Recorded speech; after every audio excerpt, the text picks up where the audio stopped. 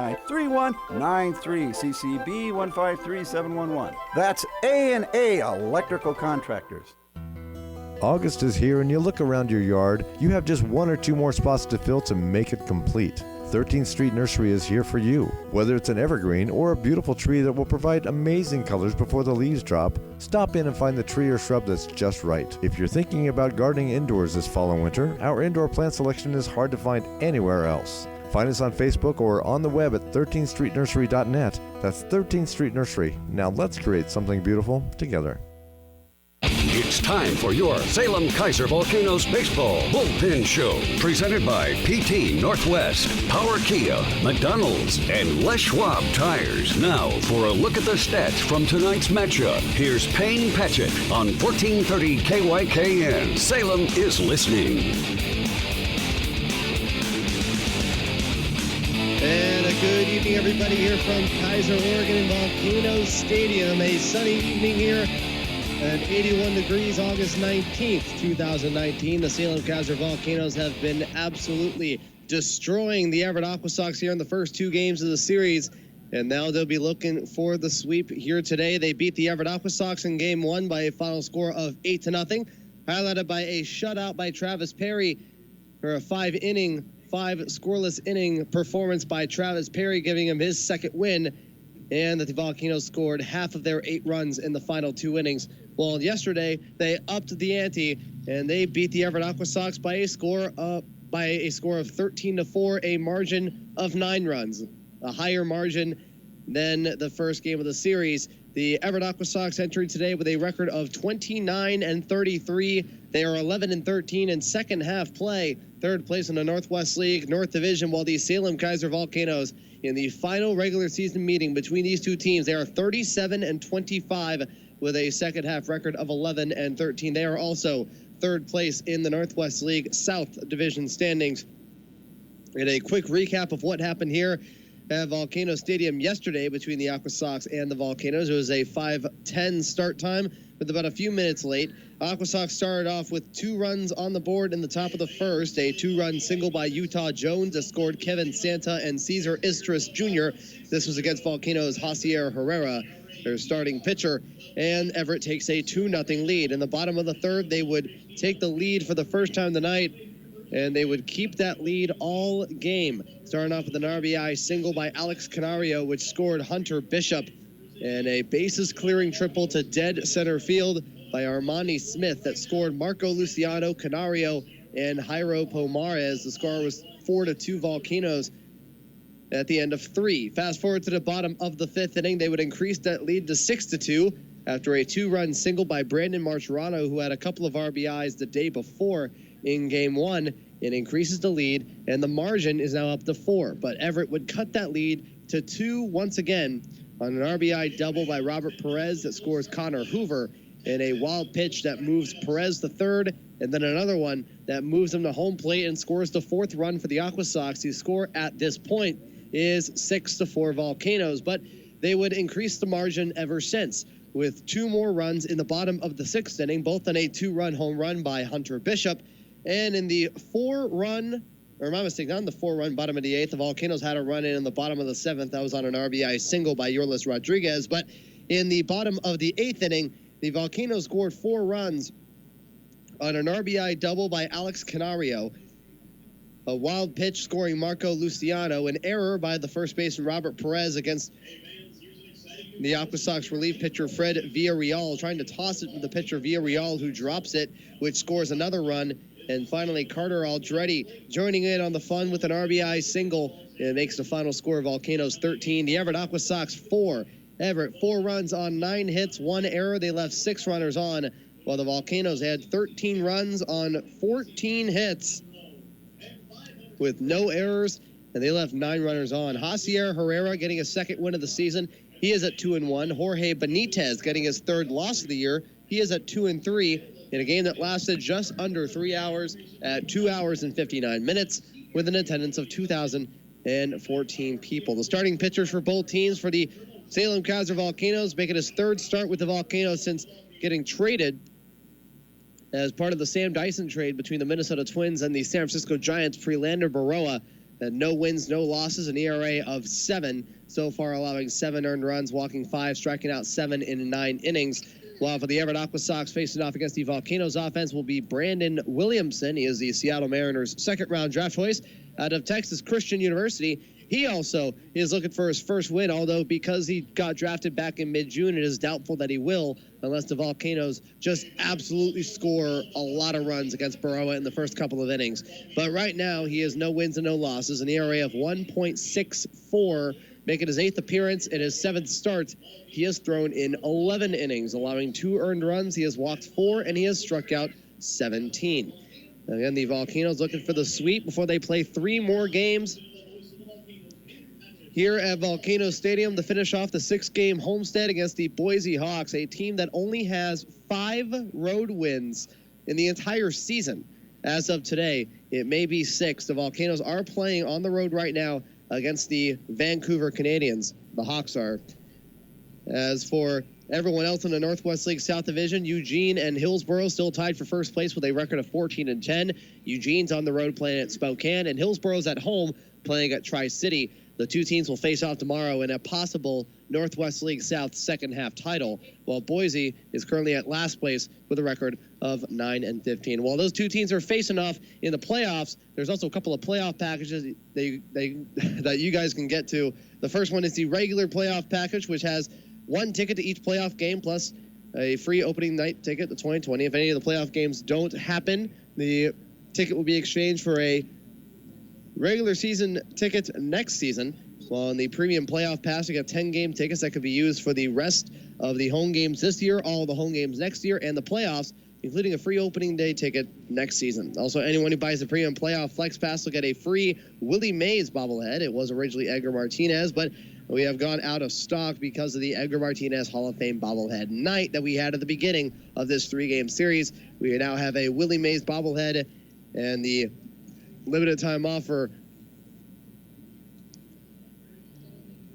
will be here while supplies last. Also, for the lower box seat tickets for the regular playoff package, we'll also get a Willie Mays bobblehead. We're going to take a break here from Volcano Stadium as the Volcanoes will look for the sweep. You're listening to 1430 KYKN. Salem is listening. You will be impressed with the new duplex community in South Salem, 50 Oaks. These smartly crafted homes are ready for purchase in the quiet, secluded neighborhood, close to schools and shopping, with green space that include oak trees and rain gardens. Premium touches include quartz countertops and luxury vinyl plank flooring. They feature 3 bedrooms with 2.5 baths, a garage, and washer-dryer hookups. It makes this a complete package to move in today. Call 503-551-5788, 503-551-5788. Do you have a tree problem on your property? R&R Tree Service has the answer. Whether it be stump grinding, trimming, pruning, or tree removal, R&R Tree Service has you covered.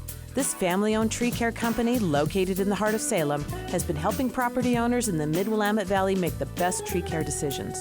Call the friendly office staff at R&R Tree Service or visit them at rrtreeservice.com and sign up for a free bidder estimate.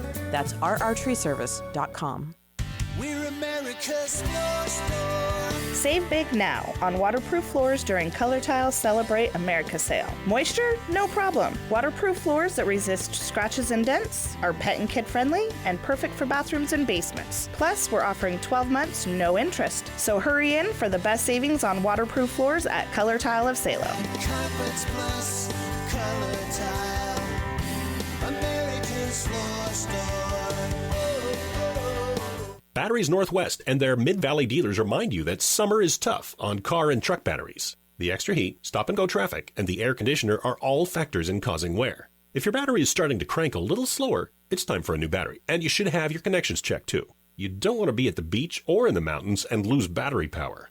Contact Batteries Northwest at 503-362-2684 to find a dealer near you, or online at batteriesnorthwest.com. That's batteriesnorthwest.com. Things are really heating up at B&G Bingo. Sunday, August 25th, it's B&G Bingo Super Sizzler evening session only. Bonanzas and double actions pay $350 plus progressives. $10 buy-in gets you 2 packs, and each pack includes 10 games paying $150, 2 games paying $700, and 2 games paying $1,000. Things don't get any hotter at B&G Bingo during their Super Sizzler Sunday, August 25th. Evening session only. B&G Bingo on Lancaster Drive at Highway 22 next to Winco. All proceeds go to support your Salem, Marion, and Polk County's Boys and Girls Clubs. Aspen Walls Nursery and Produce has fresh products rolling in daily at their store on Highway 22. Fresh peaches are finally here. Fresh blueberries, blackberries, Walla Walla onions, sweet corn, Hermiston cantaloupes, and watermelons are all in stock. You've got to try some of their amazing homemade desserts with ice cream.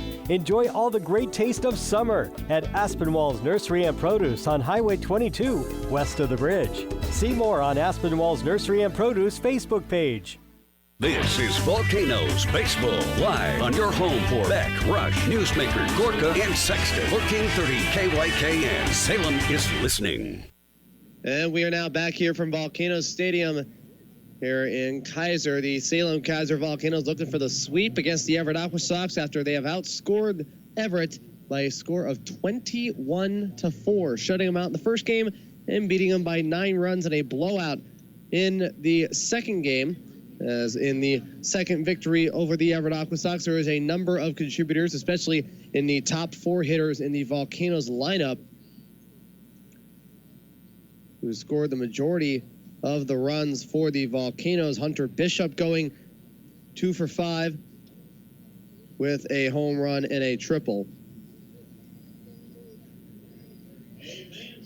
Marco Luciano going 2 for 4 with 3 runs, and Alex Canario going 3 for 5 with a couple of RBIs and a couple of runs. Total, the first 3 hitters in Luciano, Bishop, and Canario went 7 for 14 with a home run, a triple, a double, 4 RBIs. They were walked twice and scored 8 of the 13 runs, as well as the cleanup hitter Jairo Pomares, who had 3 runs under his belt and went 0 for 2. He was hit a couple of times and also got on base on an error by the first baseman in Robert Perez. But the guy that I had the fortunate effort and the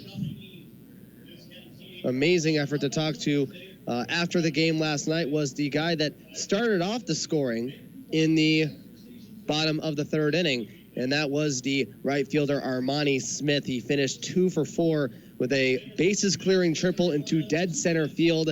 He was walked in the 5th inning and got a base hit in the 7th inning during that 13-4 performance. So here is the right fielder, Armani Smith.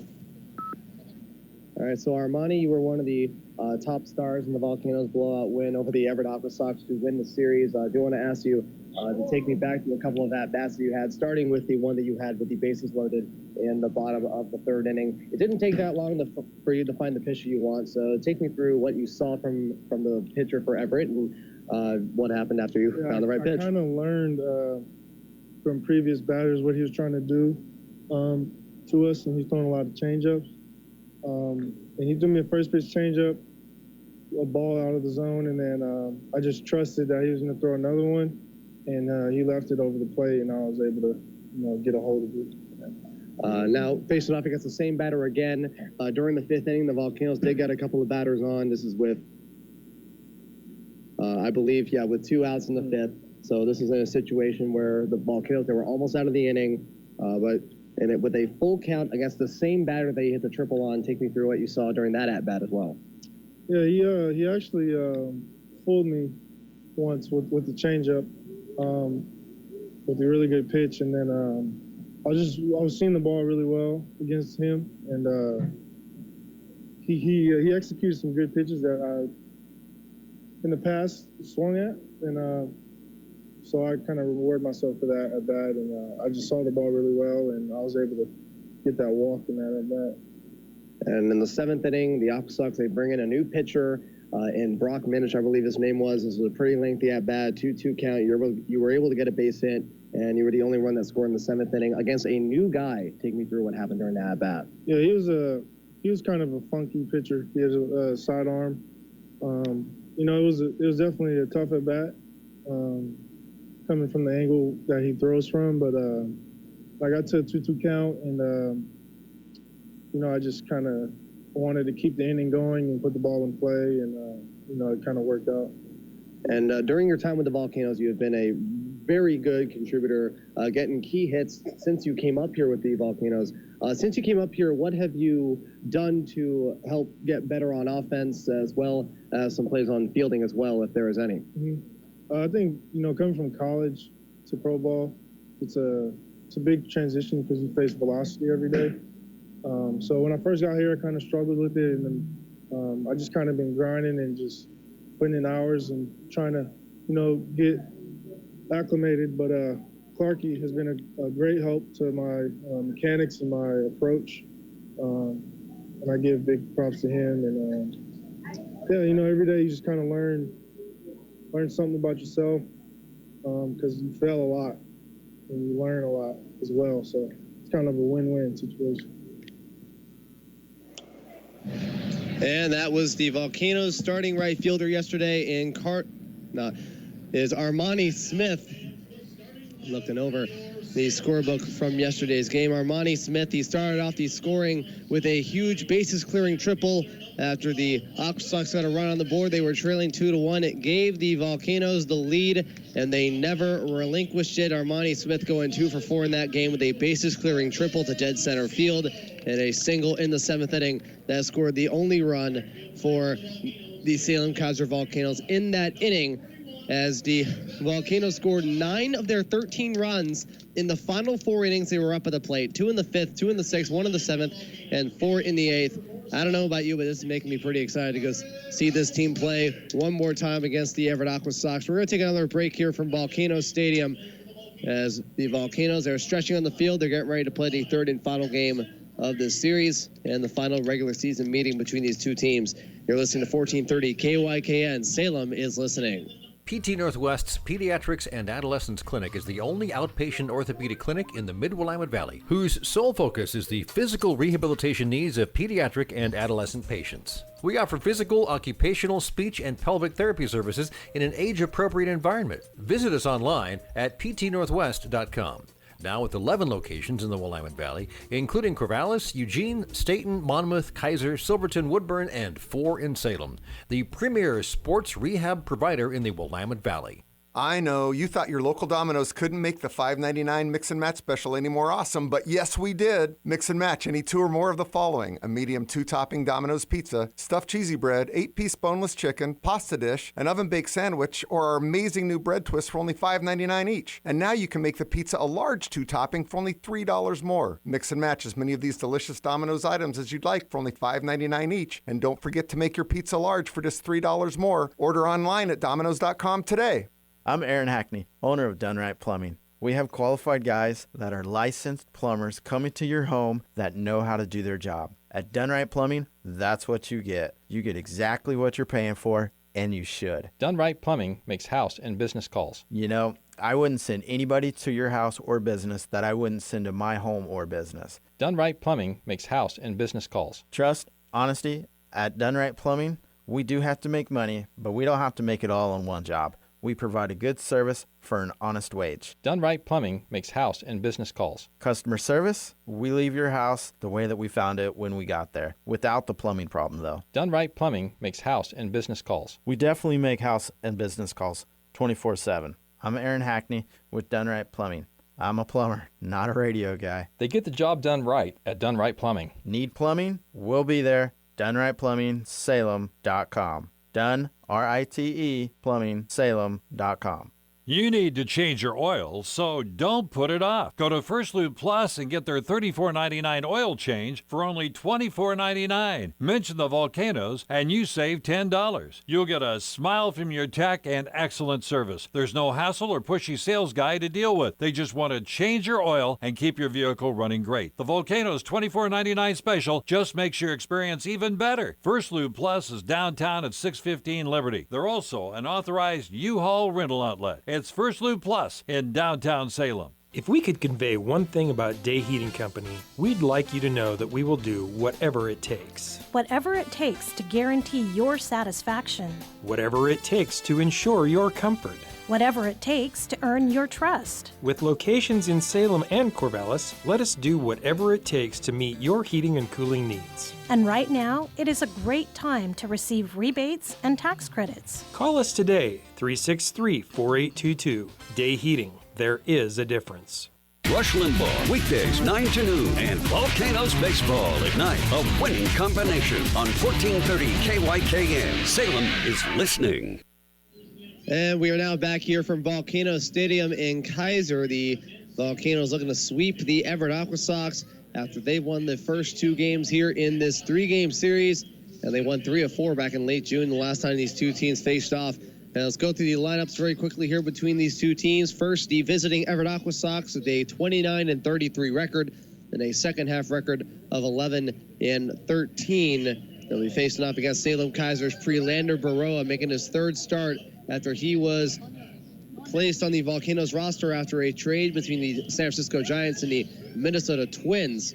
He's making his 3rd start, no wins, no losses, with an ERA of 7. Allowing 7 earned runs, walking 5, striking out 7 in 9 innings, as he has thrown exactly 100 innings in his 3 seasons, almost 3 seasons in the minors, going back to when he played the majority of his time in the Minnesota Twins organization. Now here is the lineup for the Everett Aqua Sox against Baroa. We'll start off with the shortstop, Utah Jones. He was the leadoff hitter in the first game and played at second base. Today he'll be playing at shortstop. Batting second is the second baseman, Cesar Izturis Jr., who went 2 for 4 yesterday and was the shortstop. Batting third will be the designated hitter, Kevin Santa, who's playing in the number 3 spot in the order for the first time after batting in the 2nd spot in Game 1 and leading off in Game 2. Batting cleanup will be the right fielder, Trent Tingelstad, who went 1 for 4 with a single and hit into a double play. Batting 5th will be the first baseman, Robert Perez. Batting 6th will be the third baseman, Connor Hoover. Batting 7th, the left fielder, Cade Marlowe. Batting 8th is the starting catcher, Carter Binns. And batting 9th is the starting center fielder, Miguel Perez. Now for the Salem-Keizer Volcanoes, 37 wins and 25 losses with a second-half record of 11-13, the same second-half record as the Aqua Sox. Against Everett's starting pitcher, the Seattle Mariners' second-round draft choice out of Texas Christian University, TCU, is Brandon Williamson, the 21-year-old from Fairmont, Minnesota. He would be making his 7th start of the year and his 8th appearance. No wins, no losses, an ERA of 1.64. He's allowed 2 earned runs, walking 4, striking out 17 in 11 innings. And because he was drafted into the 2019 draft, he'll only pitch a couple of innings. I have not been told of any rotation after Williamson, so I guess we will play it by ear. So we'll now go through the Volcanoes lineup, starting with the center fielder, Hunter Bishop. He has had a home run in his last 2 starts, as we'll be looking to see if he'll continue his reign of terror on opposing pitchers dating back to when he played in the final game of that 3-game road series at PK Park in Eugene. Took a day off in Game 1, was in the lineup in Game 2, and was absolutely tearing it the past couple of at-bats. Batting second, the shortstop, Marco Luciano. Batting third will be the right fielder, Alex Canario. So the same first three hitters are the same here today. And batting cleanup will be the starting third baseman, Carter Aldretti. Batting fifth, the designated hitter, Harrison Freed. Batting sixth will be the first baseman, Baker Mendoza. Batting seventh is the left fielder, Quan Adkins. Batting eighth is the starting catcher, Chris Corbett. I've been told it was Corbett. And batting ninth is the starting second baseman in Jeff Hopi. The standings right now in the Northwest League South and North Divisions. Eugene and Hillsborough tied for first place at 14-10. The Volcanoes at 11-13. Boise at last place with a 9-15 record. While in the North Division, Spokane is 1 game ahead of Tri-City. They are 3 games ahead of the Everett Aqua Sox, and they are 4 games ahead of the Vancouver Canadians. Here to talk about yesterday's game is the Salem-Keizer Volcanoes acting manager, Nestor Rojas. So Nestor, again, not only did they blow out the Everett Aqua Sox 13-4, but it was with a wider margin than the first game of the series by 9 runs compared to the 8-0 shutout. The Volcanoes have just been unstoppable through these first 2 games. What has stood out to you the most about this team in this series? Like I said the first day, we go out there every day and compete and try and win ball games. Obviously, we had a tough past week, and then we started a new one, and it looked like it's been really good over here home. One of the top stories entering today is regarding the center fielder Hunter Bishop. His second start in 3 days. He had his second home run, and especially in the second half of yesterday's game, a 2-run home run and then a leadoff triple. That was a part of a 4-run 8th inning. How has Hunter improved on offense from what you have seen since he came up here from Arizona? He's working on his hitting mechanics every day, and it looked like it start biting into the game. You know what I mean? It stopped. Probably we haven't tried to change too much, but it's a little bit of different competition in pro baseball. But it looked like it's been paid off so far, what he's been doing with us.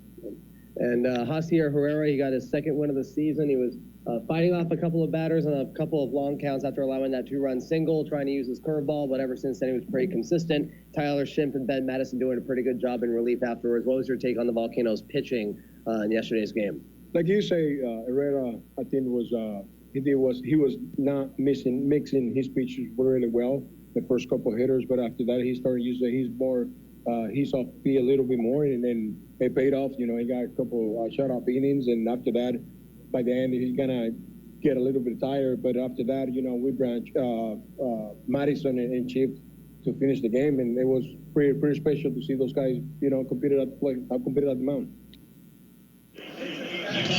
And that was the Volcanoes acting manager, Nestor Rojas, talking about yesterday's game.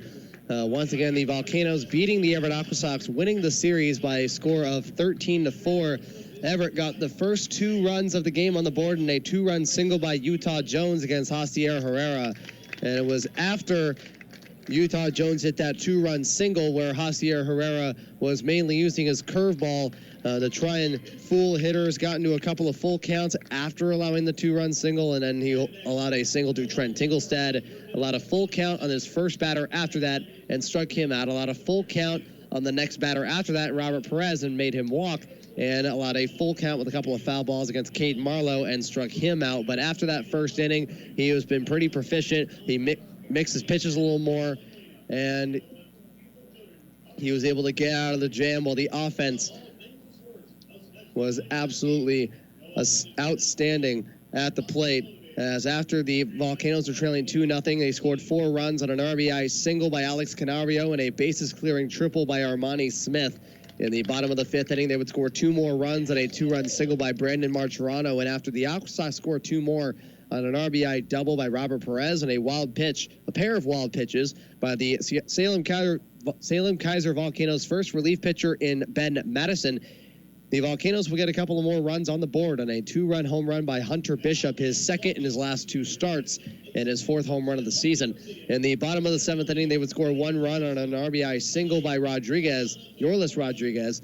And finally, in the bottom of the 8th inning, started off on a leadoff triple, but when the runs came in, it started off on an RBI double by Alex Canario, a wild pitch, scoring Marco Luciano, an error, scoring Canario on a ball hit from Jairo Pomares, and an RBI single by Carter Aldretti scored Pomares and made the final score Salem-Keizer 13, Everett 4. The Volcanoes have been absolutely dominant in this interleague series as they have outscored the Volcanoes by a score of 13-4 and bringing the Volcanoes up to their 23rd win at home and their 14th win in interleague play. The other scores from around the Northwest League, the Boise Hawks playing against the Vancouver Canadians. The Hawks will be the next opponent that the Volcanoes will play after this game. And like I said in the previous segment here in the pregame, that Boise only has 5 road wins in the entire season. I'm not saying just second half. I'm saying overall in the entire season. And they would keep that at 5 wins as they lose to the Vancouver Canadians by a score of 3-2. The Hillsboro Hops playing against the Tri-City Dust Devils. This game was over before it really began. Hillsboro scoring all 9 of their runs in the 2nd, 3rd, and 4th innings of this game and would beat Tri-City by a score of 9-1. And finally, the Eugene Emeralds playing against the Spokane Indians. Eugene took a 1-0 lead. Spokane tied it, but Eugene scored a run in the top of the 9th to win the game by a score of 2-1. Now, right now, the only other game that's getting ready is the Eugene-Spokane game. Tri-City and Hillsboro at 7:05, and Boise and Vancouver also at 7:05. The Volcanoes will play the final 3 games of the 6-game homestand against the Boise Hawks for the final regular season series. And it's when the Volcanoes are playing Boise, that Hillsboro will be playing Eugene in a possible Northwest League South second half playoff, second half title, basically, of who would get the second half title, who would play the Volcanoes, and who would have the upper hand when the two teams part ways for the rest of the season. Again, the starting lineups for both teams: Everett, it'll be Utah Jones, Cesar Istris Jr., Kevin Santa, Trent Tingelstad, Robert Perez, Connor Hoover, Cade Marlowe, Carter Binns, and Miguel Perez against Prelander Baroa. And for the Volcanoes, it is Hunter Bishop, Marco Luciano, Alex Canario, Carter Aldretti, Harrison Freed, Baker Mendoza, Quan Adkins, Chris Corbett, and Jeff Hope against Brandon Williamson. And we're going to take one more break here before we get this game underway. Game number 3 after this break, Aqua Sox and Volcanoes. You're listening to 1430 KYKN. Salem is listening. $2 Tuesday is the perfect time to visit North Block Coffee at 640 Commercial Northeast. All 12-ounce drinks are just $2 all day long on Tuesday. Cappuccinos, lattes, mochas, blended coffees, cold brews, Italian sodas, hot chocolate smoothies, and all kinds of iced teas are just $2 on $2 Tuesdays at North Block Coffee on Commercial Northeast. When you pull in, you'll get a smile and have your drink made perfect. See North Block Coffee on Facebook and Instagram. Are you thinking of adding a deck or fence to your home or office? Put John on your team. He's the owner and manager of John's Decks and Fences and will personally oversee your new deck or fence. He will provide you with different options of design, materials, and colors. He can also show you examples of the projects he's completed locally for happy customers. John's Decks and Fences is a family-owned business with low overhead, so that means big savings for you on the deck or fence that you desire. Call John at 855-946-5393, CCB number 219310. Hi, this is Michelle at Copycats, located in West Salem, McMinnville, and Keizer. We are much more than a full-service copy center. While we have the latest technology in self-service and full-service copy machines, we also offer an amazing array of printing and binding options. Color copying, offset printing, process color printing, laser engraving, and a full-color poster. We do it all. Copycats offers high-quality products and services in addition to printing and copying, such as trophies, awards, signs, banners, business forms, and invitations. We also stock hundreds of different papers, from elegant stationery stock to suit every taste. So let Copycats of West Salem, McMinnville, and Keizer take care of you. Find us online at copycatsnw.com. At Copycats, our cats are paper trained. This is Ray from Fordyce Farm. It's August. Do we still have you pick fruit? Yes. Blueberries, black currants, strawberries, and apples are getting started, one variety after another. These are available already picked in our store, along with peaches, melons, corn, heirloom tomatoes, scones, ice cream. It's all so good. Find Fordyce Farm on the web, Facebook, Instagram, and at 7023 Sunnyview Road Northeast. Fordyce Farm, yum! Engineered around your workload, the Kubota RTV X Series is the best-selling line of diesel utility vehicles in America. With unmatched reliability and plenty of attachments, they'll get the job done right every time. Hurry in for 0 down and 0% APR financing for 48 months or $400 instant rebate. Now through August 31st, 2019. See us or go to KubotaUSA.com for more information. Visit Rick Rial Farm Supply at 130 Main Street in downtown Rick Rial or online at rickfarm.com. Welcome to the ballpark. It's time for Salem-Keizer Volcanoes Baseball. Presented by Power Kia, Legacy Health, McDonald's, Les Schwab Tires, PT Northwest, Chevron Extra Mile, by Mart, Fitzpatrick Painting, and Green Acres Landscape. Now it's time to play ball with the play-by-play of your Salem-Keizer Volcanoes. Here's Payne Paget on 1430 KYKN. Salem is listening. Good evening, everybody, and a howdy ho from Volcano Stadium in Keizer, Oregon. The Salem-Keizer Volcanoes will be looking for the sweep here against the Everett Aqua Sox. Currently now the temperature up to 82 degrees and a very sunny evening, not a single cloud in the sky as the Volcanoes are on the field and get ready to play in the top of the first inning. The starting pitcher for the Volcanoes today will be 19-year-old Prelander Baroa out of Santo Domingo in the Dominican Republic. He is searching for his first win after throwing in 9 innings in his last 2 starts, allowing 7 earned runs, striking out 7, walking 5, and allowing 9 hits in the process. He'll be looking for his first win here today. At a time right now of 6:37 p.m. Right now, a couple of minutes behind schedule to the normal 6:35. As the shortstop, Utah Jones, will be leading off for the second time in this series. Baroa, the windup and the first pitch. That is a ball 1 and a fastball that goes above the strike zone, above the letters. And Baroa, the step back in the windup, the 1-0 pitch. That is inside, and that will hit Utah Jones. They'll start off this game with a hit by pitch, and the Aqua Sox will have a runner on first base. Now we go to the number 2 hitter, the starting second baseman in Caesar Istris Jr. Entering today with a .269 average. He went 2 for 4 with a run in yesterday's game. The defensive alignments for the Salem-Keizer Volcanoes on the mound is Prelander. Baroa. Behind the plate is Chris Corbett. And the infield at third base is Carter Aldretti. The shortstop is Marco Luciano. The second baseman, Jeff Hope. And the first baseman is Baker Mendoza. On the outfield at left is Quan Atkins. The center fielder is Hunter Bishop. And the right fielder is Alex Canario. First pitch by Baroa is inside. That ball getting away from Corbett.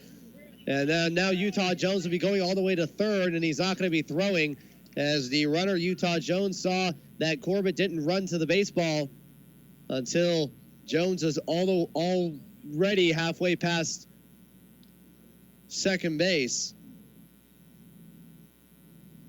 And so the first pitch to Istris Jr. was a fastball that was very low. It hits the dirt, almost looked like it hit the foot of Istris, but it didn't. And the count will start off at 1-0, and the Aqua Sox have a runner on third base. The 1-0 pitch, that's another inside fastball at 2-0. All 3 pitches, or the last 3 pitches that Baroa has thrown, have been fastballs inside. Nobody out here in the top of the first inning. 2 balls and no strikes. Baroa getting the sign, the windup and the pitch. That is a line shot foul when just getting over the netting. Behind the Aqua Sox dugout, count at 2 balls and 1 strike. The lineup for the Everett Aqua Sox, the first 3 hitters in Jones, Istris Jr., and the designated hitter in Kevin Santa. Batting cleanup is the right fielder, Trent Tinglestead. And batting fifth is the first baseman, Robert Perez. 2 balls and a strike. Baroa, the windup and the pitch. That is a high chopper fielded by the shortstop, Luciano, who'll throw to first. He'll get the runner out in time. And Jones will score from third base, and Everett will start off with a 1-0 lead after a hit by pitch by Jones and a wild pitch that moves Jones from first to third. So it'll be an RBI ground out for Istris, his 26th RBI of the year. Everett once again getting a run on the board. They currently lead 1-0. Here is the designated hitter, Kevin Santa, who went 1 for 4 with a run and a walk in yesterday's game. Scored one of the first 2 runs in the first. And the first pitch is a fastball and around maybe above the helmet or around helmet height onto the right-handed hitter's box to the left-handed hitter, Santa. Baroa, the windup and the 1-0. That is a fly ball. That one going to left center field. Adkins is under it, and Quan Adkins will make the catch for out number 2. And that brings up the starting right fielder, Trent Tinglestead, who is once again batting in the cleanup spot and went 1 for 4 with a single in the first inning. The starting pitcher for the Everett Aqua Sox here today, Brandon Williamson, the Seattle Mariners' second-round draft choice out of Texas Christian University, TCU. And the first 3 hitters that he will face will be Hunter Bishop, who has been red hot in his last couple of starts, shortstop Marco Luciano, and the right fielder Alex Canario. First pitch is a ball 1 on a fastball that is up and outside above the letters to the catcher Chris Corbett. A ball and no strikes. Baroa, the 1-0 pitch, that is a strike 1 looking. That is a fastball that is above the knees and just gets a little outside at 1-1. So both the Tri-City Hillsborough game and the Boise-Vancouver game will both start at 7:05. The 1-1 pitch, that is a chopper. Straight back to the shortstop, Luciano, who fields it behind the second base bag, and he'll throw to first in time for a third out in the end of the inning. 1 run will score on no hits, no errors, and nobody left on. It is Everett 1. And Salem-Keizer coming up in the bottom of the first inning. Brandon Williamson against Hunter Bishop. Marco Luciano and Alex Canario. You're listening to 1430 KYKN. Salem is listening. Les Schwab is a proud sponsor of the Salem-Keizer Volcanoes. This is a team that puts their heart and soul into every game, whether it's at home or Volcano Stadium or a game in someone else's hometown. Before you head out to your next adventure in a new town or destination, stop by your local Les Schwab for a free visual alignment and brake check. It's the perfect double play for a safe driving experience. Or ask about the Les Schwab free pre-trip safety check. Schedule your next appointment with your smartphone or computer at leschwab.com. Les Schwab Tires, where doing the right thing matters. Are you receiving letters from the IRS or Oregon Revenue? If so, J.L. Morton and Associates can help. This is Janet from J.L. Morton and Associates. Michael, our most recent hire, is an IRS enrolled agent, which in the eyes of the IRS is the same as a tax attorney. Michael can find the solution to your tax problems, even when it looks like there is no solution in sight. Call J.L. Morton and Associates today, 503-540-7323, and let Michael help you solve your IRS tax problems. That's 503-540-7323. If you have an accident in your car or truck, go to Jackson's Body Shop and you'll be well taken care of. This third-generation family business has repaired thousands of vehicles right here in Salem. The Jackson team brings you the best of both worlds. They have an excellent working relationship with insurance companies, but they are your advocate when notifying the insurance adjuster what your vehicle needs to get back to its prior condition, not what you can get by with. Jackson's Body Shop on Silverton Road. Jackson'sAutoBody.com. Jackson'sAutoBody.com. This is Volcanoes Baseball on your home for Newsmakers with Brent and Dave. Weekdays at noon on 1430 KYKN. Salem is listening. And we're now back here in the bottom of the first inning. The Aqua Sox getting a run on the board on no hits against Preland and Baroa to take a 1-0 lead. Going into the bottom of the first inning, the starting pitcher for the Everett Aqua Sox, Brandon Williamson. No wins, no losses, an ERA of 1.64, allowing 2 earned runs, striking out 17 in 11 innings. He's drafted into the second round of the 2019 draft out of Texas Christian University. As Williamson will start off against Hunter Bishop, who has been absolutely incredible in his last couple of games. First pitch from Williamson is a fastball outside, a little above the knees, but gets outside of the strike zone at 1-0. It'll be the center fielder, Hunter Bishop, the the shortstop, Marco Luciano, and then the right fielder, Canario. The 1-0 pitch is a fastball at 93. Swing and a miss at strike 1 at the knees. The last appearance that he made with the Aqua Sox was the only time he did not start a game. The 1-1 pitch, a curveball that goes outside. Ball 2, fielded by the catcher Carter Binns on the right-handed hitter's box. Defensive alignment for the Aqua Sox. Williamson on the mound. Carter Binns behind the plate. The 2-1 pitch is a ground ball. This gets past the second baseman Cesar Istris, and Hunter Bishop continuing his reign of terror against opposing pitchers with a leadoff single in the bottom of the first. And the Volcanoes starting off strong with the game-tying run at first base. Here's the starting shortstop, Marco Luciano. The infield for the Aqua Sox at third base is Connor Hoover. The shortstop is Utah Jones. The second baseman, Cesar Istris Jr. And the first baseman is Robert Perez. On the outfield, at left field is Cade Marlowe. Center field is Miguel Perez. Right field is Trent Tingelstad. Windup in the first pitch by Williamson is a strike 1 looking. Is inside at the knees to the shortstop, Luciano. Marco was in the 2 spot yesterday and went 2 for 4 with 3 runs and a walk. Also got a double in the 5th inning as well.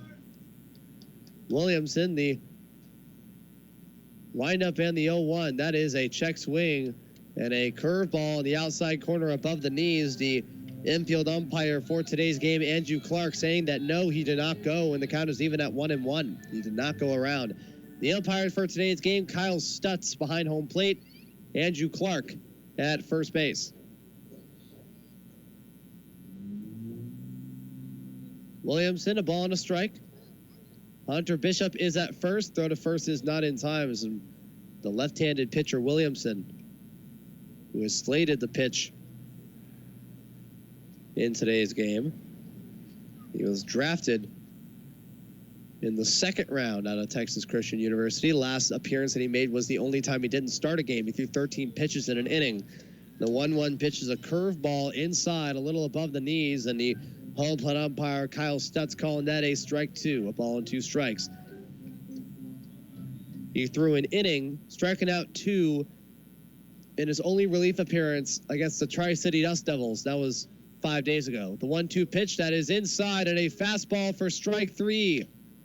And Brandon Williamson gets his 18th strikeout in 11 1/3 innings for out number 1. And we now go to the starting right fielder, Alex Canario. That was inside and above the knees. Here's Canario, who went 3 for 5 with 2 RBIs and a couple of runs.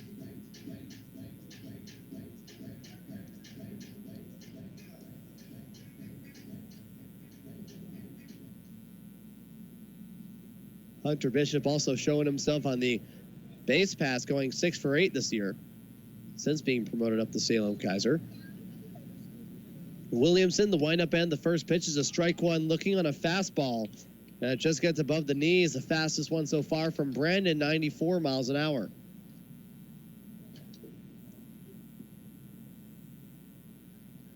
The Volcanoes looking to tie this game up after they allowed a run in the top of the first inning. No balls and a strike. The pitch has to swing and a miss, and a strike 2.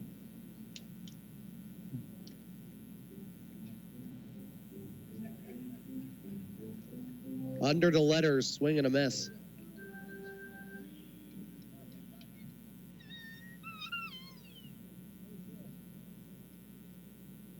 Williamson ahead of the count. No balls, 2 strikes. The windup and the pitch. That is a swing and a miss, and a fastball clocking in at 95 miles an hour. That was a fastball under the belt. Swing and a miss, strike 3 for out number 2.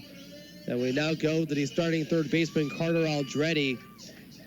The highest that he has been in the lineup since he got promoted up to play for the Volcanoes. Aldretti went 1 for 5 and got an RBI single in the 8th inning against Fred Villarreal.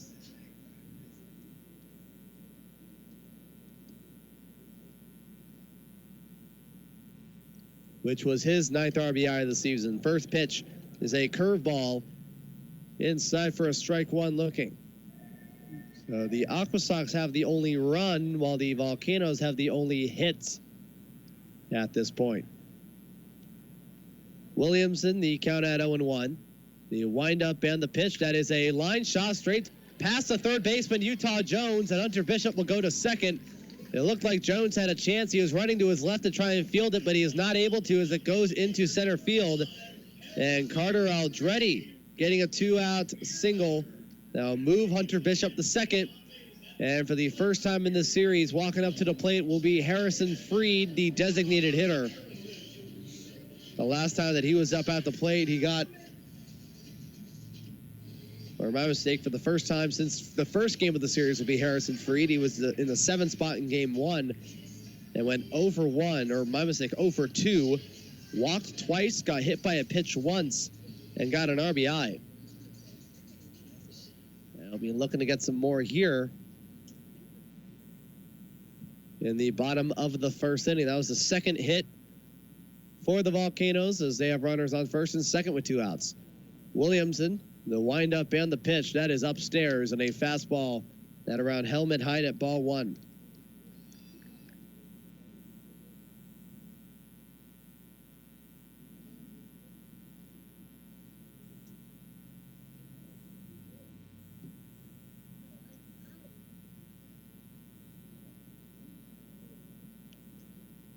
One and 0, Williamson in the stretch, timeout by Carter Binns.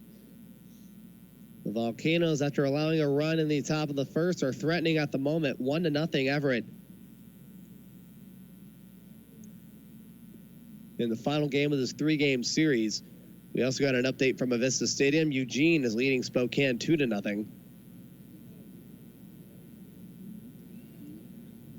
And after this game is over, both teams will be playing at their respective home parks, with Everett playing at home against Boise. This one, a 1-1 pitch, a rip shot past the third base line, fair ball. Hunter Bishop's riding around third. Aldretti was slipping between first and second. Freed's going to have to run back to first.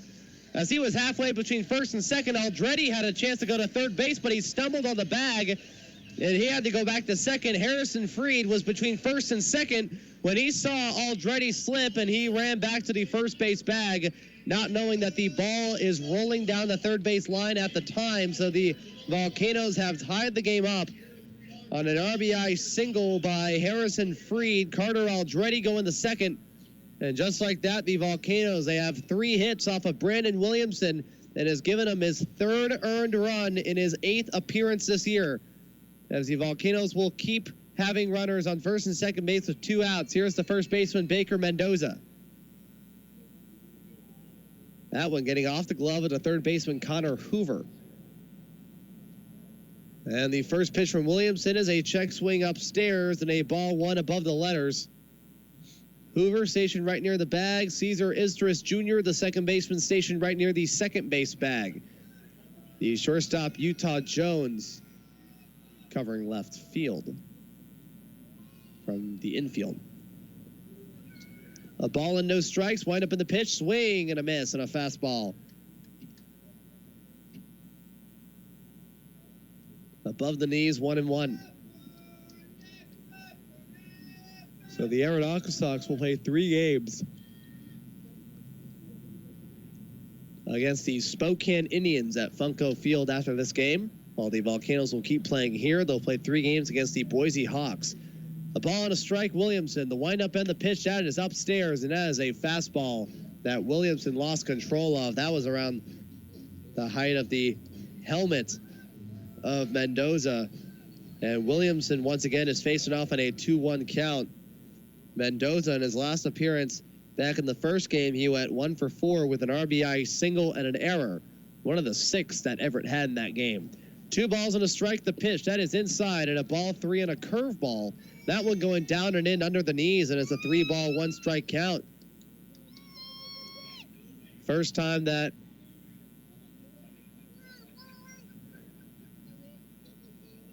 Williamson's been showing the curveball. He's mainly been showing that early 90s fastball throughout the entirety of this inning. Williamson got the sign from Carter Binns. 3 balls and a strike. Wind up and the pitch. That is a swing and a miss and a fastball for strike 2. A very fast pitch and an almost equally as fast swing by Mendoza, as that was up and outside right near the corner, and Mendoza went with his gut and decided to swing at it. The count is now full at 3-2. Runners on first and second. Aldretti at second. Freed at first. Harrison Freed getting his 14th RBI. The payoff pitch. That is a fly ball foul that will hit the netting right near the Volcanoes on deck circle, and the hitter in Quan Adkins. And the on deck hitter in Quan Adkins. And the count is full at 3-2. The Aqua Sox, they scored 1 run, but they don't have a hit. While the Volcanoes, they have just tied the game up on an RBI single by Harrison Freed. And they have 3 hits.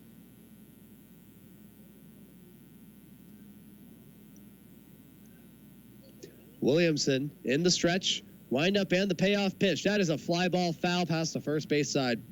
Mendoza trying to keep this at-bat alive so he can give the Volcanoes the lead for the first time tonight after they started the bottom of the first inning, trailing 1-0.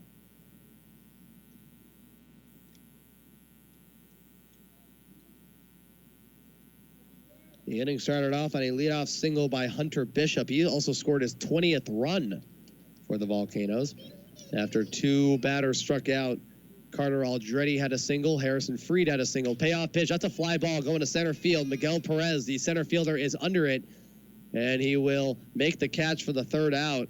And that will end the bottom of the first inning. 1 run on 3 hits, no errors. They left 2 runners on, and the game is now tied once again. This time at 1 apiece, going into the top of the second inning. Prelander Baroa against Robert Perez, Connor Hoover, and Cade Marlowe. After this break, you're listening to 1430 KYKN. Salem is listening. August is here, and you look around your yard, you have just 1 or 2 more spots to fill to make it complete. 13th Street Nursery is here for you. Whether it's an evergreen or a beautiful tree that will provide amazing colors before the leaves drop, stop in and find the tree or shrub that's just right. If you're thinking about gardening indoors this fall and winter, our indoor plant selection is hard to find anywhere else. Find us on Facebook or on the web at 13thstreetnursery.net. That's 13th Street Nursery. Now let's create something beautiful together. Huggins and Bliss Insurance encourage you to shop locally. Everyone needs insurance, and when you work with Huggins and Bliss, you get a best-in-class agent, advisor, and advocate. More importantly, the money you spend stays in our community. Huggins and Bliss are proud to support many area nonprofits who are helping to meet critical needs. One such nonprofit is Liberty House, which provides support to children who have been abused. Their mission of changing hurt into hope impacts the trajectory of young lives in a positive way. If it wasn't for Liberty House, there would be no entity in Salem doing this work. If you want to learn more about Liberty House or even donate to their cause, please visit libertyhousecenter.org. To get a quote from Huggins and Bliss, please call 503-585-2211 or visit Huggins.com and reference Liberty House. In addition to getting a thorough and competitive quote, Huggins will make a $25 contribution to Liberty House. Beck, Rush, Newsmakers, Gorka, and Sexton. The best live talk weekdays is on 1430 KYKN, Kaiser Salem. And we are now back here in the top of the second inning. The Volcanoes have tied the game up at 1 apiece after an RBI single by Harrison Freed, his 14th RBI of the year, scoring Hunter Bishop to tie the game. Prelander Baroa back on the mound will face off against the 5, 6, and 7 hitters for the first time tonight, starting off with the first baseman Robert Perez, who was batting in the 6th spot yesterday and got an RBI double as he was 1 for 3. First pitch is a fastball, goes down and outside for a ball 1.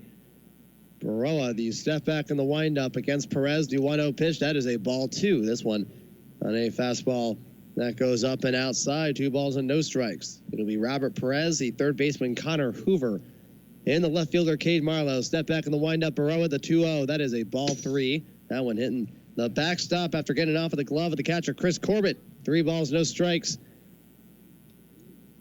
Perez getting his 30th RBI and his 9th double yesterday. And the game before, he went 1 for 4 with a single in the 4th inning. The 3-0 pitch is a fastball outside for a ball 4. So Prelander Baroa walks Robert Perez on 4 pitches, and we now go to the starting third baseman in Connor Hoover, who played as the designated hitter for the last 2 games. This is the first time he's playing on the field in this series.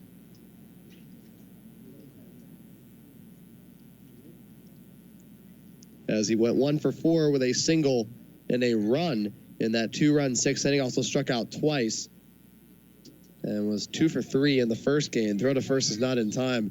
Luciano, the shortstop station right near the second base bag. Hopi almost in the short right field, while the third baseman Carter Aldretti is almost on the third base line.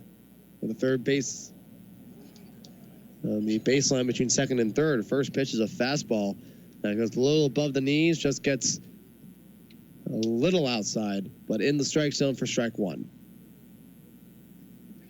Baroa in the stretch, the windup and the 0-1, that is inside. 1 ball and 1 strike, fastball down and low. The Salem-Keizer Volcanoes wearing the white jerseys, white pants, having the red Volcano letters on the front and the numbers on the back with the gray caps, while the Everett Aqua Sox, gray pants, gray jerseys, and the dark blue letters on the front that say Everett with the numbers after it, and the dark navy blue numbers on the back. And a 1 ball, 1 strike count. A fastball check swing goes above the strike zone, ball 2.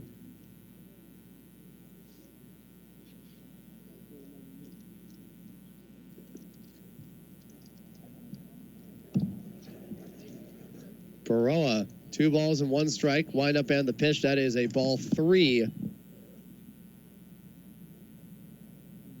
As Baroa is trying to find his control here in the first couple innings of this game.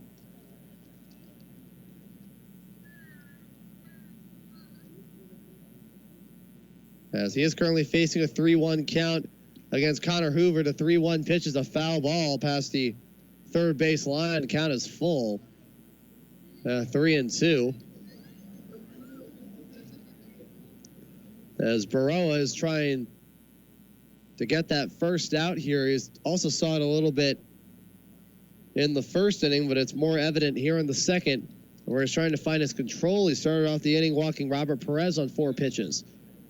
The windup and the payoff pitch, runner goes, and that will be a ball 4 as that will be a fastball inside, and Prelander Baroa walks the first 2 batters he faces. Brings up the starting left fielder in Cade Marlowe. Yeah, timeout by the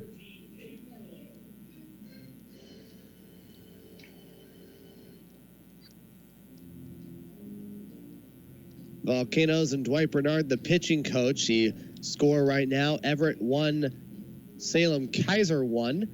The Aqua Sox getting their only run after Utah Jones got hit by a pitch. A wild pitch moved him from first to third, and he scored on an RBI groundout. And entering the second inning, it looks like the Aqua Sox have a chance to increase their lead. First, get it back, and second, increase their lead as they have runners on first and second. With nobody out, Dwight Bernard walking back to the Volcanoes dugout along the first base side. The 2 other games around the Northwest League, Tri-City and Hillsborough, Boise and Vancouver, both starting up very soon.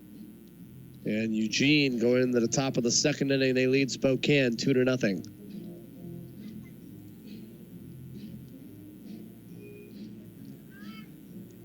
As Baroa so far, he has thrown 21 pitches and only 7 strikes through an inning plus, as he'll face off against the left fielder Marlowe and the left-handed hitter.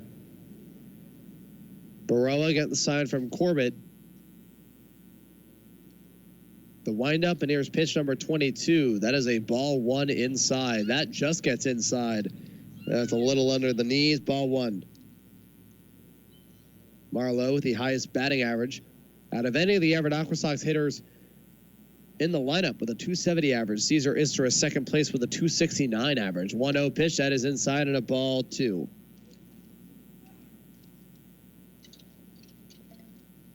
Looks like the Aqua Sox may let Brandon Williamson pitch the second inning, and then we'll take him in for a reliever, because it's shown here that out of the 7 appearances that he's had, 3 of them where he's thrown actually like 2 complete innings. And the 2-0 pitch is a curveball right down the middle, above the knees, strike 1.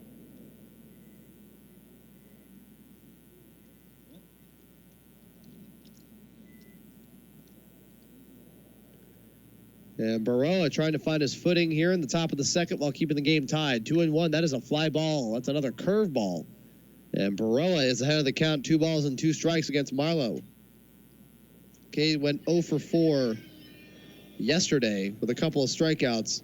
And was also batting cleanup and went 0 for 4 there. So he's searching for his first hit overall in this series. Baroa ahead of the count, 2 balls and 2 strikes. Wind up and the pitch, that is low, and a ball 3, full count.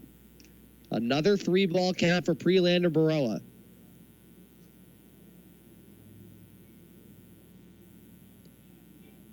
He walked 2 batters in his last time up at Eugene. And 3 against Hillsborough. The windup and the payoff pitch, that is a ball 4 and a curveball outside. And a curveball in Prelander Baroa has walked the first 3 batters that he has faced. And Everett now has the bases loaded with nobody out. Here is the starting catcher, Carter Binns, who only has 6 extra base hits, and all of them have been home runs. And is on the same side as the number 9 hitter, Miguel Perez. And which they're the only 2 hitters that have a batting average under 200. The first pitch is a fly ball. That's going to go over the netting and foul. Count starts off at 0-1. That one on a fastball to Carter.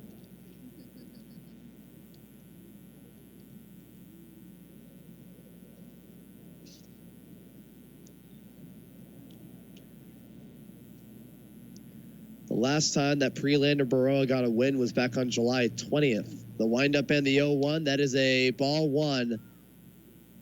Kyle Stutz, the home plate umpire, making a lot of very close calls, but He'll call that curveball outside a ball 1. A lot of very close inside fastballs, outside fastballs, and curveballs mainly from Baroa at this point. The 1-1. That is a foul ball that'll hit the netting on a curveball that goes right down the middle. Binns hits a foul, and Baroa's ahead of the count at 1-2. So Baroa has a chance to get the first out here in the inning. The last time that Baroa had a win was back when he played for the Elizabethan Twins of the Appalachian League back on July 20th. I think he played at Bluefield, where he allowed 4 runs in 5 innings. The 1-2 pitch by Baroa, that's a shot that will get into the gap in left center. 1 run's going to score. Here comes Connor Hoover. He's going to round around to third, and Cade Marlowe is going to stay there. Carter Binns has just hit a 2-run double, and Everett has retaken the lead by a score of 3-1. And it'll continue the inning here. Miguel Perez with also a 185 average entering today. He'll walk up to the plate. That is the first time that Carter Binns has had an extra base hit. That is not a home run. That is a 2-run double. He now has 23 RBIs on the season. All the while, Prelander Baroa is searching for his first out.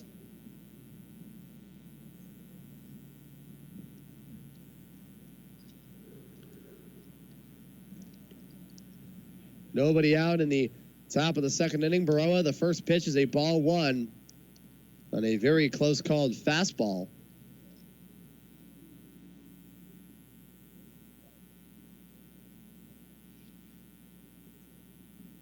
And Baroa, the windup and the 1-0 pitch, that's low and a ball 2. So Prelander Baroa having a little bit of trouble here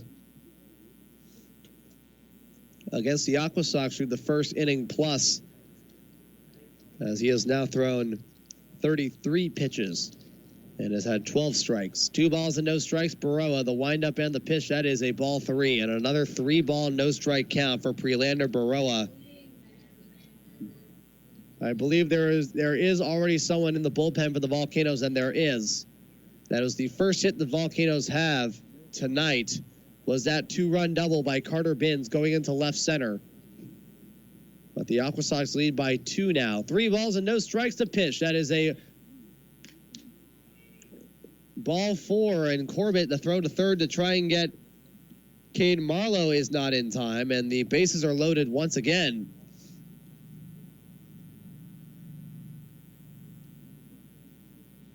As it looks like Nestor Rojas is going to keep Baroa in for the time being. There is a pitcher in the bullpen for the Volcanoes, as Utah Jones will walk back out to the plate. He scored the only run for the Aqua Sox in the first inning. Lined up and the first pitch, that is a curveball. That one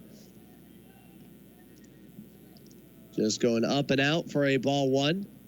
That one above the letters, a ball, no strikes. So Everett has the bases loaded once again. Last time that happened, Carter Binns had himself a 2-run double. The 1-0 pitch, that is a ball 2 on a fastball that goes under. And the count is at 2 balls, no strikes.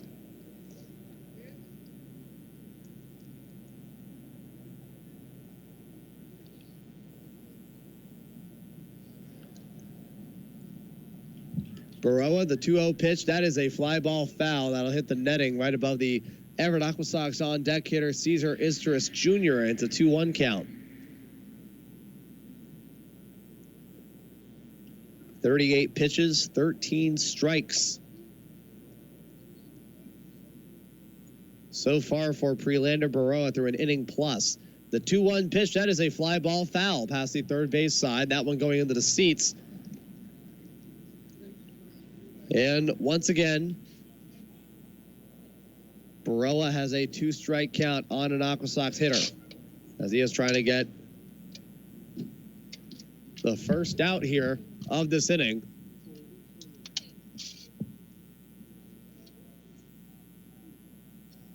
And Baroa, the 2-2 pitch, that is a pop-up, that one going into the seats, and the count will stay at 2-2.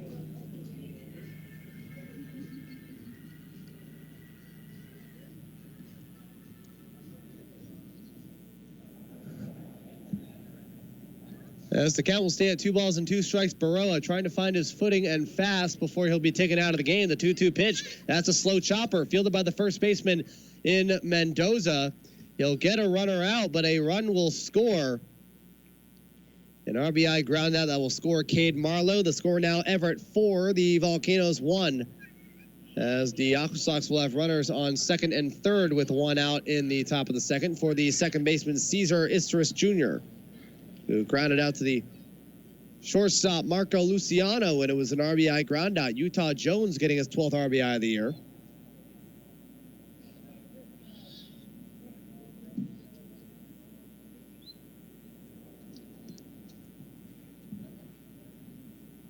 And the infield slowly coming in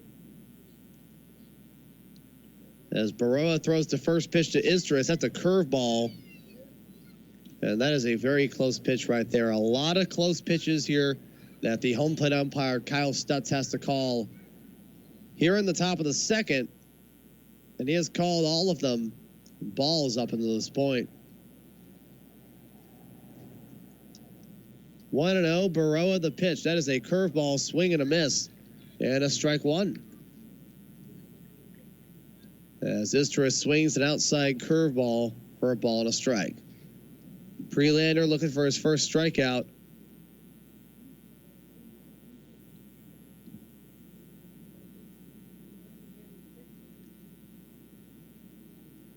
Infield is in. They are on the getting close to the infield grass. As the 1-1 pitch is a fastball that goes down and in. 2 balls and a strike.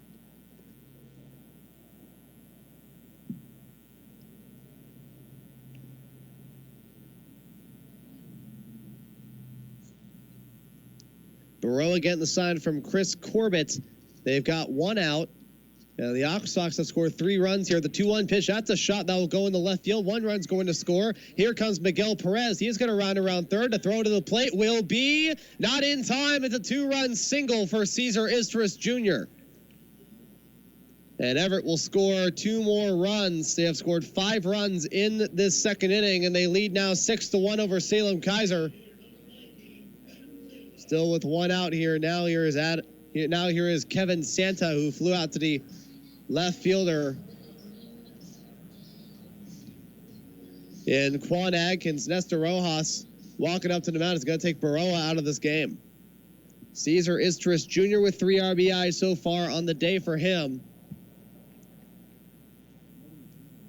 As Baroa is done after an inning and a third, and they're going to take him out already. He has allowed 2 hits, currently 6 earned runs. He has walked 4 batters, and he has struck out no one. Currently 6 earned runs, although that is subject to change. As the Volcanoes will bring in a new pitcher, and who I believe is Norwith Godino, in a call to the bullpen this early in the game. A call to the bullpen brought to you by Cozy's New York Deli.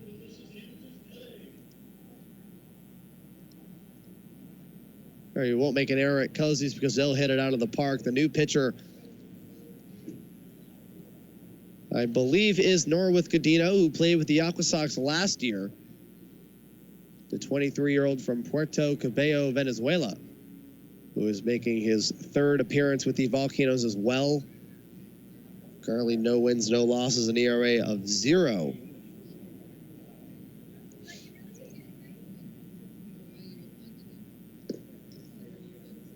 As the Aqua Sox, so far, they are just running away from Salem-Keizer here. They lead the Volcanoes by a score of 6-1, scoring 5 of their 6 runs here in the top of the second inning.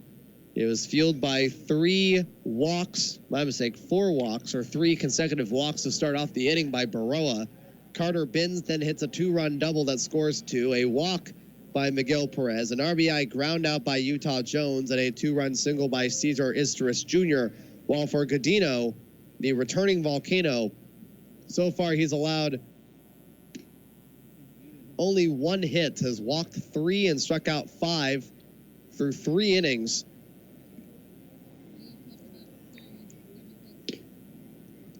It is time here with the Volcanoes. He started this year with the Augusta Green Jackets,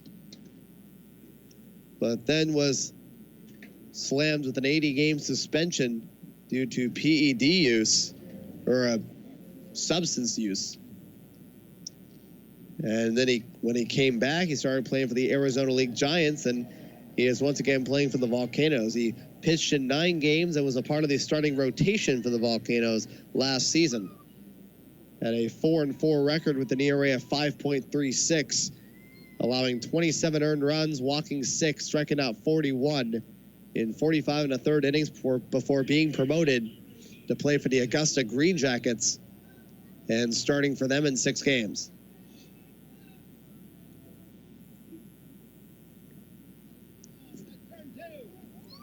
So now here's the 8th batter in this inning, and the designated hitter, Kevin Santa. Godino in the stretch. Getting the sign from Chris Corbett. The windup and the first pitch is a strike one, looking on a fastball inside.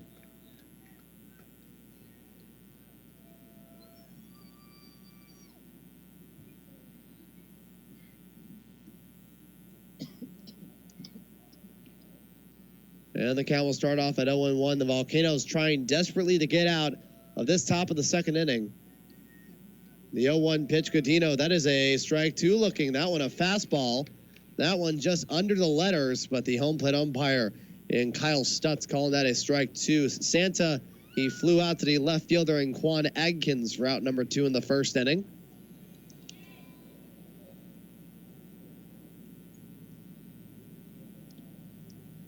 As Godino gets a sign from Chris Corbett, trying to get the second out here in the top of the second inning. The 0-2 pitch, that's a fly ball. That goes past the first base line, and that will go foul.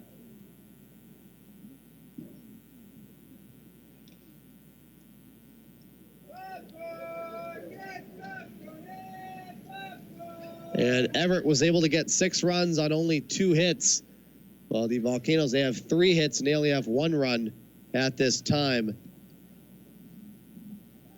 as they'll try to come back from a 5-run deficit. They came back from a 2-run deficit in yesterday's game, and they came back from a 6-run deficit at one point in the first game these two teams ever faced off. An 0-2 pitch, this one a ground ball, fielded by Luciano, touches the second base bag, throws to first, and it is in time for a 6-3 double play that will end the second inning.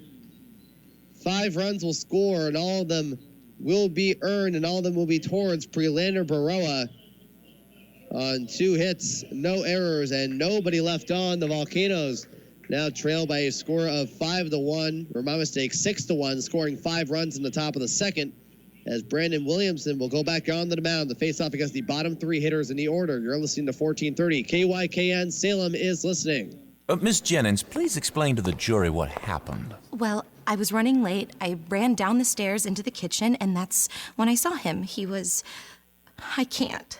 Well, go on. He was making instant coffee. Good mornings deserve good coffee. At McDonald's, we brew ours fresh with 100% Arabica beans. Now get any size iced coffee or small McCafe espresso, like an iced caramel macchiato for $2, or any size hot coffee for $1. Price and participation may vary. Cannot be combined with combo meal. Pelvic floor physical therapists are trained to evaluate and treat many kinds of pelvic dysfunctions in men, women, and children. Treating the pelvic floor muscles may help you regain control over acute or chronic symptoms such as pelvic pain or incontinence. Our pelvic therapy services are offered at our West Salem, South Salem, and Pediatrics and Adolescents clinic locations. Learn more from PT Northwest today at ptnorthwest.com. Now with 11 locations in the Willamette Valley, including Corvallis, Eugene, Staten, Monmouth, Keizer, Silverton, Woodburn, and 4 in Salem. Extra Mile presents Extra Man. Sup, Extra Buds? In today's episode, it was a day like any other. Seems about right. Until everything changed. Wait, what? It did? The cravings arrived. Oh, you mean like every day around now, I start craving some tasty snacks? Exactly. How will he fight off this beast? Usual way. Run by Extra Mile Convenience Store Chevron, pick up some jerky, candy, fruit. Cravings annihilated. Extra Man moves on to the day's next challenge. Yeah, now I'm thirsty for a water or energy drink. Guess I'll head back to Extra Mile, extras every day at select Chevron locations. Your home for high school football, Ducks football, and Volcanoes baseball. 1430 KYKN. Salem is listening. And we are now back here in the bottom of the second inning. The Everett Aqua Sox have scored 5 runs in the top of the second to take a 6-1 lead over the Salem-Keizer Volcanoes, as Brandon Williamson starts off the at-bat against the left fielder Quan Adkins, who starts off the inning. First pitch is a ball one. Next pitch, a fastball outside into the right-handed hitter's box at 2-0. The 2-0 pitch is a strike one, looking a fastball just a little bit outside at 2-1. Prelander Baroa taken out of the game after an inning and a third. He's allowed 2 hits, has allowed 6 runs, walked 4, and did not strike out anybody. The 2-1 pitch is a strike 2 looking that goes down and in the corner. And a very close pitch right there. Adkins thinking that call was questionable. Oh boy, the 2-2 pitch, a curveball that Williamson loses control of, and Adkins having to get out of the way for that one. That almost hit Adkins, and the count will be full at 3-2. Williamson finishing off his second consecutive full count. The payoff pitch, swing and a miss. And a fastball for strike 3 for his third strikeout of the night. We now go to the starting catcher in Chris Corbett.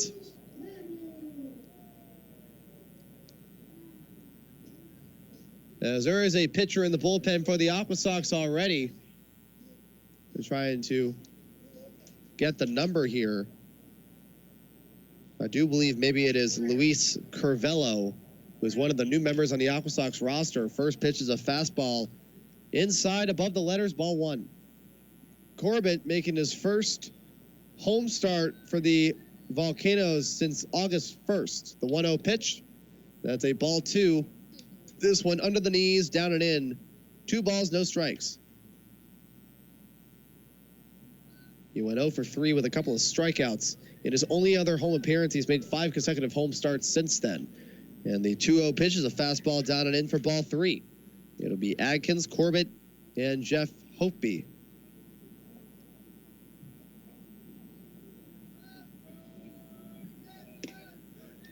And the 3-0 pitch, another fastball for a ball 4. That one inside.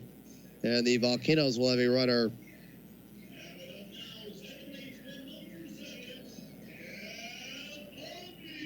on first base. As Jeff Hopey, the second baseman, walks up to the plate, a timeout by the Everett Aqua Sox. They're going to take Williamson out of the game. The manager, Lewis Boyd, walking up to the mound. They had Williamson on a pitch count, 33 pitches through an inning and a third, and he'll be done after an inning and a third, and they're going to bring in a new pitcher, who I believe to be Luis Curvelo. 33 pitches. He has allowed 3 hits. Currently 1 earned run, although that is subject to change. He has struck out 3 and has walked 1. Curvelo, one of 2 new members on the Aqua Sox roster, alongside Jared Bayless. Curvelo, the 18-year-old from Venezuela. But again, we do not know for sure if this is actually him that is actually on the mound. As the Aqua Sox, we have seen it from the past couple of games that the relief pitching has not been the strongest. As we'll be checking the jersey number really quickly over here, and it looks like all signs will point towards Luis Curvelo, who has pitched in only 1 other game with the Aqua Sox this year. That was back on July 6th. And that was at Eugene. He got the loss. He allowed 5 runs on 5 hits and 2 1/3. He came up from the Arizona League Mariners, and then after that game was immediately sent back down to the Arizona League Mariners before he'll be getting another chance here up in the Northwest League level. He got a loss. He made 1, 2, 3, 4, 5, 6, 7, 8 appearances with the Arizona League Seattle Mariners, all of them relief appearances, where he allowed 4 earned runs, and he has struck out 32 in 12 appearances total. As Luis Curvelo trying to preserve a 6-1 lead for Everett over the Volcanoes. Curvelo currently 0-1 with an ERA of 19.29. He'll start off against the number 9 hitter in Jeff Hope. He allowed 5 runs and 2 1/3 in his only other Northwest League appearance. First pitch is a strike one looking on a fastball inside above the knees. He has pitched in approximately 1 inning in his last 3 appearances with the Arizona League Mariners. The most that he has thrown is 3 innings, and that was a couple of times. The 0-1 pitch inside and a ball 1. That one under the knees, down and in the dirt. The Volcanoes trying to come back from this 5-run deficit that they've gotten themselves into, highlighted by Prelander Barreau walking the 4 of the first 5 batters that he faced. 1 ball and 1 strike. The pitch, that's a fly ball going to center field. Miguel Perez is under it, and he will be making the catch for out number 2. And we go to the top of the order in Hunter Bishop. There in the bottom of the second. Bishop got a leadoff single in the first inning and scored the only run so far for the Volcanoes.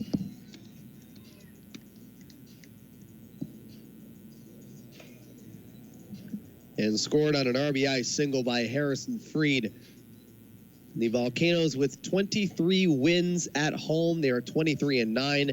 The Everett Aqua Sox with a record of 15-19 on the road. First pitch is a ball that will hit Hunter Bishop. It looks like the shoulder, and Bishop will walk the first base for the second time tonight.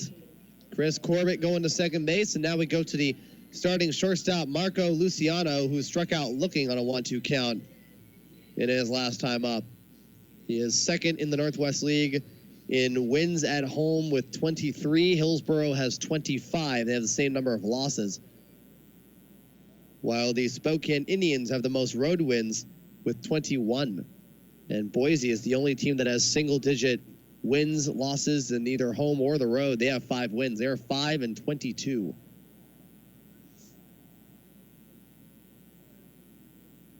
Crivello, the first pitch to Luciano is a fly ball past the first base side. And the count will start off at 0-1.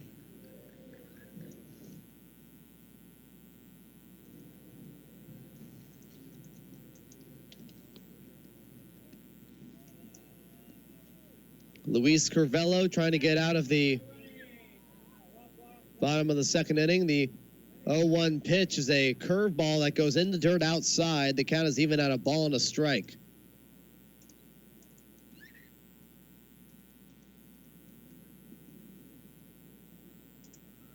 As Luciano will try and get his first hit of the night. He's had a pretty memorable first home series, getting a number of runs on the board in the first 2 games, getting a couple of RBIs as well. The 1-1, that's a ball 2 that just barely misses the zone.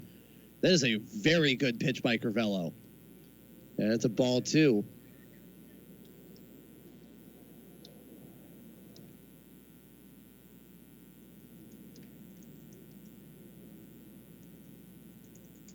And the 2-1 pitch, that's a hard hit ball going to center field. Back goes Perez. Perez is looking up. He is at the warning track, and he will not make the catch.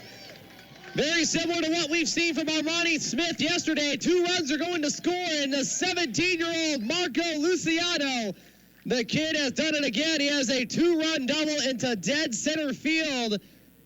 His 3rd double of the year. 2 runs will come in to score. One of them credited towards Williamson, the other one towards Luis Crivello. And the score is now Everett 6, the Volcanoes 3. That was a ball that was hit very well in the dead center field. Very similar to what we saw Miguel Perez do yesterday on that bases-clearing triple by Armani Smith, in which he was at the warning track, but he was there before the ball fell, and he was trying to find where the ball was going to go. So now here's the right fielder, Alex Canario, who's trying to come back after he struck out in the first. First pitch by Crivello is inside and a fastball for ball 1 under the letters.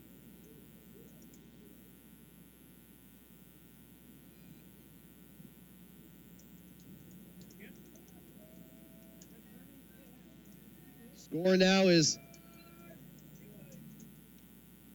6-3. The 1-0 pitch, a ground ball straight to the shortstop Jones. Did he beat the throw? Yes, he did. And now the runner in, Marco Luciano, tries to score, but he gets thrown out at home plate. Luciano thought he was going to try and take advantage at the confusion that Robert Perez had. Alex Canario beat the throw. It's an infield single, but why Luciano didn't stop at third is hard to tell, but he'll try to go to home plate. As that ball stayed in the infield, a 6-3-2 as the catcher Carter Binns will get him out easily. And the inning will be over. 2 runs are going to score on 2 hits, no errors, and a runner left on. And the Volcanoes have cut the lead down to 6-3. Norwith Godino looking to throw his first full inning of the night in the top of the third. You're listening to 1430 KYKN. Salem is listening. Johnson's Funeral Home in South Salem is locally owned, which is a rarity today. Miles Johnson is a Sprague High grad. His wife Erin manages the household with their 8 adorable kids. Budgets are tight for everyone. The Johnsons understand that better than anyone. Their affordable pricing helps ease the burden at such a critical time. Johnson Funeral Home, cremations, funerals, celebrations of life, and pre-planning. Check out their glowing reviews on Google and 5-star rating on Yelp. See more at johnsonscelebrations.com. johnsonscelebrations.com. If you need your house painted, don't call me. If you need some plumbing done, don't call me.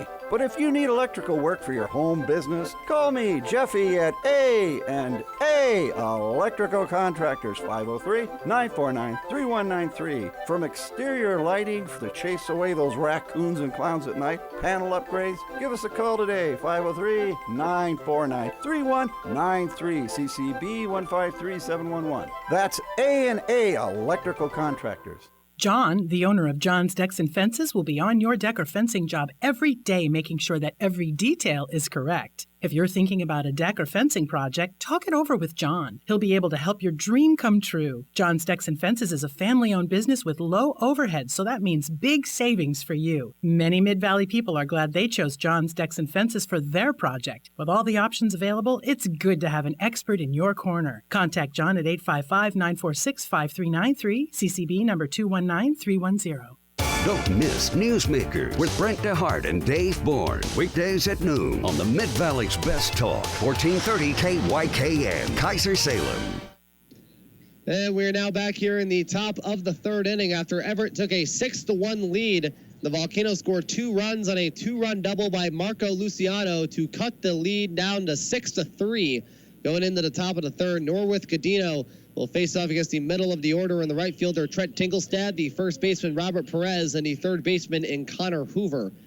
The Volcanoes' Alex Canario got on base on an infield single. Marco Luciano, my best guess is he thought that Canario was going to be out at third, so he was just strolling past third base, not seeing where the ball was thrown and not seeing the umpire's call.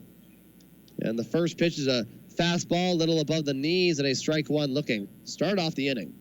And after the ball was thrown from the shortstop Jones to the first baseman Robert Perez, Luciano was trying to go with a home to where he was thrown out at home plate. And the 0-1 pitch got him with a slider there, swing and a miss under the strike zone at 0-2. Godino trying to clear up the air a little bit after Prelander Baroa allowed 6 runs on an inning and a third. And the windup and the 0-2 pitch by Godino. Check swing, the ball getting away from the catcher Corbett, the infield umpire, and Andrew Clark saying that no, he did not go. The inning, or the at-bat will continue at 1-2. Godino, the last time that he was up on the mound was back on August 13th. He threw an inning, allowing a hit, a walk, struck out 4. And the 1-2 pitch is a slider inside. And a 2-2 count. The home plate umpire, Kyle Stutz, making a lot of very questionable ball calls already early in this game.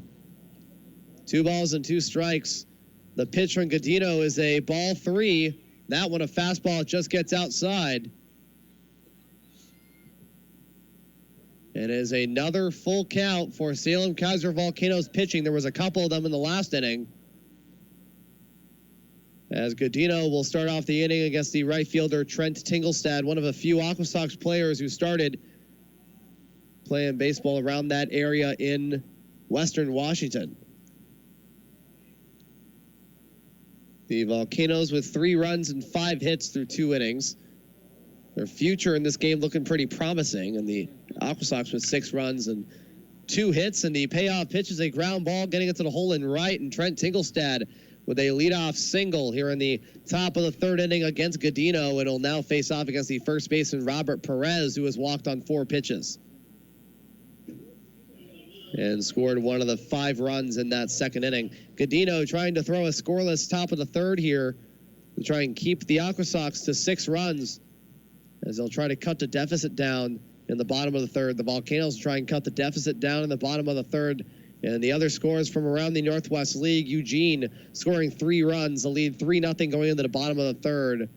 Hillsborough in the bottom of the 1st inning, already with a 5-0 lead. First pitch to the first baseman Perez is low, and a slider for ball 1, the ball getting away from Corbett.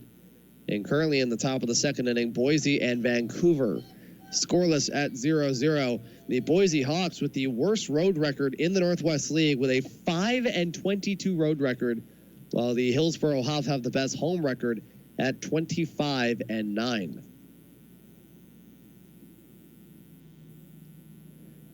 One ball, no strikes. Godino in the stretch. Wind up and the pitch. That is a swing and a miss and a strike 1 on a slider. That one sinking to the outside part of the strike zone at 1-1.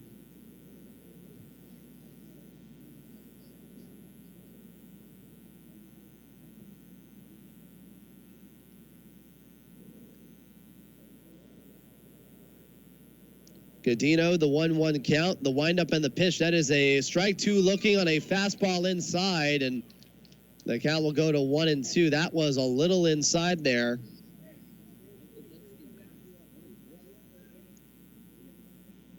It was under the letters, and the umpire, I guess he saw that it hit the top corner, or the top inside corner. And Godino ahead of the count at 1-2.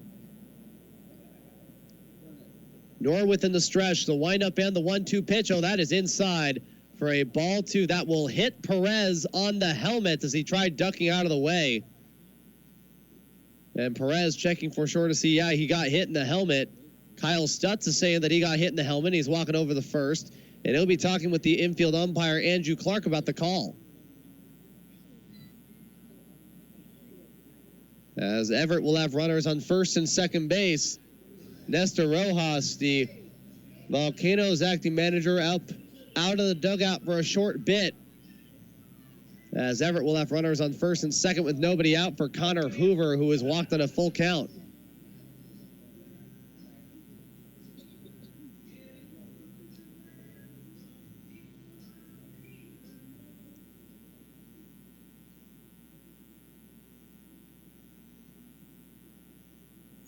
And Godino in a very similar situation to what Prelander Baroa saw in the previous inning, which is he's trying to get the first out. First pitch is a gap shot. That one going in the short left field. That will be caught by Adkins, who makes the catch. No, he drops it.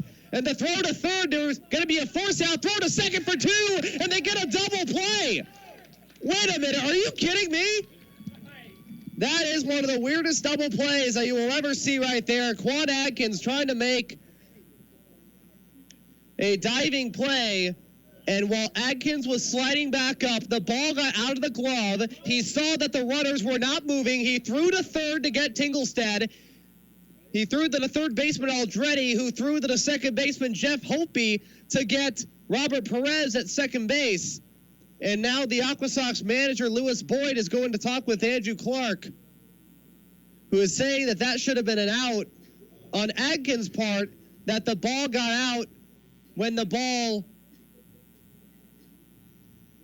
was already firmly in the glove, and that it was out while Adkins was trying to throw the ball. That's not what it looked like from here. It looked like he slid for it. He went back up, and the ball got out of the glove. The infield umpire, Andrew Clark, the first person to say that he did not make the catch. And the Aqua Sox runners, they didn't see that he didn't drop the ball.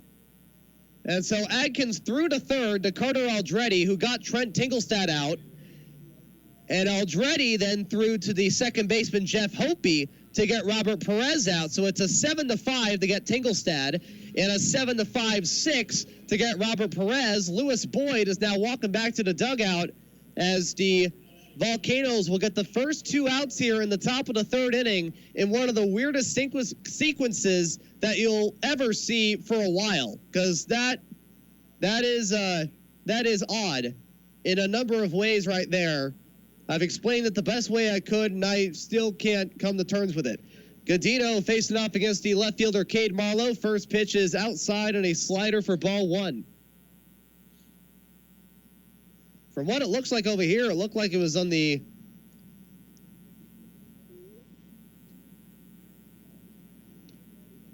fault of the Aqua Sox runners, because in a normal situation, you would assume he would make the sliding catch, and it looked like he would have made the sliding catch. But instead of getting a diving play and 1 out, you got a missed diving play, and you throw it on the base pass for 2 outs. So that's actually better. It's actually a better result. The 1-0 pitch is a fastball foul chopper going towards the Volcanoes dugout. Count is even at 1-1. So Connor Hoover, I believe, is on first base with a fielder's choice. It is a double play, and there is a runner at first base. 1 ball, 1 strike, the pitch. That is a swing and a strike 2 as Hoover will go to second base and will stay there. It'll be a wild pitch by Godino. Cade Marlowe did swing at the pitch, and the count is at 1-2.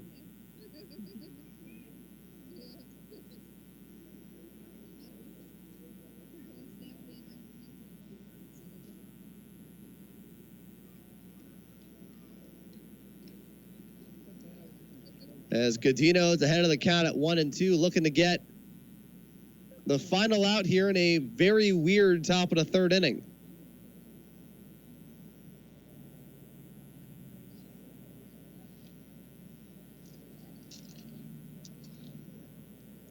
The windup and the 1-2 pitch, that is a curveball that goes up and out of the strike zone. 2 balls and 2 strikes.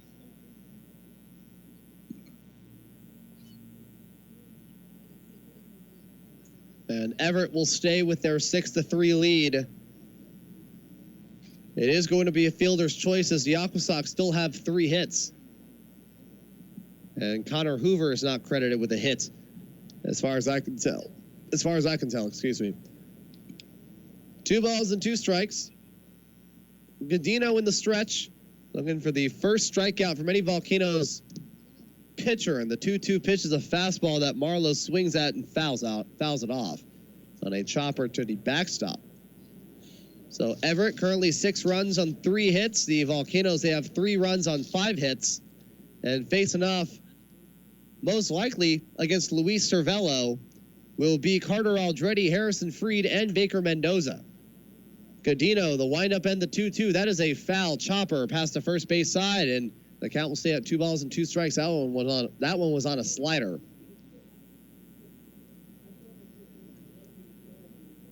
Spokane getting their first run of the game in the bottom of the 3rd. They trail 3-1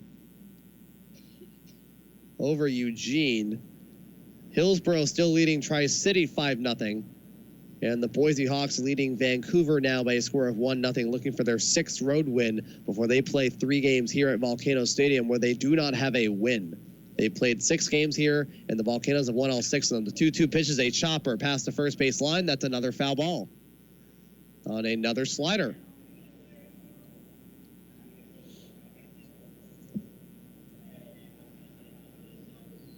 As so far, strikeouts have not been the strong suit. The Volcanoes, or for the Volcanoes at least, they have no strikeouts against the Aqua Sox offense, and they're already 2.5. They already went through the lineup 2.5 times so far. The 2-2 pitch, that is a shot going into the center field. Riding around third is Hoover, and he is going to score. It'll be an RBI single for Cade Marlowe. And the Everett Aqua Sox will put another run on the board. They now lead by 4 with a score of 7-3. And we now go to the number 8 hitter in Carter Binns, who hit a 1-2 pitch into the gap in left center for a 2-run double, as the Volcanoes will try and find their final out here, try and get the final out to end the top of the 3rd inning. And so far, we don't have a scoreless inning in this game.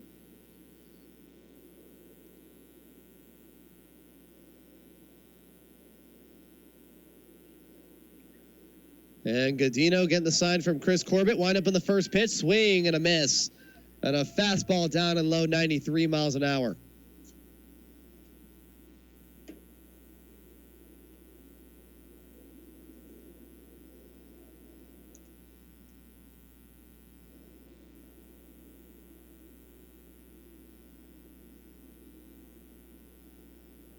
And Godino starting out the count at 0-1. The pitch. That's a foul ball hitting the netting for an 0-2 count.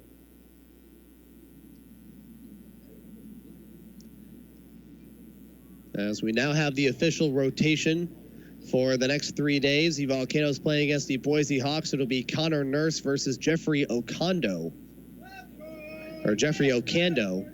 Kervin Castro versus Micah Kazor, and Travis Perry versus Will Etheridge. The 0-2 pitch, that is a swing and a miss and a strike three, and Norwith Godino gets Carter Binns swinging to end the top of the third in a very wild inning that had almost had more on the board, but Everett will get only one run on 2 hits. No errors, and he left a runner on, and the Aqua Sox lead by a score of 7-3 going into the bottom of the third as Luis Cervello will face off against the middle of the order. You're listening to 1430 KYKN. Salem is listening. Les Schwab is proud to help celebrate America's favorite pastime and sponsor the always enthusiastic and teamwork-driven Salem-Keizer Volcanoes. Like the crews at Les Schwab, the Volcanoes know how important it is to work together and make the right play at home or on the road. Les Schwab is here to help you make the right play when it comes to keeping you and your family safe on the road. Whether you need new tires, wheels, or a free visual inspection of some of your vehicle's most important parts, schedule your next appointment with your smartphone or computer at leschwab.com. Les Schwab Tires, where doing the right thing matters. Extra Mile presents the exploits of Extra Man. What's up? In today's episode, Extra Man discovers a tear in the space-time continuum. It's okay. Some duct tape will fix that right up. But now, Extra Man finds himself trapped somewhere in the hunger vortex between breakfast, brunch, lunch, dinner, and dinner. My hunger knows no bounds. So how will Extra Man deal with this perpetual state of hunger? Quick and easy. Run by Extra Mile convenience store at Chevron, grab some jerky, hot dog, taquitos, maybe a salad or fresh fruit, because it's always time for Extra Mile. Extras every day at select Chevron locations. I'm here with Rich Kansky, owner of Green Acres Landscape. Rich, after 20 years, you've rebranded Green Acres. Can you give us some insight as to why the change? Well, as we've evolved as a company over the last 20 years, we started with 2 employees, and now we have up to 50 employees that offer residential, commercial, municipal, and industrial landscape. We felt the need to better represent who we are as a company and share our business culture with our community. See the new look of Green Acres Landscape on their website at greenacreslandscapeinc.com. Green Acres Landscape, leaving no footprint. This is Volcanoes Baseball, live on your home for Beck, Rush, Newsmaker, Gorka, and Sexton. 1430 KYKN. Salem is listening. And we are now back here in the bottom of the third inning. The Aqua Sox score 1 run in the top of the third, and it could have been more, but right now they lead by a score of 7-3. Luis Cervello is on the mound. He'll start off against the third baseman Carter Aldretti, who got a base hit against Brandon Williamson with 2 outs in the first.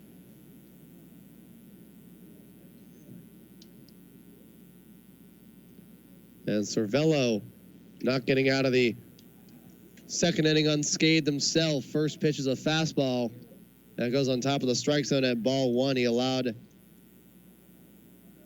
a hit by a pitch and a 2-run double to Marco Luciano. And the 0-1 pitch, a fly ball to right field. Trent Tingelstad is under it. It looks like he is under it and will make the catch for out number 1. And will now go to the designated hitter in Harrison Freed, who got an RBI single back in the first inning and scored the only run.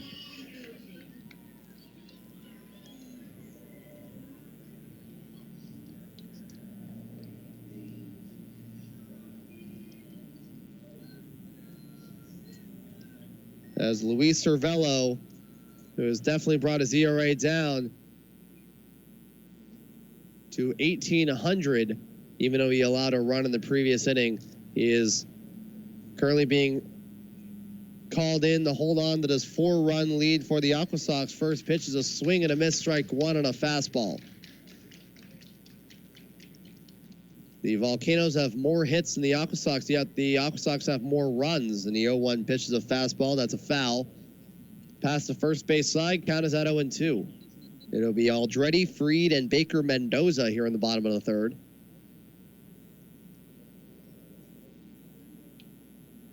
And Curvello, the 0-2 pitch is low, and a curveball under the knees in the dirt, ball one.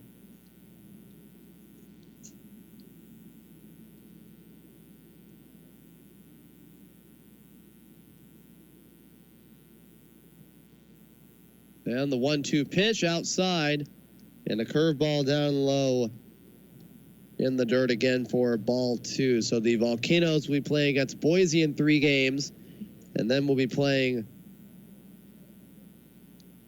4 games on the road against the Vancouver Canadians. The 2-2 pitch is a foul chopper past the third base side on an inside fastball, 2-2.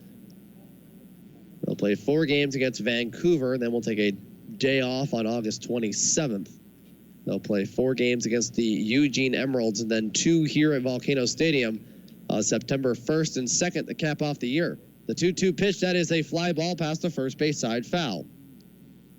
Harrison Fried getting an RBI single on a 1-0 count that tied the game up at 1 apiece. Before Everett scored 5 runs in the top of the second to take a 6-1 lead.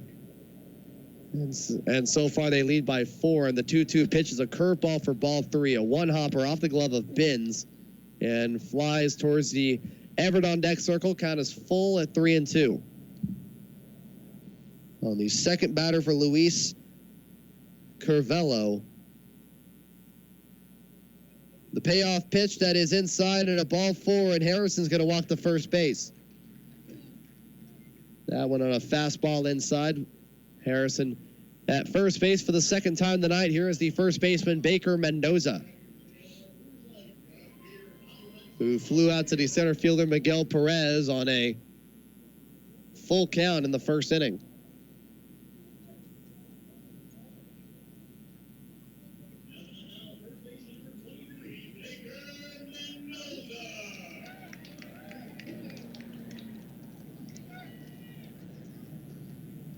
And Curvello, the windup in the first pitch, fly ball. That one, a pop fly staying in the infield. Cesar Istris Jr. calling for it, and he'll make the catch for the second out in the third inning. And just like that, we have out number 2. Here is the left fielder, Quan Adkins, who struck out swinging in the second inning.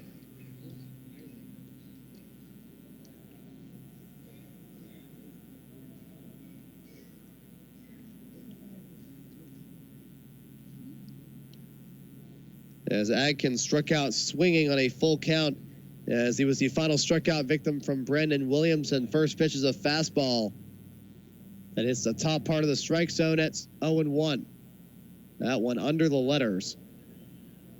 Nobody in the bullpen so far for Everett, as Curvello is assigned right now to keep this lead intact. The 0-1 pitch, that is a shot going into right field. Tinglestad going back. Tinglestad looking up at the warning track. That's gone! Quan Adkins with a 2-run shot! It was when Tinglestad started looking up, is when you knew that Quanston Adkins had just got his 3rd home run with the Salem-Keizer Volcanoes. It makes the score now 7-5. Número tres para Quan Adkins as scores Harrison Fried from first. And we do not have a scoreless inning at this point. The Aqua Sox, they now lead by 2 in a score of 7-5. That is the 6th hit for the Volcanoes. No scoreless inning so far. Both teams with 1 run at the end of 1. Everett outscoring the Volcanoes 5-2 in the second alone, and so far the Volcanoes are leading the Aqua Sox 2-1 in the 3rd inning alone. Here is the number 8 hitter, Chris Corbett. First pitch, that is a strike 1 looking on a fastball down and inside.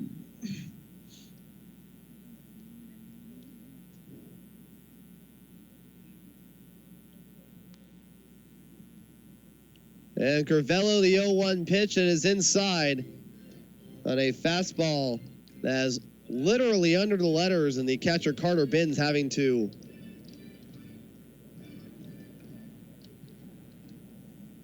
run towards the ball as it goes away from him past Corbett. The 1-1 pitch. That's a line shot straight to the third baseman, Connor Hoover. And that will end the third inning, but 2 runs will score on a 2-run home run by Quan Adkins. No errors and nobody left on. The Volcanoes, they trail now by 2. Aquasox 7, Volcanoes 5. As Norwith Godino walks up to the mound, he'll face off against the 9-1-2 hitters in the top of the 4th. You're listening to 1430 KYKN. Salem is listening. Let's say you bought your house in the last 10 years. That means your house has been making you some money. So how do you get it? It's really easy. You refinance with Team Canales. Hi, I'm Katie Canales from Team Canales at Landmark Professional Mortgage, your local mortgage experts. Let's talk about why refinancing right now can be your best move. By refinancing your home, you can lower your monthly mortgage payment, have cash to pay for needed upgrades, or do an amazing remodel. You can even pay off those mounting credit card bills. So how do you get started? Well, that's easy too. Start by going to youshouldrefinance.com to apply today. It will take only 5 minutes to finish the application. You might even be done before this commercial break. Again, go to youshouldrefinance.com. Refinancing could be your best move of 2019. Start right now. This is Katie Canales with Team Canales. YouShouldRefinance.com. License number ML5038, NMLS COID 399162, NMLS ID 270783, Equal Housing Opportunity Lender. You'll love the fresh selection of fruits and veggies at Jones Farm Produce this summer. You can save 50% if you stop by halfpriceoregon.com and pick up a $10 gift certificate for just $5. The Jones family grows and sells delicious products direct to the public at their fruit stand on River Road North in Keizer. Visit their ice cream stand too. Get a $10 gift certificate for just $5 only at halfpriceoregon.com. Your home of the Salem-Keizer volcanoes all season long. Discover the wonder all over again. Exclusively on 1430 KYKN, Keizer Salem. And we are now back here in the top of the 4th inning. The Volcanoes, after trailing 7-3, they now trail by a score of 7-5 after a 2-run home run by Quan Adkins. Brings in a couple more runs on the board. Norwith Godino is on the mound looking to throw his second full inning of relief here tonight. He'll face off against the 9-1-2 hitters in Miguel Perez, Utah Jones, and Cesar Izturis, as the Everett Aquasox have been pretty hard to contain for the first few innings of this game, with 1 run in the first, 5 in the second, 1 in the third, as Godino tries to throw the first scoreless inning of this entire game, as the Aquasox also allowed 1 run in the first, 2 in the second, and 2 in the third to the Volcanoes, that allowed Salem-Keizer to score 5 runs. First pitch from Godino to the 9-hitter Miguel Perez is a strike 1 looking. And the count is at 0-1. Perez got walked in his last time up in the second inning. The 0-1 pitch, that is a 1-hopper to Chris Corbett, and a 1-ball, 1-strike count. Defensive alignment right now, Baker Mendoza, the only infielder on the left side. And on the right side, my mistake. And on the left side, Hopi is the closest to the bag, but he is in left center. Luciano is in short left field, while Aldretti is the closest to the infield grass, right near the third base bag. 1 ball and 1 strike, the pitch. That is a chopper, fielded by the shortstop Luciano. Throw to the first baseman Mendoza, gets Miguel Perez in time for out number 1 as we go back to the top of the order. For the third time around in the top of the 4th, in Utah Jones, who is 0 for 1 with an RBI ground out in his last at-bat in the second inning.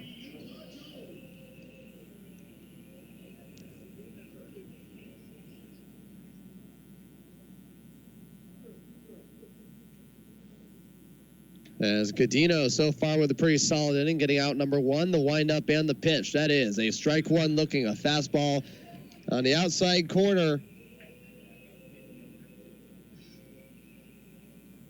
Outside on the outside corner, on the bottom corner of the strike zone. The windup and the 0-1 pitch. That is a ball 1 as Jones tried to bunt for it, as Aldretti was strolling towards home plate. The count is even at 1-1. That ball rolling towards the Aquasox on deck hitter and Cesar Izturis Jr., who has 3 RBIs on the night. Knocked in 3 of the 7 runs. 1 ball and 1 strike. Godino looking to contain the Aqua Sox here in the top of the 4th. 1 ball, 1 strike. That is a shot going into the center field. And the center fielder, Hunter Bishop, under it in the right center as he collides with the right fielder, Canario. Do they make the catch? Yes, they do. Or yes, he does. Hunter Bishop making the grab. And about a half second after he makes the catch, he collides with the right fielder, Canario, and they are both a little shaken up. Canario right now shaken up. Hunter Bishop, it looks like he is fine as the trainer and Nestor Rojas, the team trainer and Nestor Rojas, both looking at Canario in right center field. Hunter Bishop will make the catch as it looks like Canario got the bulk of the impact as Bishop will make the play. And the game right now, 7-5 Aqua Sox over the Salem-Keizer Volcanoes. Both guys were on the ground, and Bishop, who was able to make the catch, as it looks like it was a case of miscommunication there. Both guys are going to stay on the field. Canario going back to right field, Bishop going to center. Quan Atkins coming all the way from his left field position to check on his teammates, and he is now going back to left field, as they'll get him for the second out here in the top of the 4th, as they'll bring up the starting second baseman, Cesar Istris Jr., who has 3 RBIs already tonight and is 1 for 2 already with 28 RBIs. Got his 48th hit of the season in his last time up. Nor with Godino getting the sign from Chris Corbett. 2 outs here in the top of the 4th. In a already high-scoring game. First pitch outside and a ball 1. And a fastball outside, a little above the knees, and a 1-0 count.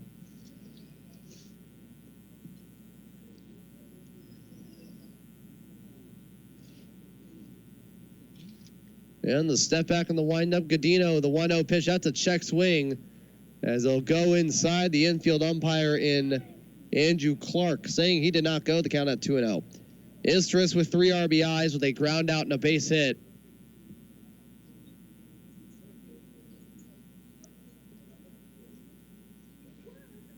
As Godino is in a pretty good position here to finish off the inning with a scoreless inning, but not after this at bat is on a 2-0 count. It gets a fastball inside for ball 3 on a 91-mile-an-hour fastball.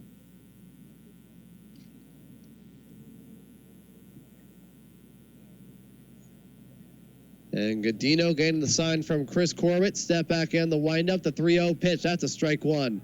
That one going right down the middle at the knees. 3-1. Cesar Istris Jr. making a second appearance in this series.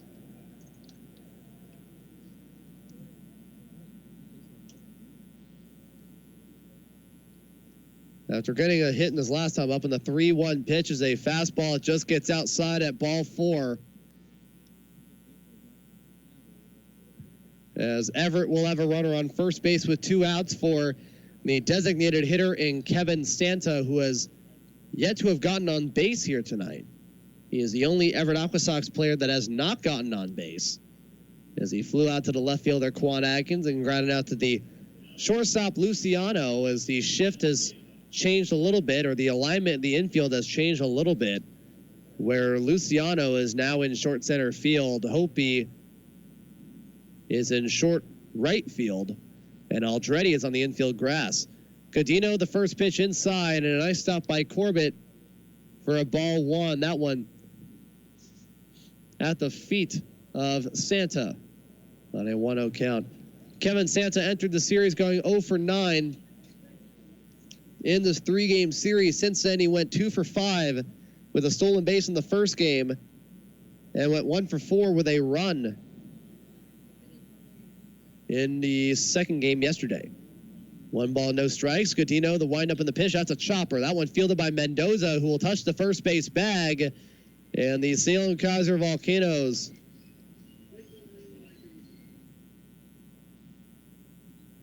I do believe that's the 3rd out.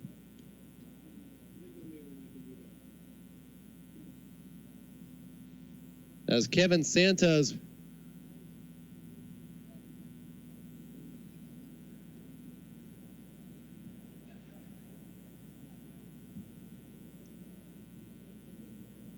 they're going to say that is a foul ball. It's actually hit the...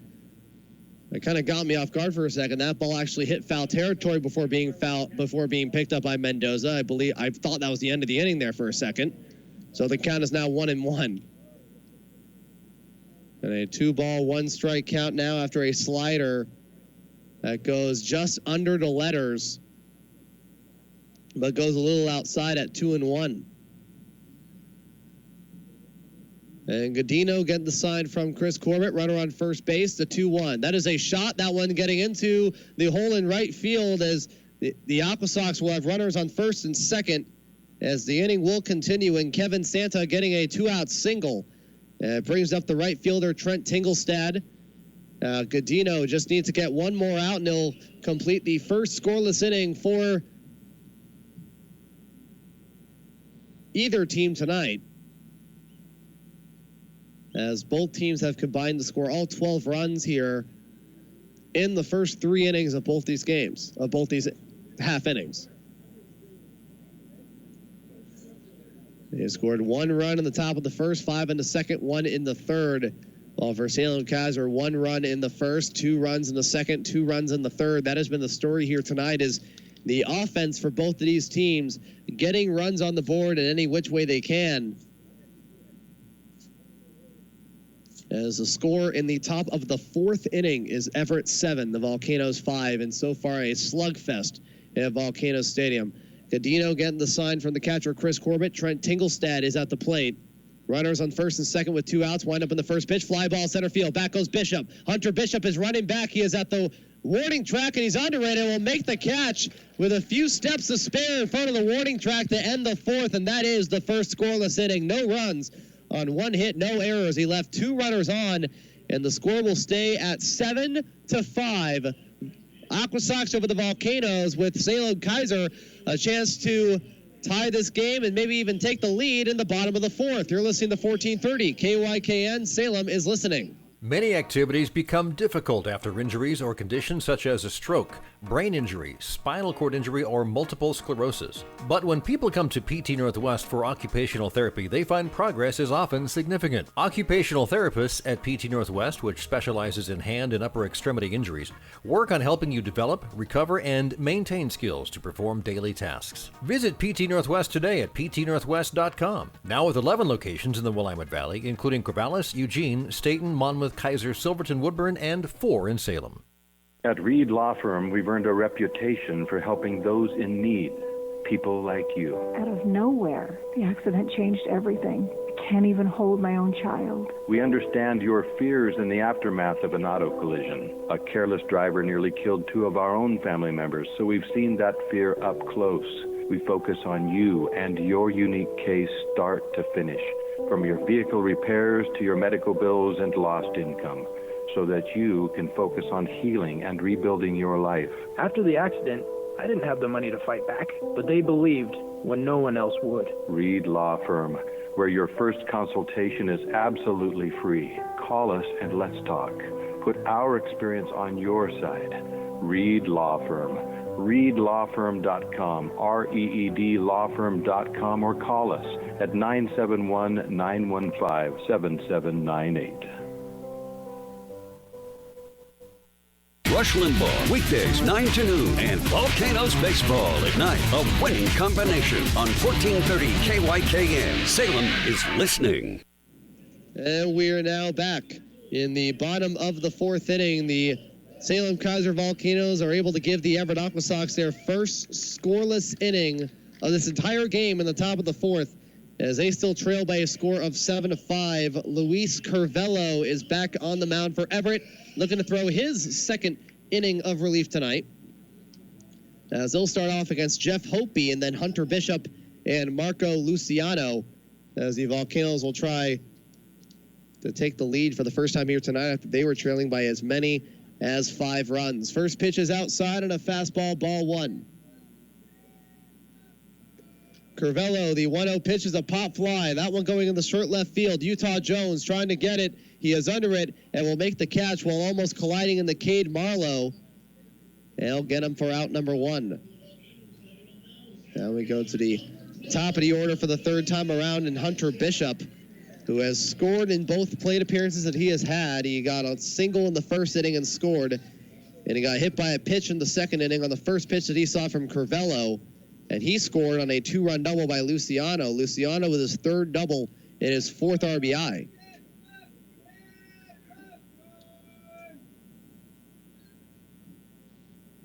Curvello, the windup in the first pitch, that is a fly ball foul and a fastball inside for an 0-1 count.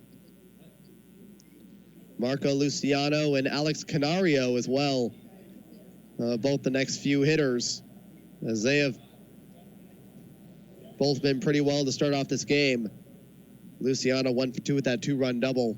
And an 0-1 pitch, that's a curveball inside, and it looked like that almost hit Bishop again, but the ball will go past the catcher Bins and will go past the hitter Bishop, and the count is even at 1-1. Curvello getting the sign. The 1-1 pitch is a fastball outside. It's at the knees, but it is in the right-handed hitter's box at 2-1. Another 2-1 count for Bishop. Marco Luciano is on deck. He is 1 for 2 with a 2-run double in the second inning. And Alex Canario 1 for 2 with a infield single in the second inning. This one a well-hit ball. This will go back to center field. Back goes Perez. Perez is looking up in dead center field. He'll make the catch at the warning track this time. Miguel Perez, he got to the warning track a little early again, but he's able to find the ball clear as day and will make the catch for out number 2. It was a very well-hit ball by Hunter Bishop right near the 405 mark. I would believe that if that well-hit baseball was hit anywhere else in the park, that would have been a home run right there. And we now go to the shortstop, Marco Luciano, 1 for 2 with a 2-run double. Cervello, the first pitch is a foul ball that'll hit the backstop on an 0-1 count.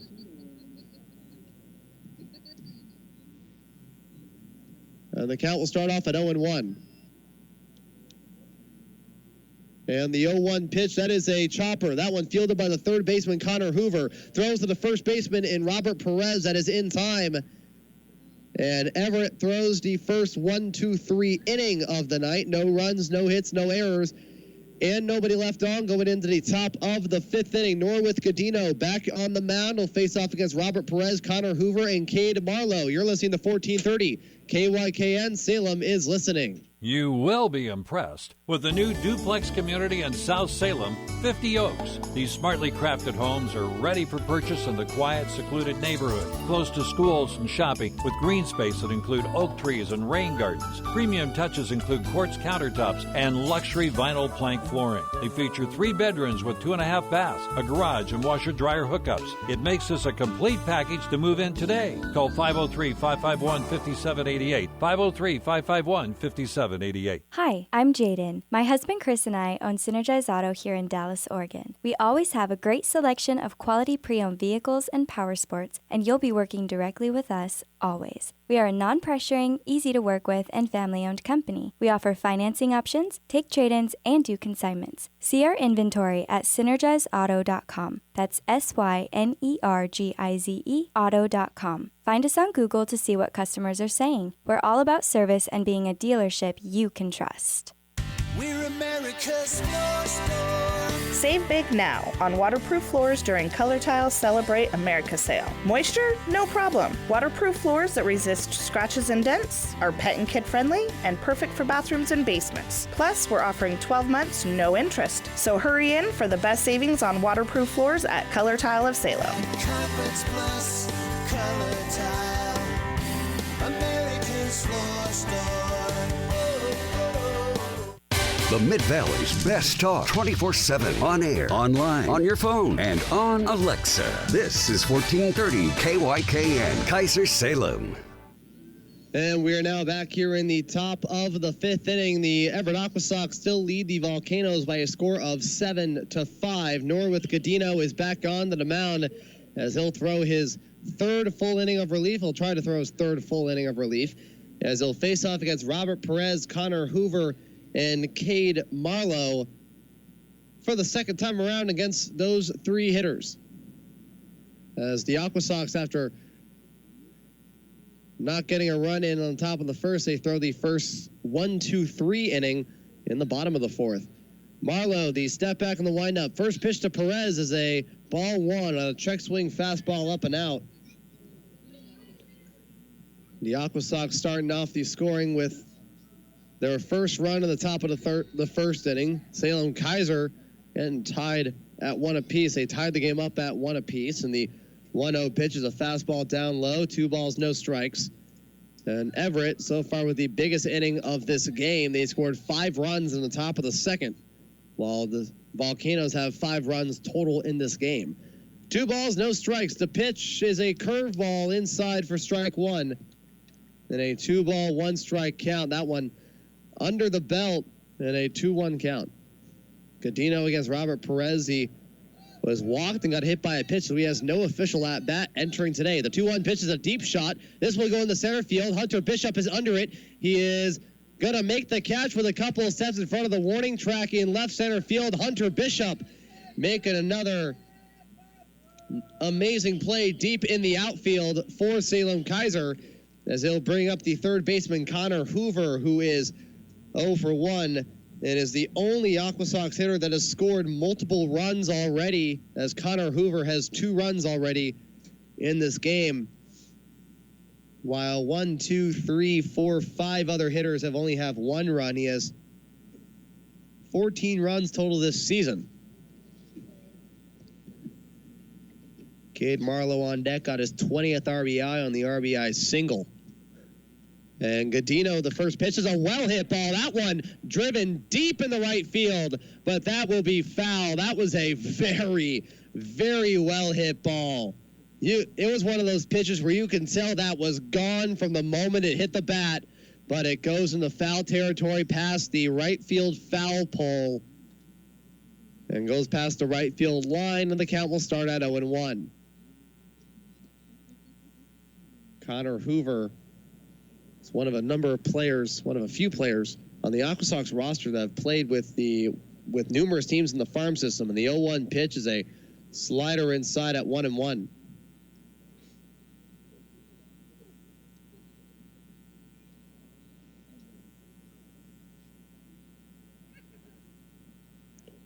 Hoover, the first time in this series that he's playing on the field. The 1-1 pitch, that's a check swing and a strike 2 looking on a slider. That one under the letters, but Hoover check swung at it. And Connor Hoover, throughout his time this year, he's played with 6 teams in the Seattle Mariners minor league farm system. Basically every team except for the actual Seattle Mariners. And the 1-2 pitch, that is inside. 2 balls and 2 strikes on a slider. That goes in the dirt.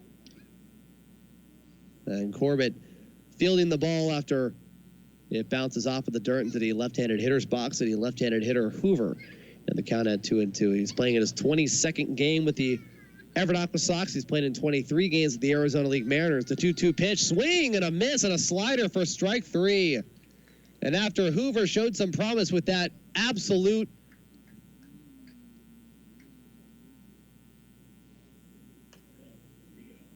well-hit fly ball into the right field foul territory and past the right field line, he strikes out on a slider. They'll get him for the second out in the top of the 5th. And we now go to the third baseman in Cade Marlowe, who has walked and got a single.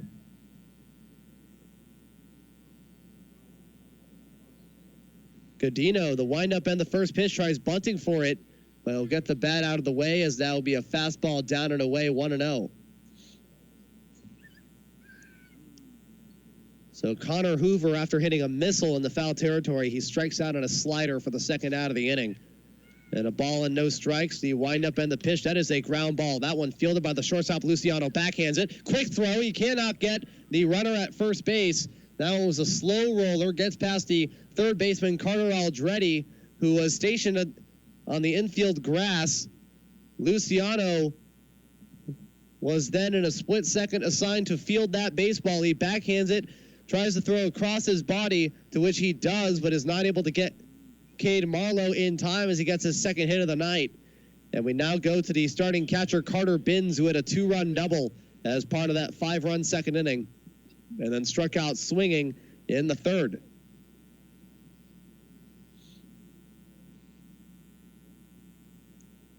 And Godino still 1 out away from getting out of the 5th inning. He is going to be throwing 3 2/3 if he gets out of this. He's thrown 3 1/3 innings of relief so far. First pitch is inside.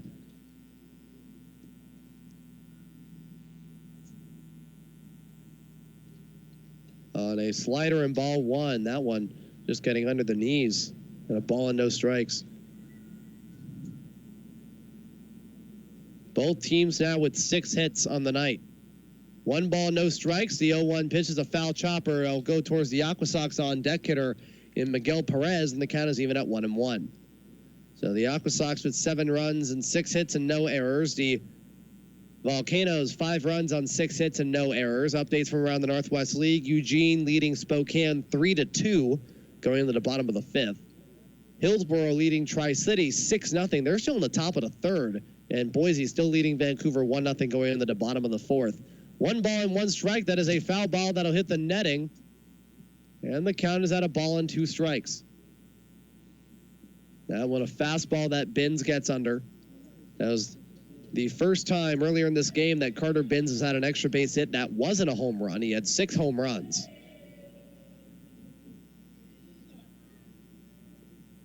And his batting average has now gone up to 190 as he started today with a 185 average. Godino in the stretch getting the sign from Chris Corbett. 1 ball, 2 strikes. He's already got a couple of strikeouts here tonight. The 1-2 pitch, swing and a miss, and he gets Carter Binns swinging again to end the 5th. No runs, a hit, no errors, and a runner left on as the score will stay at 7-5. Everett over the Volcanoes going into the bottom of the 5th inning as Cervello, I believe, will go back onto the mound. He'll take a break here as we take a break here in the bottom of the 5th. You're listening to 1430 KYKN. Salem is listening. Baseball is one of the greatest American summertime activities ever, and Les Schwab is proud to be a part of it as a sponsor of the Salem-Keizer Volcanoes. Your Volcanoes lineup is all about teamwork, and so is the team at your local Les Schwab.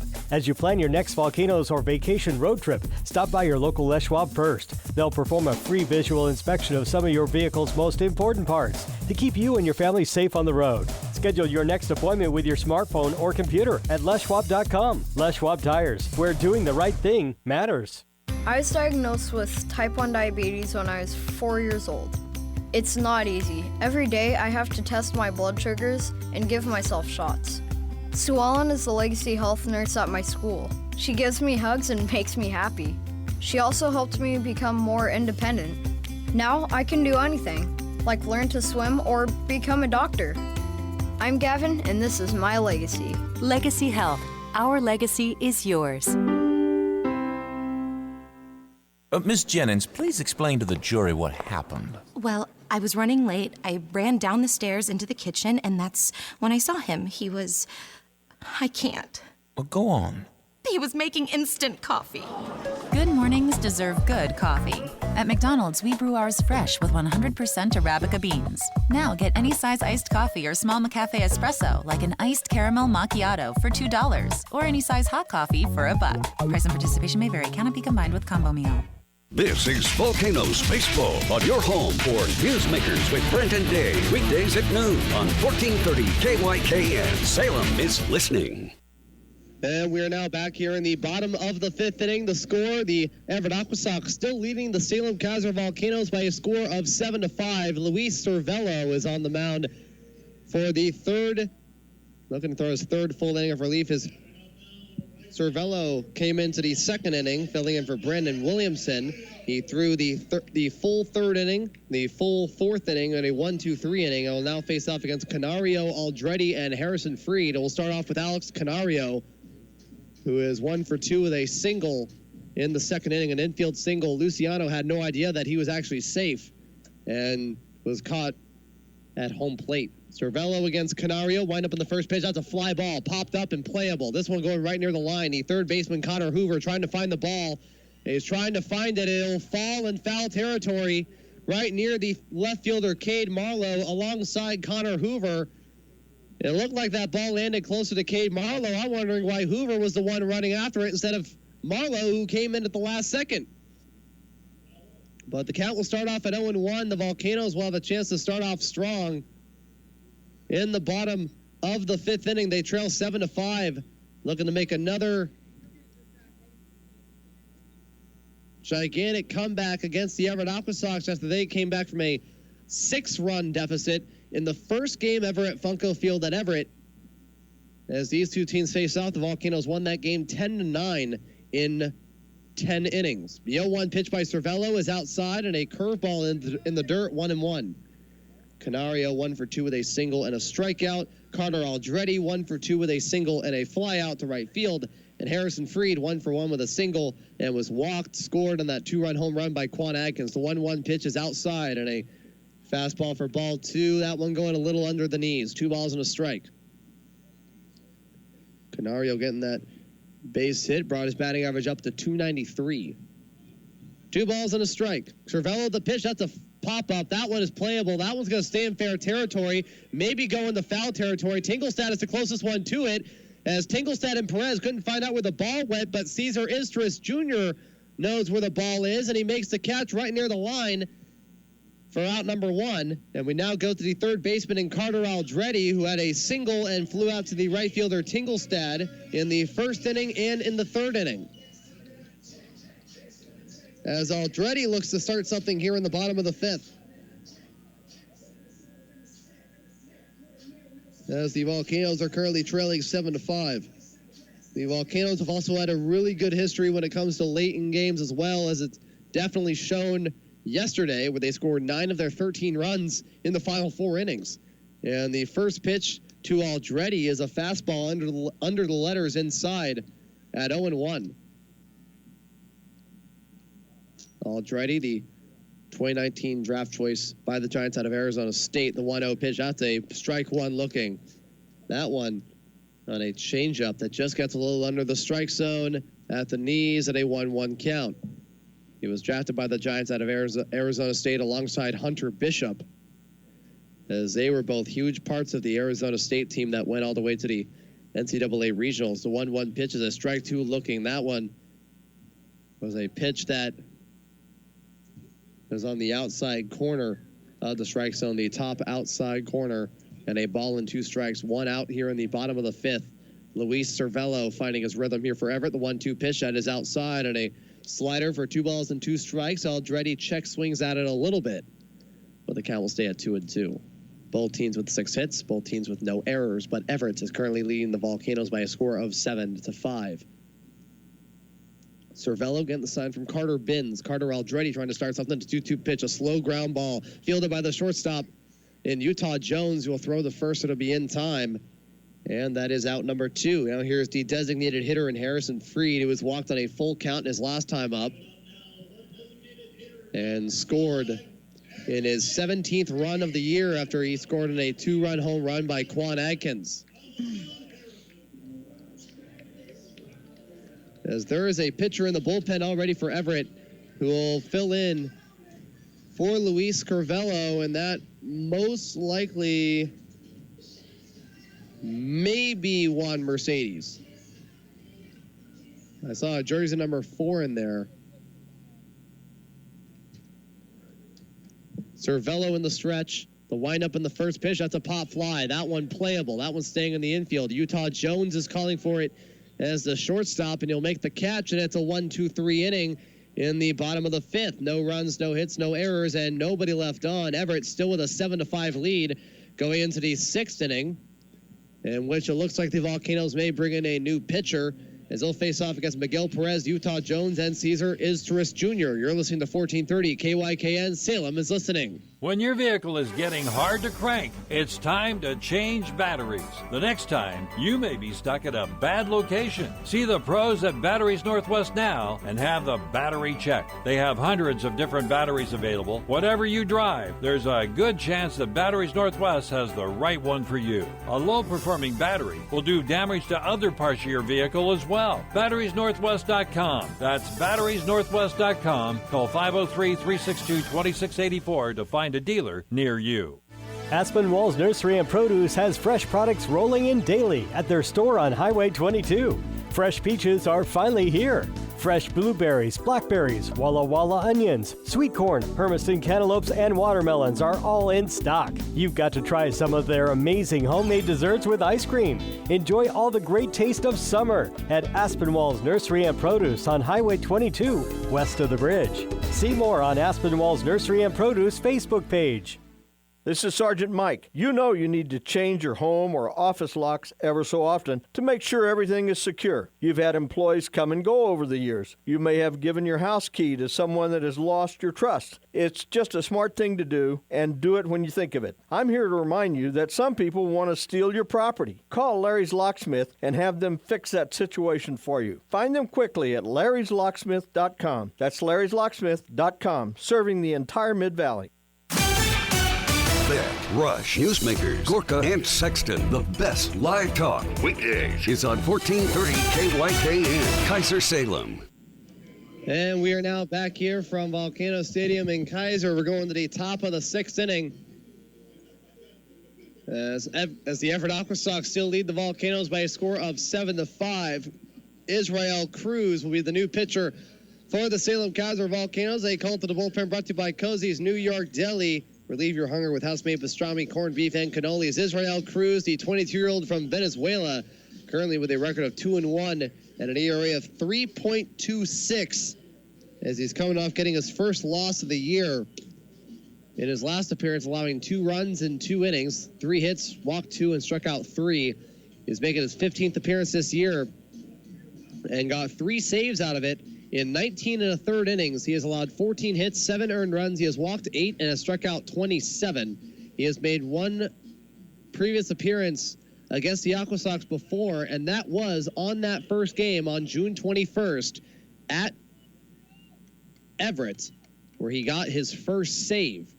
Striking out the side on 15 pitches, and will look to continue that domination against the number 9 hitter in Miguel Perez. It was 0 for 1 with a walk and a run. Cruz. The windup of the first pitch is a curveball. Well, a little bit of movement going outside, and the count will start at 0-1.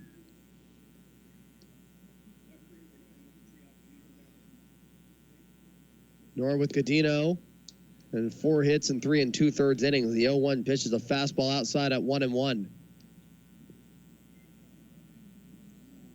As the home plate umpire, Kyle Stutz, is talking to Cruz about something, and now Nestor Rojas, the manager, is walking up to the mound to talk to Stutz about something.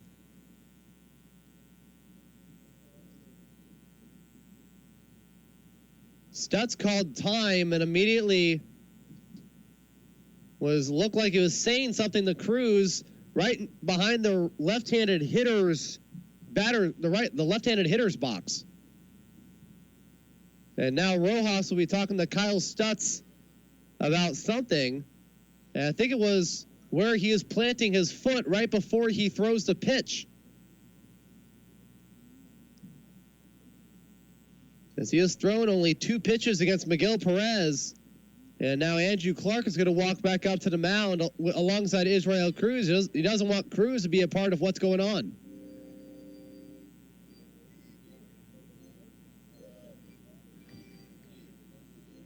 As now you see a number of Volcanoes players and even Miguel Perez, who is sitting on deck trying to tell his teammate right next to him, Utah Jones, what they're talking about, which is where he's planting his left foot before he throws the ball, which Kyle Stutz says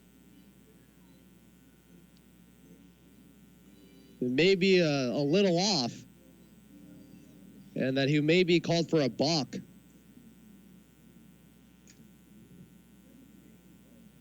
So Rojas is going back over to the dugout. That's the best of my knowledge of what was going on from here in the press box. And count at 1-1, swing and a miss, and a slider and a foul for strike 2. Now you had Perez out on the side trying to tell Utah Jones by simulating where he's planting his foot. The 1-2 pitch is a swing and a miss and a slider for strike 3. And Cruz gets it for out number 1. You also see in the Volcanoes infield, Baker Mendoza. It looks like he's almost imitating either Cruz or just a pitcher doing his windup and planting his foot onto the hill of the mound. But at the end of the day, it looks like nothing is going to be enforced, and the game will continue. First pitch from Cruz to Utah Jones is a ball, one inside on a curveball. The step back and the windup, the 1-0 pitch, that's another inside curveball. This one 2-0. Both of them under the knees, and both of them inside enough to where Utah Jones had to move out of the way. Jones is 0 for 2 with a run and an RBI tonight. 2 balls and no strikes. Cruz, the windup. The pitch, that is another inside pitch that hits Jones, as he is recovering from getting hit. Looks like on the arm somewhere around there, and Jones will be walking over the first base. He gets hit by a pitch for the second time tonight.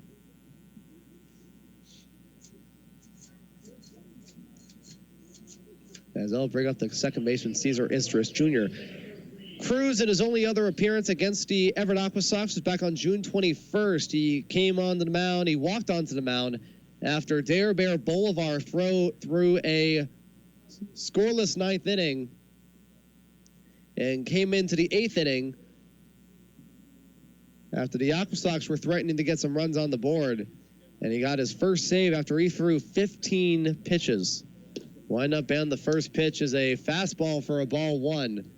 One out here in the top of the sixth. Everett still leads the Volcanoes by a score of 7-5. The sun has officially set here at Volcanoes Stadium. It's now 74 degrees after it was 82 degrees on first pitch. And the 1-0 pitch is outside and above the strike zone, 2-0.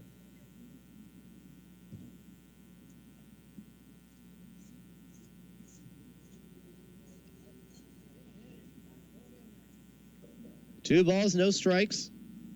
Runner on first base for Cruz, and he gets a strike. No, he gets a ball, one, and a curveball that just gets outside. And a 3-ball, no strike count. Both of the teams still with 6 hits. Everett with 7 runs. The Volcanoes with 5 runs. 7-5 Everett. The 3-0 pitch is a strike one, looking as Cesar Istris. He tossed his bat and looked immediately at the umpire, Kyle Stutz, and even has a few words for him as he tries to get his bat back from the infield grass towards the third base side, and the count will start off at 3-1. And will now go to 3-1. It was a curveball in the inside corner, and after Istris tossed his bat and saw Kyle Stutz call a strike, Istris immediately looked back at the home plate umpire. The 3-ball, 1-strike pitch, that's a chopper. That one fielded by Hopi. Toss it to second for 1. Throws to first. It is not in time for the force. Jeff Hopi throwing it to second to get Utah Jones to the shortstop Marco Luciano, but he's not able to throw to the first baseman Baker Mendoza in time for the double play. It will get the second out of the inning as they'll bring up the designated hitter Kevin Santa, who is 1 for 2 with a base hit in his last time up.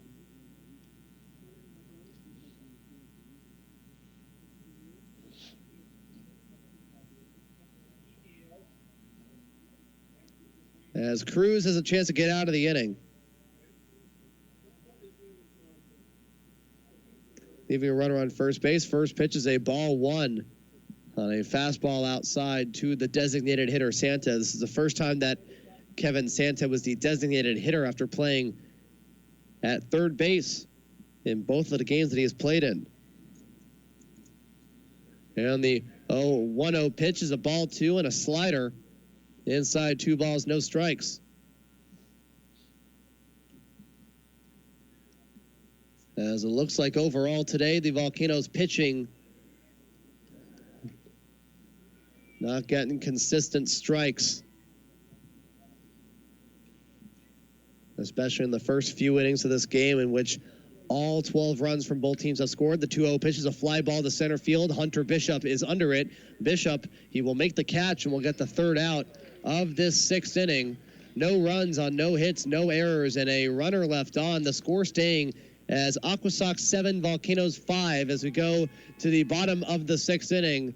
We do not know for sure if Everett's bringing in a new pitcher, but we'll find out after this break. You're listening to 1430 KYKN. Salem is listening.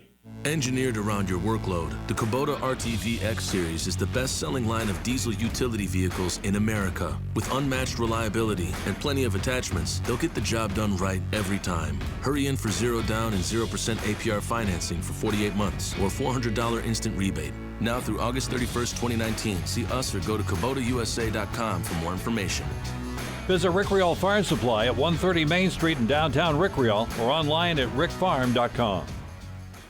When it comes to plumbing issues, you need someone you can trust.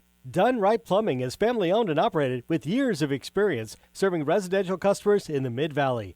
They take great pride in getting the job done right the first time. Done Right will respect you, your home, and the environment. The staff is proud to live and work in the Mid-Valley and support our local events. Call them at 503-364-2668. When you need plumbing, get her done right at Done Right Plumbing. That's Done, R-I-T-E, Plumbing. Do you have a tree problem on your property? R&R Tree Service has the answer. Whether it be stump grinding, trimming, pruning, or tree removal, R&R Tree Service has you covered. This family-owned tree care company, located in the heart of Salem, has been helping property owners in the Mid-Willamette Valley make the best tree care decisions. Call the friendly office staff at R&R Tree Service or visit them at rrtreeservice.com and sign up for a free bidder estimate. That's rrtreeservice.com. Your home for high school football, Ducks football, and Volcanoes baseball. 1430 KYKS. Salem is listening. And we're now back here in the bottom of the 6th inning. The Everett Aqua Sox, they still lead the Salem-Keizer Volcanoes by a score of 7-5. As Luis Cervello is back on the mound for Everett. He has thrown 44 pitches in 3 2/3 innings of relief as he is looking to throw his fourth. I'm getting that right. His 4th full inning of relief. As it looks like, I believe that is Juan Mercedes in the bullpen for the Aqua Sox. I may be wrong, though. Cervello will face off against the 6, 7, and 8 hitter, starting with the first baseman, Baker Mendoza. Cervello is allowed 44 pitches. He has thrown 44 pitches. The first pitch is a pop fly going into short left field. Hoover and Marlowe both the closest to get it, but it will be caught by the left fielder Marlowe for out number 1. And Mendoza is now 0 for 3. Here is the left fielder Quan Adkins, who is 1 for 2 with a 2-run home run in the 3rd inning. So it looks like that both the Eugene Emeralds and the Hillsboro Hops may outdo each other once again before they face off against each other tomorrow. As Eugene is leading Spokane 3-2 going into the top of the 7th, and the game between Tri-City and Hillsboro started a little late at 7:05. First pitch is a bunt that goes down the third base line and almost gets into the Aqua Sox dugout. Count will start off at 0-1. Quan Adkins is the last Aqua Sox, the last hitter to get a hit off of the Aqua Sox and to get a hit off of Luis Cervello after he got a 2-run home run into right field, which scored Harrison Freed. The 0-1 pitch is a fly ball foul past the third base side, and the count at 0-2. There is a pitcher in the bullpen for Everett. He's either going to be coming in for Cervello in this inning, or will be coming in the 7th inning. No balls, 2 strikes. Cervello in the stretch, wind up, and the 0-2 pitch is a fastball for ball 1. Cervello holding his leg up longer than usual before planting it. And the 1-2 pitch that is inside, 2 balls and 2 strikes on a curveball.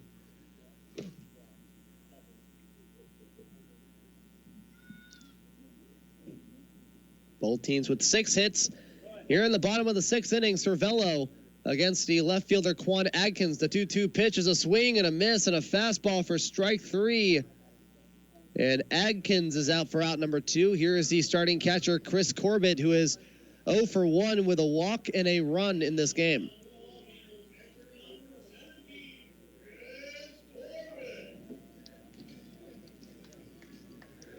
As Corbett will look to get his 3rd hit overall with the Volcanoes. He has 2 hits total, both of them being doubles. First pitch is a ball 1 and a fastball down and inside.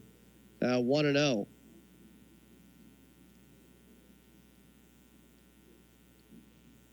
Cervello getting the sign from Carter Binns, the 1-0 pitch. That's another inside fastball. This one, 2 balls, no strikes. This one under the letters.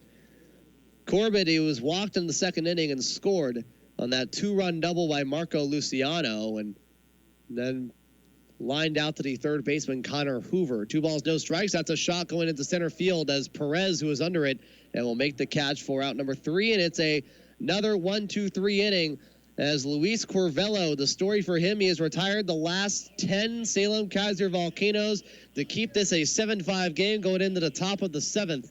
As Israel Cruz will go back onto the mound, he'll face off against Trent Tingelstad, Robert Perez, and Connor Hoover. You're listening to 1430 KYKN. Salem is listening. I know, you thought your local Domino's couldn't make the $5.99 Mix and Match special any more awesome, but yes, we did. Mix and match any 2 or more of the following: a medium 2-topping Domino's pizza, stuffed cheesy bread, 8-piece boneless chicken, pasta dish, an oven-baked sandwich, or our amazing new bread twist for only $5.99 each. And now you can make the pizza a large 2-topping for only $3 more. Mix and match as many of these delicious Domino's items as you'd like for only $5.99 each. And don't forget to make your pizza large for just $3 more. Order online at Domino's.com today. If you or someone you know is a veteran or currently serving in the military, then listen up. The Mid-Willamette Veteran Stand-Down is happening Tuesday, September 3rd at Chemeketa Community College from 8 a.m. to 4 p.m. This is a great opportunity for veterans and those currently serving to learn more about their VA benefits and other programs serving our heroes in the Mid-Willamette Valley. There will be medical and dental services, a resume workshop with job fair, on-site legal support, classes to help you balance your budget, as well as listening session hosted by the VA Portland Healthcare System on the new VA Mission Act program. You don't want to miss this year's Veteran Stand-Down. For more information about the stand-down, or if you want to volunteer, call the Salem Vet Center at 503-362-9911 and ask for Rosie. That's 503-362-9911.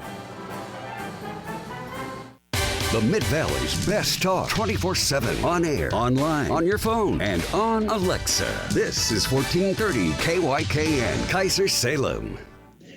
And we are now back here in the top of the 7th inning. Everett's Luis Cervello has retired the last 10 batters as it keeps the score a 7-5 lead for the Everett Aqua Sox over the Salem-Keizer Volcanoes. Israel Cruz is back on the mound. He'll face off against the middle of the order, starting with Trent Tingelstad, the starting right fielder, who was 1 for 3 with a single in the 3rd inning.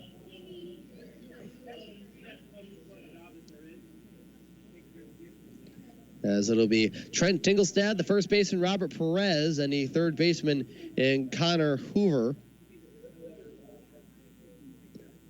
And the first pitch is a swing and a miss and a fastball for strike 1. As Cruz, he still has not allowed a hit against the Everett Aqua Sox this year. He left a runner on base as he hit a batter and it got into a fielder's choice. And the 0-1 pitch is a curveball inside at 1-1. That one under the knees, and Corbett had to field it inside. And the step back in the windup, Cruz in the 1-1. That is a slider that Cruz loses control of. That one going outside of the strike zone at a 2 balls and a strike.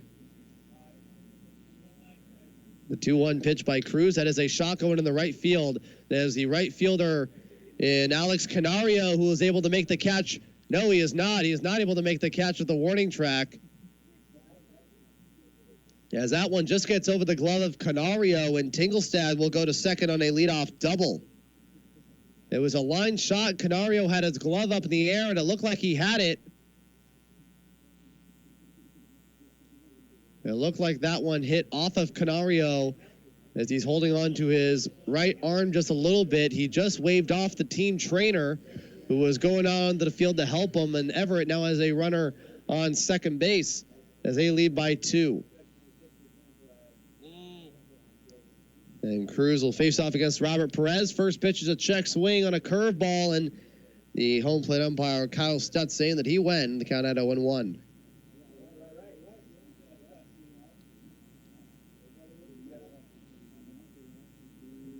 No balls and a strike. Israel Cruz trying to get the first out here in the top of the 7th, and the Aqua Sox, for the first time in a while, they have a runner in scoring position. They had a runner in scoring position in the 4th, as Perez is at the plate.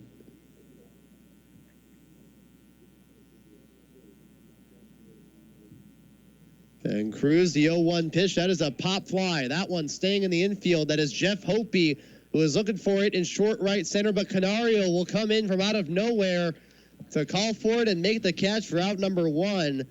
Hope looked like he had it, but Canario comes running in from right field, right behind Hope, yelling out that he got it, and he makes the catch. And that'll get him for the first out in the 7th. Here's the third baseman, Connor Hoover, who is still the only Aqua Sox player that has scored multiple runs here tonight. A timeout by the Volcanoes. And Chris Corbett going to talk to Cruz. As Norwood Cadino, 3 2/3 innings, he's allowed 4 hits, 1 earned run. He has walked 1 batter and has struck out 3 in his time on the mound. 3 2/3 innings of relief for Prelander Baroa. They wind up in the first pitch by Cruz to Connor Hoover as a swing and a miss for a strike 1. So far, none of the results for the rest of the games in the Northwest League are staying the same, with the exception of the Boise-Vancouver game. Boise had a 1-0 lead, but Vancouver just scored 3 runs in the bottom of the 4th as they currently lead 3-1. The 0-1 pitch is a chopper. That one fielded by Jeff Hope. Throws it to first baseman Mendoza, and it'll get Hoover out at first base. Trent Tinglestad will go to third, as I'll bring up the left fielder Cade Marlowe, who has gotten a base hit in his last 2 at-bats.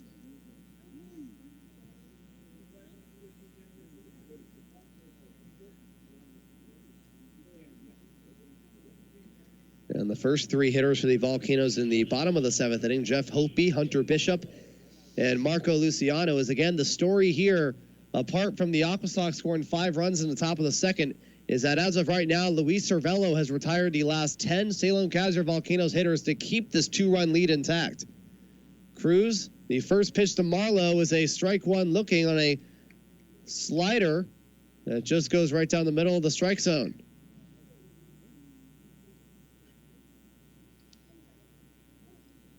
And the count will start at 0-1. 2 outs here in the 7th. The pitch from Cruz to Marlowe is a swing and a foul. That one, it goes under the knees, but Marlowe would still take a chance at it. It'll be a foul that'll hit the backstop.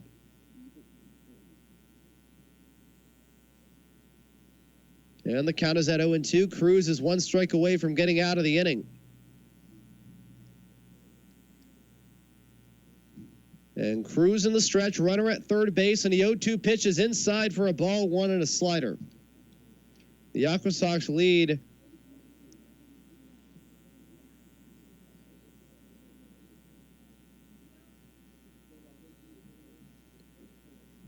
7-5, so they need all the insurance they could get before the Volcanoes could come back. The 1-2 pitch, that is a ball 2. That one is another slider inside. That one just getting under the knees, and a 2-2 count. Cade Marlowe is 2 for 2 with a couple of singles, a run, and an RBI. He knocked in the latest run for the Aqua Sox back in the 3rd, scoring Connor Hoover. 2 balls and 2 strikes. Cruz to wind up the pitch. That is a shot that is going to fall for a base hit, and Tinglestad's going to score from 3rd. And Everett has increased their lead by a score of 8-5. Cade Marlowe with another RBI single, as Everett has scored their first run of the game for both teams since the 3rd inning. And we now go to the number 8 hitter and the starting catcher, Carter Binns.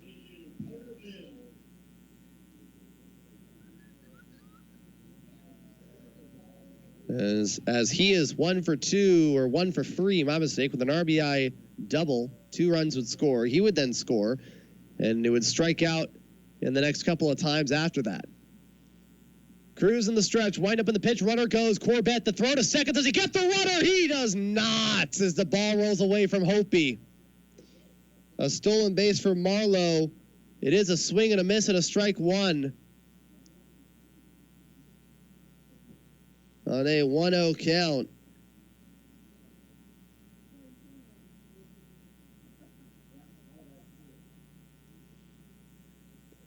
As Binns, after allowing that 2-run double, has struck out in his last couple of times up at the plate.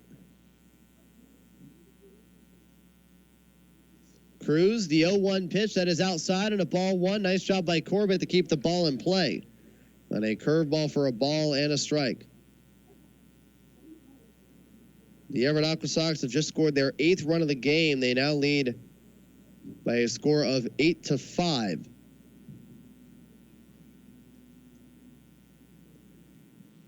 As the Volcanoes will be trailing by 3 going into the bottom of the 7th inning. 1 ball and 1 strike. Cruz with a runner at second base to 1-1 pitch. That is a strike 2 and a slider inside, and he's ahead of the count, a ball and 2 strikes.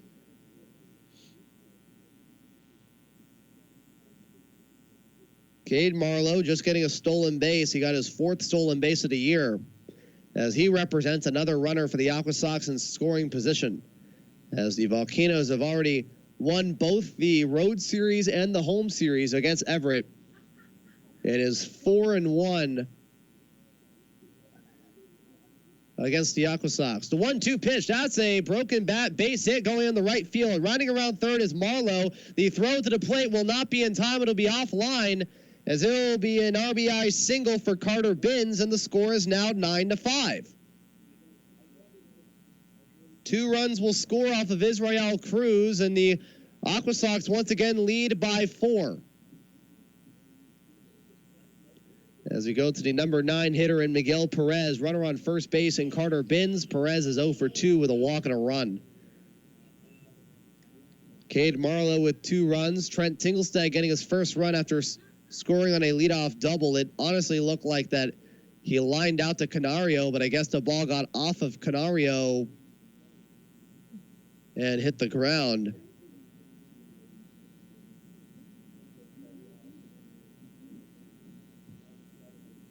As Cade Marlowe has a 3-hit night. Wind up on the first pitch by Cruz is a strike 1 looking.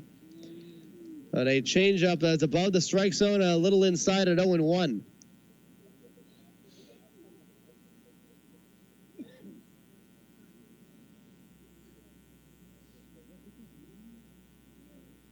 Cruz in the stretch. The windup and the 0-1 that is outside and a 1-1 count and a curveball down and low. And it goes under the knees of the 9-hitter Perez. Spokane currently trailing Eugene. They are 14-10. Tri-City, they are trailing Hillsborough. So if Everett can get the win here, they'll get one step closer to being back in the conversation for the second half title. And the 1-1 pitch is a ball 2 on a fastball outside. 2 balls and a strike. As it looks like there is someone in the bullpen who will possibly pitch for the Volcanoes in the 8th and 9th innings after Israel Cruz is done. 2 balls and a strike. Cruz against Miguel Perez, the windup and the pitch. That is a swing and a miss and a strike 2 and a fastball at 92 miles an hour. Right now, the 4th place team in the Northwest League North Division, Vancouver, they are 10-14. And they are leading the Boise Hawks by a score of 3-1 in the bottom of the 5th. Boise will be playing here starting tomorrow as we go back to division play. Cruz, runner on first base, ahead of the count. Another 2-strike count. The 2-2 pitch is inside and a fastball. Full count 3-2. Ever since he got the second out of the inning, Israel Cruz has pitched into 3 consecutive 2-strike counts now, the last 2 resulting in RBI singles.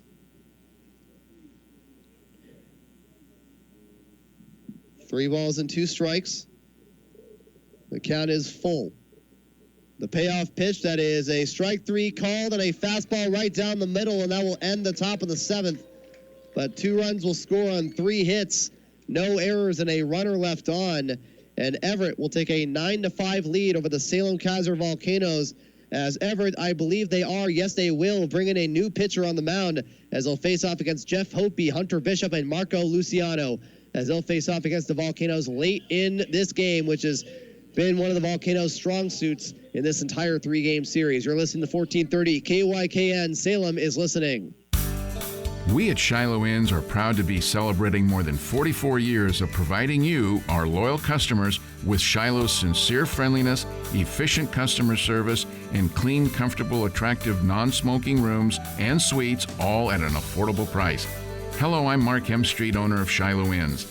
Our customers love our many free amenities like free Wi-Fi and free continental breakfast or hot, full, delicious breakfast at most Shiloh Inns, as well as our spas, steam, sauna rooms, exercise fitness facilities, and business centers.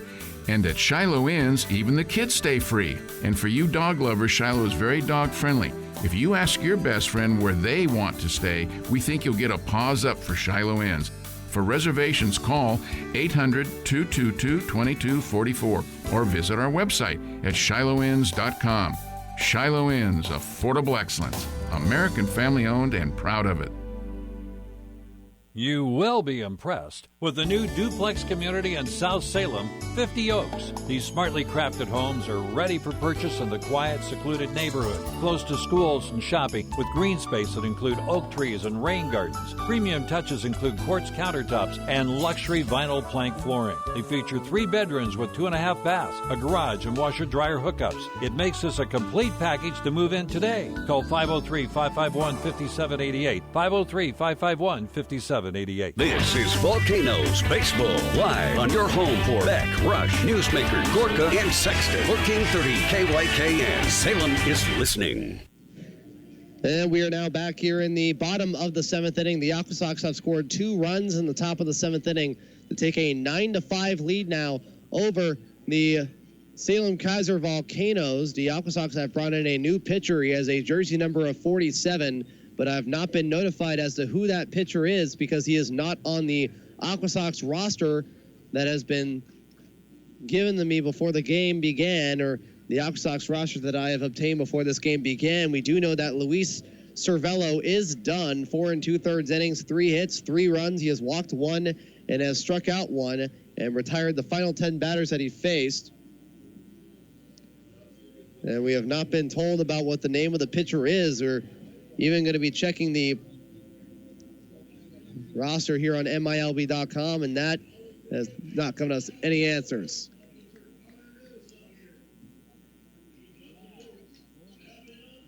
All we know is that he is a right-handed pitcher.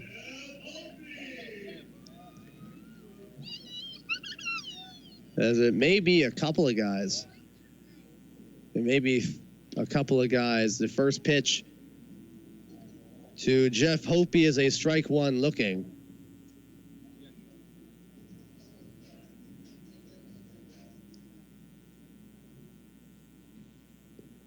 And the step back in the windup, the 0-1 pitch is outside and upstairs at 1-1. We're still trying to find the identity of this new pitcher here, as he is not on our roster.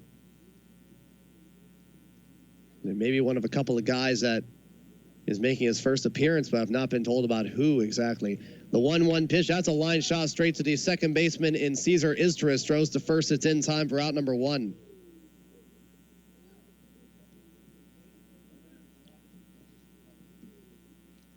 As we now go to the top of the order, and Hunter Bishop.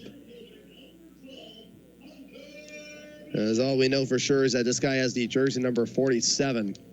And that is really all the information we have here. That's all the information that I'm able to obtain at this moment. It could be a few guys because that they are right-handed pitchers. It could be either Isaiah Campbell or Levi Stout, one of those two. But again, it is hard to tell from here. The Aqua Sox, they lead by 4.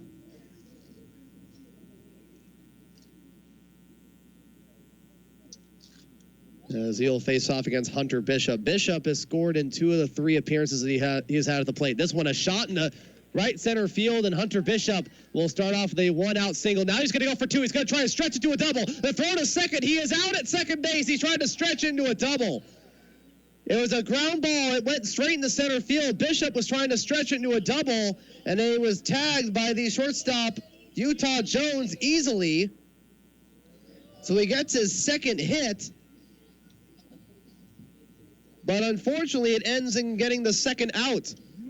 Hunter Bishop then immediately turned on the Jets after he saw that ball went into the outfield. It's hard to tell to see what exactly was crossing through his mind when he was trying to go to second. I understand that he's trying to help the team take the lead, but that's a bit of a stretch right there. First pitch is a curveball to Marco Luciano and a curveball for strike one. And the step back and the windup, the 0-1 pitch, that's a swing and a miss and a strike two. Everett taking a 9-5 lead in the top of the seventh. It will be a single for Hunter Bishop, but the bases will be empty. The step back on the windup and the 0-2 pitch, that is a fly ball. That one going into left center field. Marlowe and Perez are both under it, and it will be Perez who will call for it and will make the catch for the third out. That will end the seventh inning. No runs, a hit, no errors, and nobody left on at the end of 7. The score is Everett 9, Volcanoes 5. You're listening to 1430 KYKN. Salem is listening. Nature isn't the only force that can leave its mark, especially when you have a tractor built to help make your property your own. The Kubota BX80 series is ready to get any job done the way it should be done. Dig, mow, haul, and comfortably maneuver in tight spaces. There's almost nothing it can't help you do. The BX series, America's best-selling subcompact tractor. Kubota, shape your world. See Lynn Benton Tractor, just off Highway 34 and 99 East in Tangent, and online at lynnbentontractor.com. This is Walker Yates with I've Got Rocks in My Head, and we have a wonderful selection of stone beads, larger stone beads, and a selection of pearl Czechoslovakian glass beads. And these are wonderful additions to your collection and to your jewelry creation.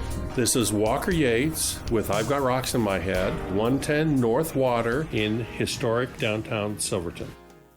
Hi, I'm Jaden. My husband Chris and I own Synergize Auto here in Dallas, Oregon. We always have a great selection of quality pre-owned vehicles and power sports, and you'll be working directly with us always. We are a non-pressuring, easy to work with, and family-owned company. We offer financing options, take trade-ins, and do consignments. See our inventory at synergizeauto.com. That's SYNERGIZE auto.com. Find us on Google to see what customers are saying. We're all about service and being a dealership you can trust. Don't miss Newsmakers with Brent DeHart and Dave Bourne. Weekdays at noon on the Mid-Valley's Best Talk, 1430 KYKN, Keizer, Salem.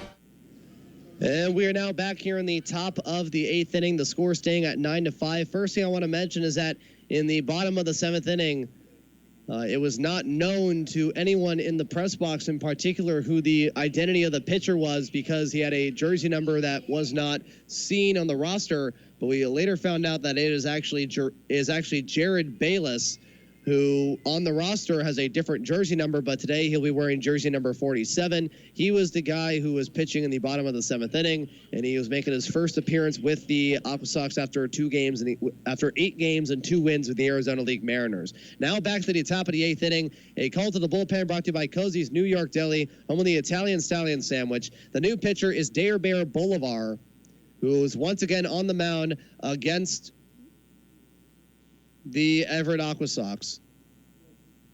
As Bolivar will start off against the top 3 hitters, Utah Jones, Cesar Istris, and Kevin Santa. Wind up in the first pitch. That is inside and a ball 1 and a fastball. Bolivar, the 23-year-old from Valenzuela, has not allowed a run since July 13th. First pitch is a ball 1.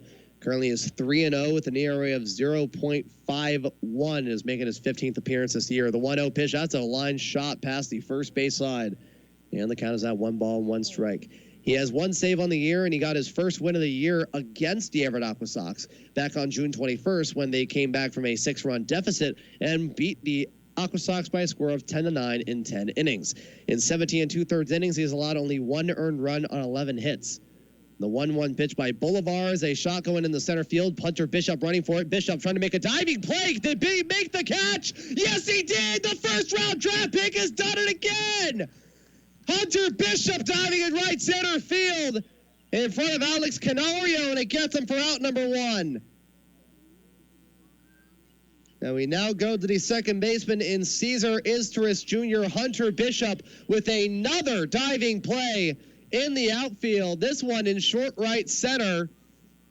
Timed the dive perfectly and is able to make the catch for out number 1. Here is the number 2 hitter, the second baseman, Cesar Izturis Jr., who is 1 for 3 with a 2-run single.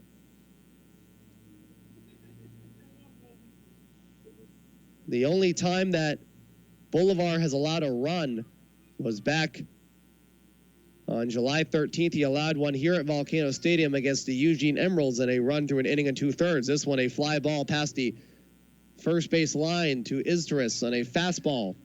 Goes above the belt, 0-1.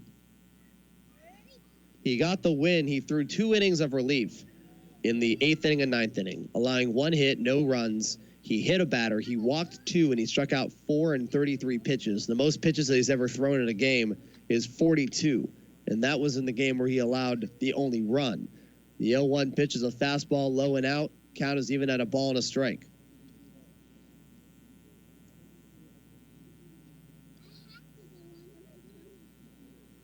And Bolivar, the windup and the 1-1 pitch. That is a ball 2. A nice spot by Bolivar, the left-handed pitcher.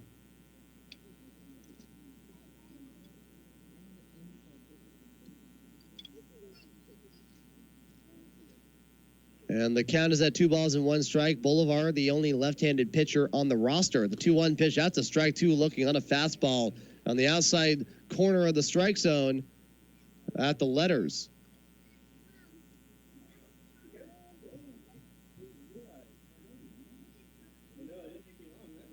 As Bolivar is ahead of the count, he has struck out 19 batters in 17 and 2/3 innings. The windup and the 2-2 pitch, that is a foul ball and a curveball straight back to the netting.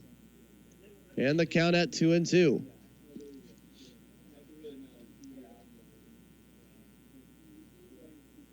As Bolivar trying to get out of the top of the 8th inning. Everett scored 2 runs in the previous inning that increased the lead from 7-5 to 9-5. Bolivar ahead of the count, getting the sign from Corbett. The windup and the 2-2 pitch. That's a chopper, a slow one. Fielded by the third baseman Aldretti. Throws to first, and he'll get him in time. No, he didn't. Wait, how did he get safe? Aldretti, he made an amazing throw, but I guess he didn't have enough time to make the throw after the ball got into the glove. It looked like the ball was snow-coned into the glove of Aldretti as he fields it. And the throw to first, it was very close. But Cesar Izturis Jr. will beat the throw and will get his second base hit of the night on an infield single, as that will be the 10th hit for the Aqua Sox here in tonight's game, and the second one for Cesar Izturis Jr. Here is the designated hitter in Kevin Santa, who is 1 for 4 with a single in the 4th inning. Wind up in the first pitch, that is upstairs, and a fastball, ball 1.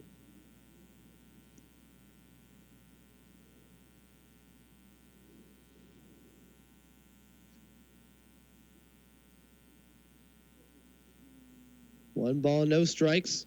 Runner on first base in Izturis. That was a very well-hit, placed. It was a very tough chopper to field. It was a very nice throw by Carter Aldretti, but he's not able to make the play. And the 1-0 pitch is a fastball that just gets in the corner at 1-1.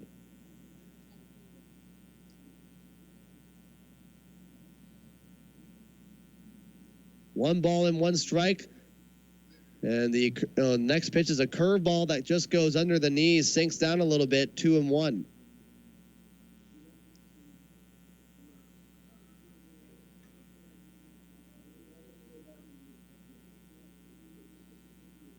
As Dare Bear Bolivar trying to get out of the top of the 8th inning unscathed, 2 balls and a strike. Wind up in the pitch, that's a fly ball foul past the third base side. And he's ahead of the count at 2-2.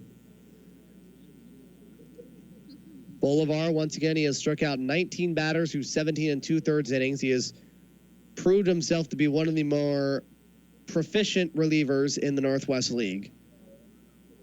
And has definitely shown right here as a reliever, he has allowed only 1 run, 1 earned run in 17 and 2/3. Throw to first is not in time. He allowed an earned run when he's pitching against Eugene, and he allowed an unearned run in an inning against the Boise Hawks back on July 21st. And in that game, I believe that was the one where the Volcanoes officially clinched the first half division title. And it was. And the 2-2 pitch is a curveball that goes low again, and the count is full at 3-2. So the Volcanoes will be playing the next 3 games here in this homestand against the Boise Hawks. And the official rotation, Connor Nurse will be pitching here, looking for his first win against Boise, Jeffrey Okando. And the payoff pitch, that is a swing and a foul on a fastball, and Kevin Santa gets a piece of it, and the count is at 3-2. It'll be a righty versus righty matchup for all 3 games. As tomorrow on August 20th will be Connor Nurse versus Jeffrey Okando. It'll be Kervin Castro versus Micah Casor, or however I pronounce it. I'm going to get corrected when the day comes. And Travis Perry versus Will Etheridge. The payoff pitch is a ball 4 on a fastball that just misses outside above the knees. And Everett will have runners on first and second base. Still 1 out here as Bolivar faces off against the right fielder Trent Tingelstad, who hit what looked like a line out to the right fielder Canario, but instead would get off of Canario. And from the looks of it, the ball was hit off of Canario, and Tingelstad will hit a double. And the only piece of evidence that I could find of where it could actually hit him from around here in the press box was that he waved off the trainer shortly afterwards. First pitch is a strike 1 looking to Tingelstad. It was 2 for 4 with a double and a run. Bolivar getting the sign from Chris Corbett. Runners on first and second with 1 out. Bolivar, the windup and the pitch. That is outside and a curveball for an even 1-1 count. And while the Volcanoes will be playing 3 games here at Volcano Stadium to finish off easily the last big homestead here in the 2019 season, the Everett Aqua Sox will be playing 3 games at Spokane, or not at Spokane, but against Spokane at Everett Memorial Stadium, and will start their last big homestead of the year. They'll play 7 games at home from the 20th to the 26th. 3 games against Spokane and 4 games against Eugene in interleague play. And the windup and the 1-1 by Bolivar, that is a strike 2 looking on a backdoor fastball that just gets above the knees. And so the Volcanoes, they'll play 3 games here against Boise, then 4 games at Vancouver for their final piece of interleague play before taking a break on August 27th. Bolivar, the 1-2 pitch. That's a shot going to the right field. Canario, he will make the catch as the runners will stay on first and second base. They'll get him for the second out. Here's the first baseman, Robert Perez, who is not 0 for 3. He's 0 for 2 with a walk in the second inning, got hit by a pitch in the third, and flew out a couple of times to the center fielder, Hunter Bishop, and the right fielder, Alex Canario. So the Volcanoes will play 3 games against Boise after today. They'll play 4 games at Vancouver at Nat Bailey Stadium. They'll take a day off on the 27th, and then they'll play 6 games in a quote-unquote home-and-home series, 4 games on the road against Eugene, and then the final 2 at home against the Emeralds to finish off the year. First pitch is a ball 1 on a fastball above the strike zone, above the letters. And for the Volcanoes, for them, it would be 3 straight home games because the final 2 regular season games would play against Eugene. Or my mistake. No, it would still stay 2 straight. I was thinking, the game 1's going to be at home. No, that's not true. And the 1-0 pitch is a fastball. That is a blooper foul on the opposite field.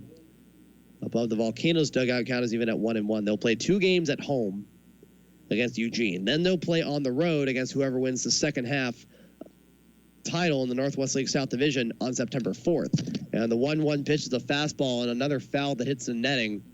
And the count is a ball and 2 strikes. Bolivar with a chance to get out of the inning. His ERA now down to 0.49. Infield shifting a little bit. Mendoza away from the first base bag. Hope's the closest to the bag, but he's in right center. Luciano's in short left field, and Aldretti is also in short left field, but he's closest to the bag. The 1-2 pitch is a ball 2 and a curveball as Cesar Istris Jr. will steal third base. He gets his 9th stolen base of the season, as there will be runners on the corners for the Everett Aqua Sox as Bolivar is 1 strike away from getting out of the top of the 8th inning. An ERA now of 0.49 here in the top of the 8th inning. Well, for the Everett Aqua Sox, during that same stretch of time, they'll play 7 games at home. 3 against Spokane, 4 against Eugene to finish off interleague play for them. And finally, they'll play 3 games on the road at Spokane, then 3 games at home against Vancouver to finish off their season. The 2-2 pitch, that's a swing and a miss and a strike 3 on a slider. Corbett throwing the first, and he'll get him out for the third out in the 8th inning. Istris, he started running from third after Corbett released the ball, but it will not mean anything. No runs on a hit, no errors, and 2 runners left on. Boulevard bringing his ERA down considerably, going into the bottom of the 8th inning, as it'll be Jared Bayless who will be on the mound against Canario, Aldretti, and Freed to try and keep this 4-run lead. You're listening to 1430 KYKN. Salem is listening. Babe, wake up. Babe. Oh no, the room's on fire. Woo, woo. It's an alien invasion. Pew, pew. I guess I'll just eat this Egg McMuffin. Huh? Is there another one? Or... Wake up breakfast at McDonald's. Mix and match 2 classics for $5. Choose from an Egg McMuffin or a Sausage McMuffin with egg, each made with real butter and a freshly cracked egg. Price and participation may vary. Cannot be combined with any other offer or combo meal. Limited time offer. Single item at regular price.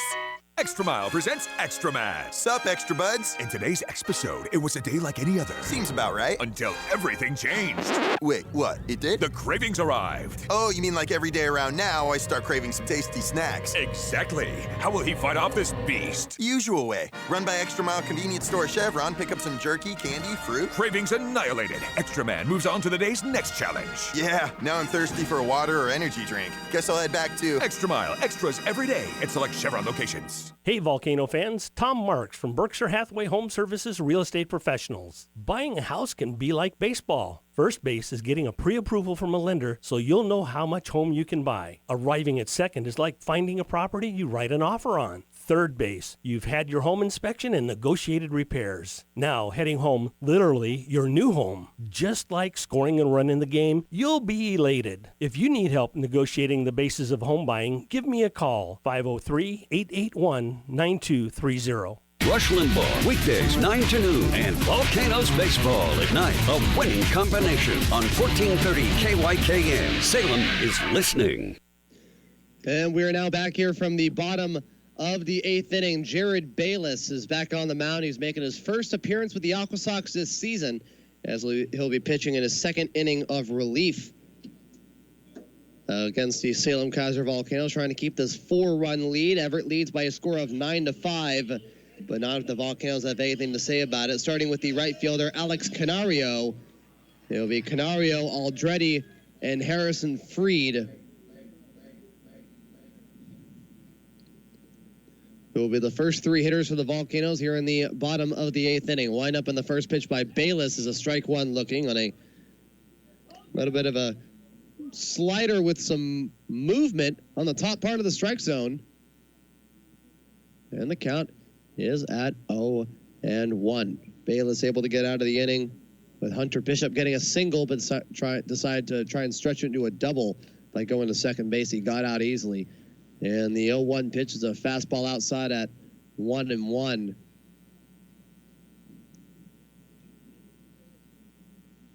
As Jared Bayless making his first appearance, a 1-1 pitch, pop fly. This one going over the netting of the Volcanoes dugout 1-2. Bayless, the 22-year-old out of Texarkana, Texas, was drafted in the 33rd round of the 2019 draft out of Dallas Baptist.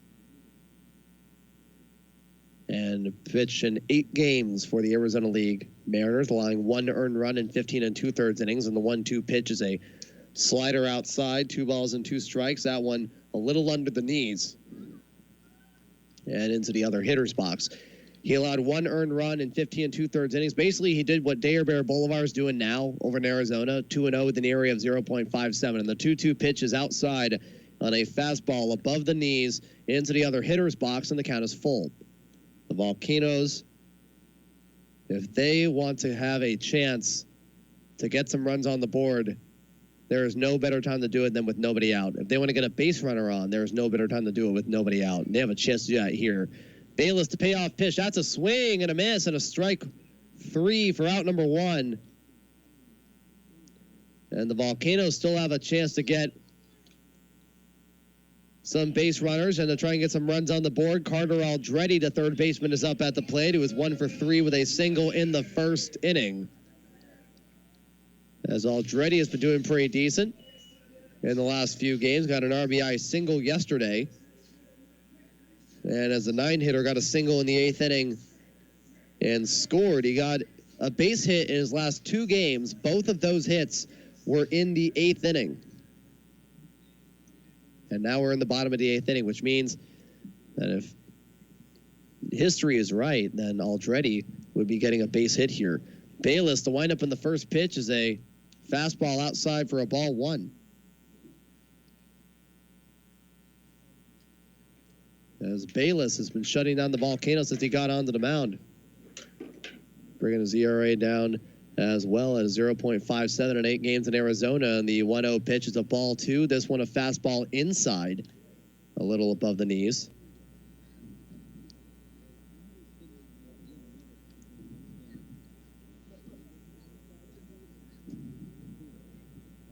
On a 2-0 count. And Bayless, the windup and the 2-0 pitch, that's a fly ball, that's a foul. And the count at 2 balls and 1 strike. So the Everett Aqua Sox is really the only team out of these 2 that really needs to fight to keep their hopes alive for a postseason. The Volcanoes, of course, they already won the first half in the Northwest League South Division. The Everett Aqua Sox are currently 3rd place, and they have a lot of baseball left, and they're trailing by 3 games over the Spokane Indians and 2 games over the Tri-City Dust Devils. So if they are able to cut that deficit down before they play against Spokane, that would be huge. Oh boy, the 2-1 pitch is a fastball inside for ball 3. That one was right near the face of Carter Aldretti. Fortunately, he moves out of the way, and the count is at 3 balls and a strike. So Everett is 3 games back of Spokane. And Spokane already won the first half of the title, which means that they're 2 games behind of Tri-City. The 3-1 pitch is a strike 2 looking on a fastball that just hits the bottom part of the strike zone, goes under the knees, and Jared Bayless is facing off against another full count at 3-2.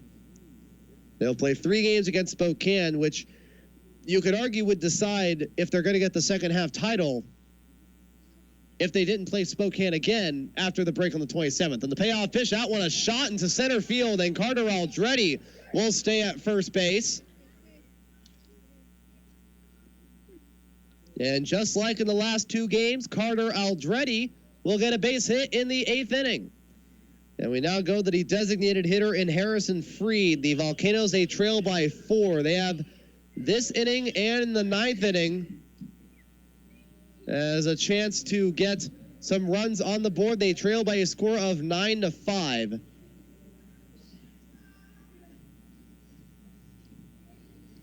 As that is the 8th hit for the Volcanoes tonight. Harrison Freed 1 for 2 with an RBI single, a walk, and a run tonight.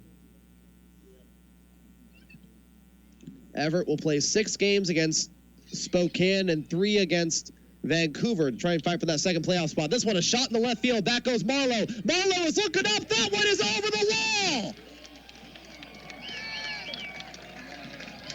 Numero 5 para Harrison Freed, and the Volcanoes cut the lead again. A 2-run home run by Harrison Freed, which scores Carter Aldretti off of Jared Bayless, and the score is now 9-7. And the Volcanoes cut the lead again. It is still with 1 out. Everett leading 9-7. And we now go to Baker Mendoza, who's looking for his first hit of the night.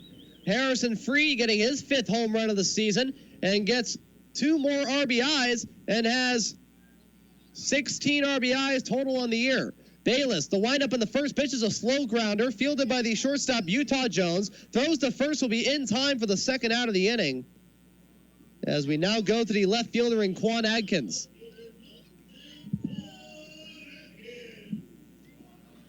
As Adkins looks to extend the bottom of the 8th inning. The score now, Everett 9, Volcanoes 7. The Volcanoes are looking for the sweep. As Adkins is 1 for 3 with that 2-run home run in the 3rd inning. You step back in the windup. Bayless in the first pitch is a strike one, looking on a fastball down and inside. Adkins struck out swinging on a full count. He hit a 2-run home run over the wall in right field and struck out in a 2-2 count in the fifth. As Bayless allows 2 earned runs. The 0-1 pitch is a ball one and a fastball outside above the knees, but it gets into the other hitter's box, and it's a 1-1 count that a left-handed hitter Adkins.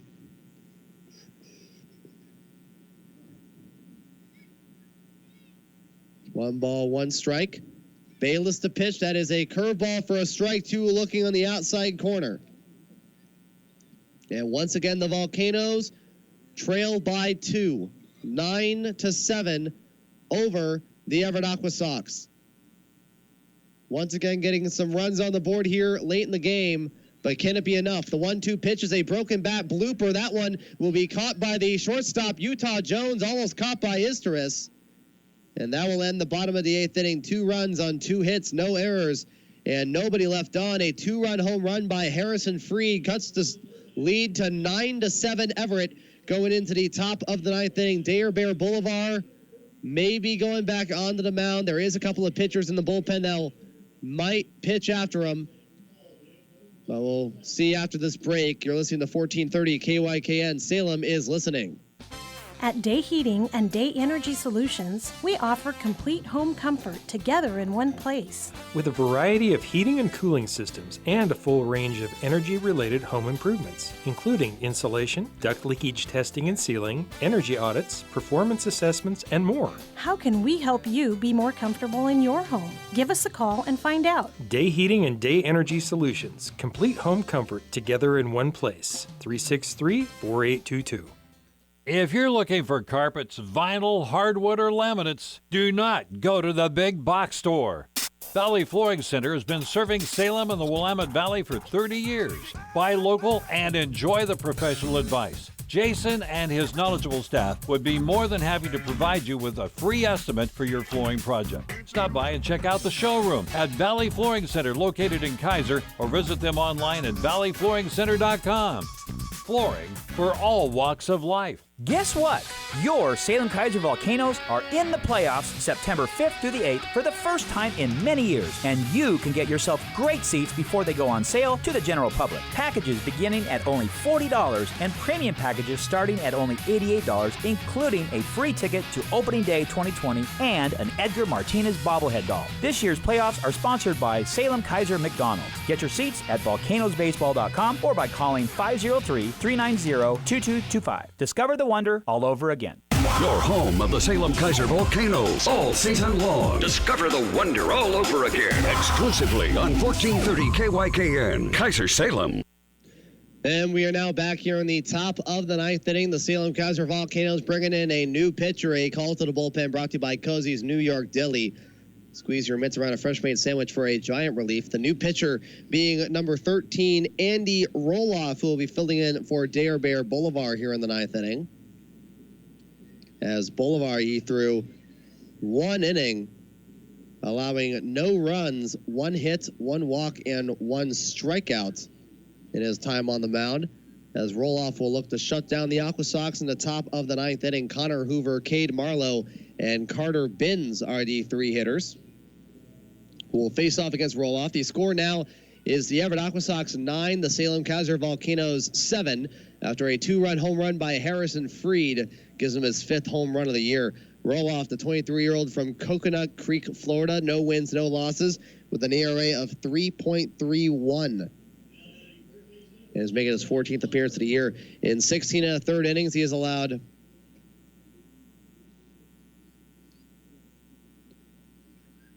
6 earned runs, walking 7, and striking out 17, and has held opponents to a batting average under 200 at 197. The first pitch from Roloff to Connor Hoover is a ball 1 outside.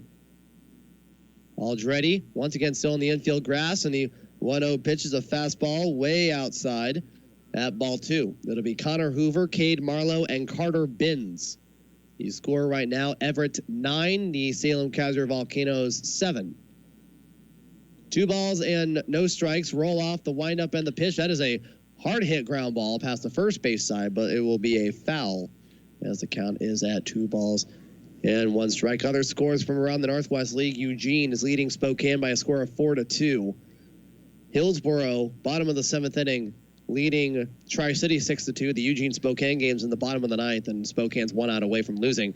And Vancouver has just increased their lead to Boise by a score of 6-1. The 2-1 pitch is a fastball outside for a ball 3. Boise in the top of the 7th. They have nobody out with runners on first and second, so they may be threatening here against Gage Berlin for Vancouver. 3-1 strike. The pitch, that is a strike 2, and Hoover immediately facing the other direction, as that may be a reaction to that he could have swung at it. But the count is now full at 3-2. And Roloff, the windup and the payoff pitch. That is a fly ball. That will go in the left field. Adkins going back for it. Adkins making the catch, running towards the wall and getting into the warning track. Quan Adkins, this point in the game, that is an incredible catch. He underestimated how far that ball was going to go. It started running towards the warning track. He reached with his arm out to get the ball, and the ball got in the glove for out number 1 here in the top of the 9th inning. Here is the left fielder, Cade Marlowe, who is the player of the game so far, one of the top players of the game so far on the Aqua Sox side, as he is 3 for 3. He entered today with a batting average under 270. I wouldn't be surprised if he has a batting average over 300 now. First pitch by Roloff outside on a fastball for ball 1. He was walked in the 2nd inning, got an RBI single in the 3rd, a single in the 5th, and an RBI single in the 7th. In a very high-scoring game from both sides. 1 ball, no strikes. Roloff, the windup and the pitch. That is a strike 1 looking on a fastball down and low under the knees. Marlowe with a batting average now of 283. He entered today with a batting average of 270, which was the highest batting average of any Aqua Sox hitter in the lineup, of any of the hitters in the lineup tonight.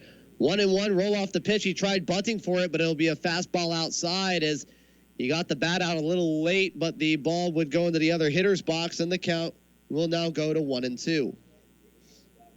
Cade Marlowe with a couple of RBIs. Carter Binns with 3 RBIs. And Cesar Istris Jr. with 3 RBIs. And the 2-1, or my mistake, the 1-2 pitch is a foul chopper on a fastball roll-off pushing 93, 94 miles an hour throughout his time on the mound.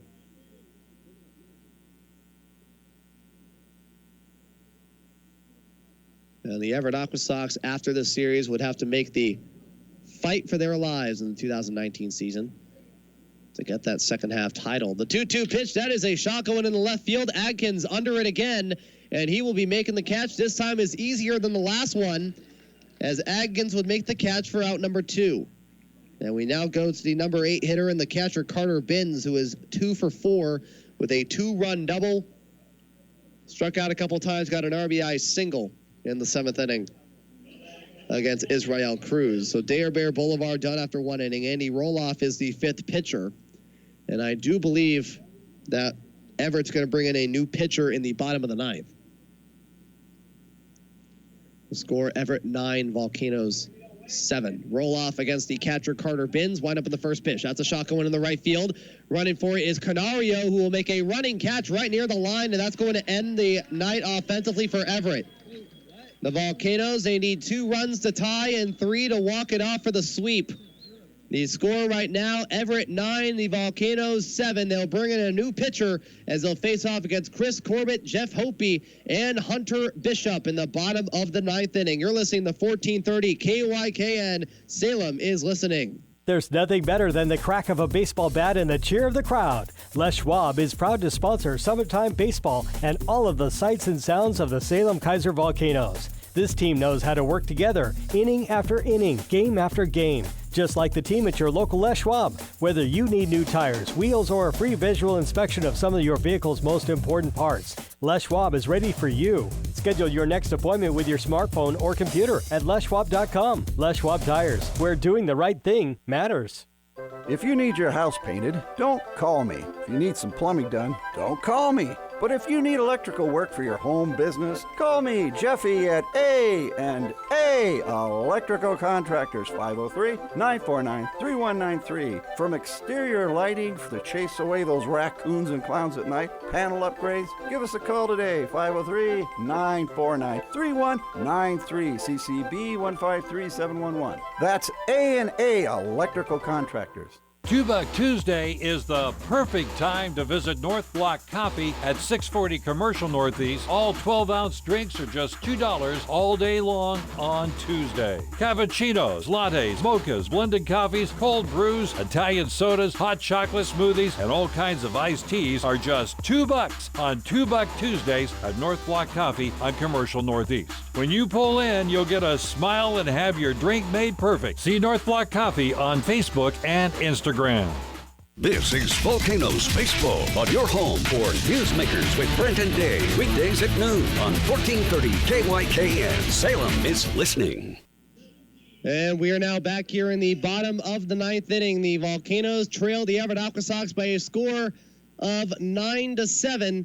Everett's bringing in a new pitcher in number 10, Travis Kuhn, a 21-year-old from Laguna Hills, California, making his first appearance since August 16th, just a few days ago. He is 5-1 with an ERA of 4.19 in 14 games. He's making his 15th appearance. He has 3 saves on the year, and he'll start off against Chris Corbett. First pitch is inside and a ball 1 on a fastball. Then it'll be a timeout already. Carter Binns is walking up to talk to Kuhn. First pitch was a fastball inside under the letters. Almost hits Corbett for a ball 1. So the Volcanoes, they trail by 2 with a score of 9-7. Harrison Freed hit 2 home runs in the bottom of, or Harrison Freed hit a 2-run home run in the bottom of the 8th inning, which also scored Carter Aldretti, as both Harrison Freed and Hunter Bishop are the 2 players that scored multiple runs here tonight. The 1-0 pitch, that is outside, ball 2 and a fastball.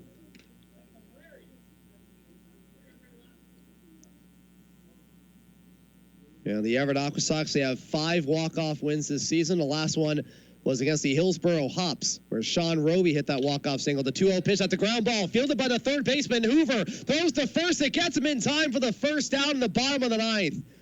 That was a well-hit ground ball, fielded right near the line by Hoover, and he'll throw out Chris Corbett for out number 1. And now here is the left fielder, Jeff Hope. Travis Kuhn, he has gotten a win in 3 of his last 4 starts. He hasn't gotten a save since July 26, as he's looking for his 4th save of the year. That was a very well-hit ground ball down the third base line, almost down the third base line. But Hoover, clearly with ice in his veins, is able to make the play for the first out in the bottom of the 9th. First pitch is a ball 1 on a fastball outside, a little under the letters. Hope yet to have a base hit, as he flew out to the center fielder, and Miguel Perez popped out to the shortstop, Utah Jones, grounded out to Cesar Istris, the second baseman, and the 1-0 pitch is a fastball low for a ball 2, another 2-0 count for Kuhn. As it was Corbett, Hope, and Hunter Bishop. 2 balls, no strikes. 1 out here in the 9th, and Kuhn the pitch, ball 3. Hunter Bishop, there's a couple of times where he has shown his power.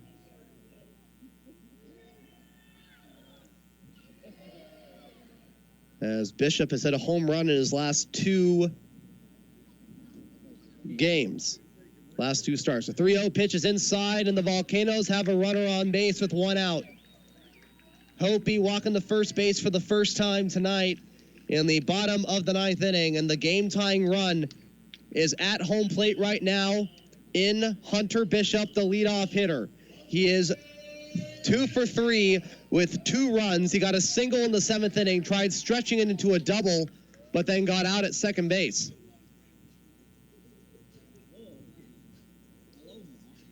One out in the bottom of the 9th. Kuhn has allowed 1 home run during his time. First pitch is a ball 1 in the outside corner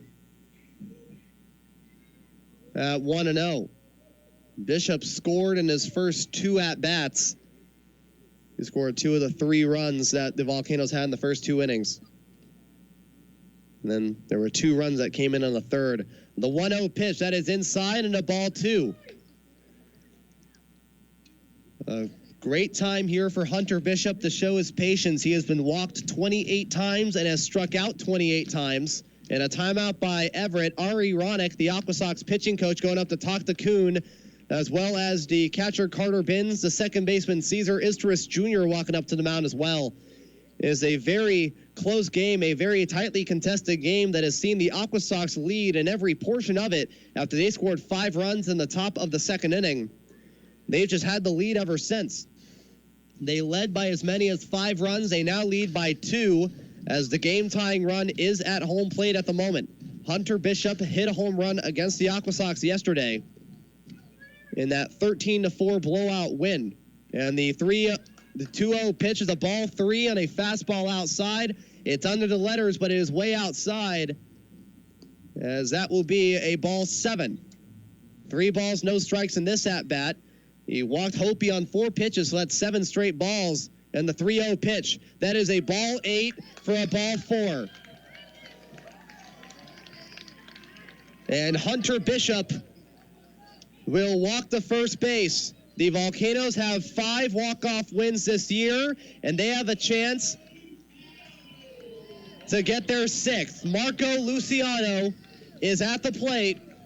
He is 1 for 4 with a 2-run double in the second inning, 1 out in the bottom of the 9th. And Travis Kuhn on the mound for the Everett Aqua Sox. Kuhn, the windup and the pitch. That is a swing and a miss and a fastball inside for strike 1. A base hit could give the Volcanoes their 8th run and maybe even tie the game. You have Hoover right near the line, going to prevent any baseball from going down there. And the 0-1 pitch is a foul ball. It'll be a chopper towards the Aqua Sox dugout down the third base side. It's 0-2. You have Connor Hoover, who's right near the third base side. He's trying to prevent any balls from going down there. And you have Robert Perez at first base, who's a little more relaxed. You also have the gap in right center, more open than left center. So if he can get a ball over the head of Istris in the right center field, there's a chance this may be a tie ball game. And the 0-2 pitch is a ball 1. And a 1-2 count. That one on a changeup inside. That one just under the letters at 1-2. Travis Kuhn, 5 wins on the year with an ERA of 4.19. He's allowed 9 earned runs and 19 and a third. The 1-2 pitch, that's a swing and a miss, and he gets Luciano swinging. And now we have the starting right fielder, Alex Canario. The last hope for the Volcanoes here. He is 1 for 4 with a single in the second inning. The Aqua Sox lead 9-7, and Canario has a chance to maybe even tie the game up here. He has also struck out 22 batters in 19 and a third. He has now struck out 23 batters in 20 full. First pitch is inside and a slider for ball 1. Carter Aldretti is on deck.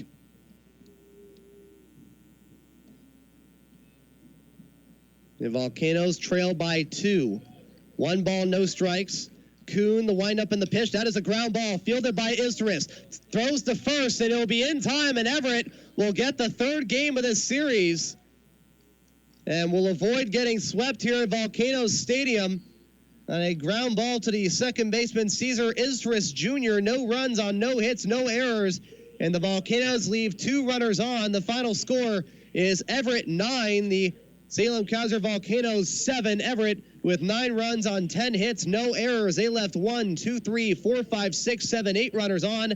While for the Volcanoes, they left 7 runners on base. They had 9 hits, no errors, and they left 1, 2, 3, 4, 5 runners on. We're going to take a break here for Salem-Keizer Volcano postgame. You're listening to 1430 KYKN. Salem is listening. If you have an accident in your car or truck, go to Jackson's Body Shop and you'll be well taken care of. This 3rd-generation family business has repaired thousands of vehicles right here in Salem. The Jackson team brings you the best of both worlds. They have an excellent working relationship with insurance companies, but they are your advocate when notifying the insurance adjuster what your vehicle needs to get back to its prior condition, not what you can get by with. Jackson's Body Shop on Silverton Road. Jackson'sAutobody.com. Jackson'sAutobody.com. Hey, KYKN fans, are you listening? Tom Marks, your residential real estate specialist from Berkshire Hathaway Home Services Real Estate Professionals. Are you thinking about buying, selling, or investing in real estate? If you'd like to give me a call at 503-881-9230, I'll meet with you and listen to your real estate goals. We'll call it a job interview. If you like me and what I offer, we can do business together.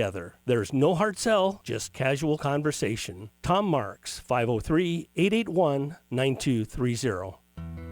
August is here and you look around your yard, you have just one or two more spots to fill to make it complete. 13th Street Nursery is here for you. Whether it's an evergreen or a beautiful tree that will provide amazing colors before the leaves drop, stop in and find the tree or shrub that's just right. If you're thinking about gardening indoors this fall and winter, our indoor plant selection is hard to find anywhere else. Find us on Facebook or on the web at 13thstreetnursery.net. That's 13th Street Nursery. Now let's create something beautiful together.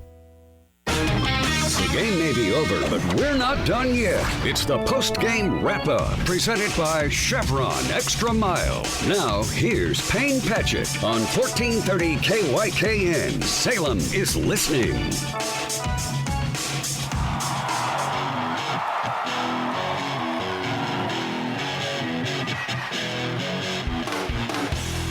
And we are now back here from Volcano Stadium in Keizer, Oregon. The Salem-Keizer Volcanoes dropped the third and final game of this three-game series by a final score of 9-7 over the Everett Aqua Sox, as both the Volcanoes and Everett will go their separate ways here for the rest of the season. The Volcanoes looking to get better before playoff time, while the Everett Aqua Sox trying to get better so they can get back into the playoffs. Final score, Everett 9 runs, 10 hits, no errors. They left 8 runners on. The Volcanoes 7 runs on 9 hits, no errors, and they left 5 runners on. The winning pitcher, Luis Cervello, with a 1-0 record. Prelander Baroa getting his first loss at 0-1. Travis Kuhn getting his 4th save of the season in a game that lasted 3 hours and 12 minutes, had an attendance of 1,959 people. The Everett Aqua Sox going up, getting their 30th win of the season at 30-33, and a second-half record now of 12-13, as they will most likely stay in third place in the Northwest League North Division, while the Salem-Keizer Volcanoes go back down before starting division play. They have a second half record of 11-14 and an overall record of 37-26 before they start their 3-game series against the Boise Hawks. And the Salem-Keizer Volcanoes playing 3 games at Boise to finish off the 6-game homestead, while the Everett Aqua Sox will start off a 7-game homestead starting tomorrow with 3 games against Spokane and 4 against Eugene, while the Volcanoes will have 3 games here against Boise on August 20th, 21st, and 22nd. And we'll have 4 games on the road against the Vancouver Canadians. As what it looks like right now, the Volcanoes, they will stay in third place with an 11-14 record. As we are now getting updates from around the Northwest League, this is the first game here tonight that is actually done, as the game between Eugene and Spokane is going in the extra inning. Spokane scored 2 runs in the bottom of the 9th inning. And in the top of the 8th inning, Hillsboro is leading Tri-City by a score of 6-2. Slowly but surely, the Dust Devils, they are trying to get back into this game after allowing all 6 runs in the first 2 innings. While in the bottom of the 7th inning, Vancouver leads Boise by a score of 6-3. Boise and trying to get their 10th second-half win. They currently have an overall record of 24-38 as well, as they're trying to get another road win on their part, as they have 5 road wins on the season. They're 5-22 on the year. So the Volcanoes, they start off trailing 1-0 in the top of the 1st inning after a hit by pitch by Utah Jones, a wild pitch by the starting pitcher Prelander Baroa would move him from 1st to 3rd, and an RBI ground out by Cesar Istris Jr. would score him. It makes it 1-0. The Volcanoes would tie him up on an RBI single by Harrison Freed, which would score Hunter Bishop and would tie the game at 1 at the end of the 1st inning. But in the top of the 2nd, this is when everything really changed. A 5-run 2nd inning propelled this game 5 runs would come in, a 2-run double by Carter Binns, an RBI ground out by Utah Jones, and a 2-run single by Isdris Jr. makes the score 6-1. The Volcanoes would score 2 runs in the bottom of the second on a 2-run double by Marco Luciano to make it 6-3. The Aqua Sox would respond with an RBI single by Cade Marlowe that scored Connor Hoover that made it 7-3, and the Volcanoes made it 7-5 for the longest time after a 2-run home run by Quan Adkins over the wall in right field. And that's what the score was until the top of the 7th inning when Everett scored 2 runs on an RBI single by Cade Marlowe and an RBI single by Carter Binns, made the score 9-5. But in the bottom of the 8th inning, Harrison Freed will hit his 5th home run of the year. A 2-run shot over the wall in left field, and it made the final score Everett's 9, the Volcanoes 7. Again, the Aqua Sox, their 30th win, and they are one step closer to try and get that Northwest League North Division title. They'll play against Spokane 6 more times for the rest of the year, and it would possibly be in that series. They won't play Tri-City for the rest of the year, but when it comes to Spokane, it will be in those 6 games where the Aqua Sox will have a really good chance of getting that second half division title to get past Tri-City and to get away from Vancouver. While for Salem-Keizer, they're 11-14. They are just basically watching Eugene and Hillsborough unfold as both those games are still going on. It looks like both of those teams might win, or so it may seem. Hillsborough leading Tri-City 6-2, but the game right now between Eugene and Spokane is tied at 4 in the bottom of the 10th. So there's a chance that Hillsborough may be a game ahead of the Emeralds before they even play against each other starting tomorrow. All 4 teams getting into new series starting tomorrow, new 3-game series. Again, all 3 games that are going on at this moment in the Northwest League, all 3 games are still going on.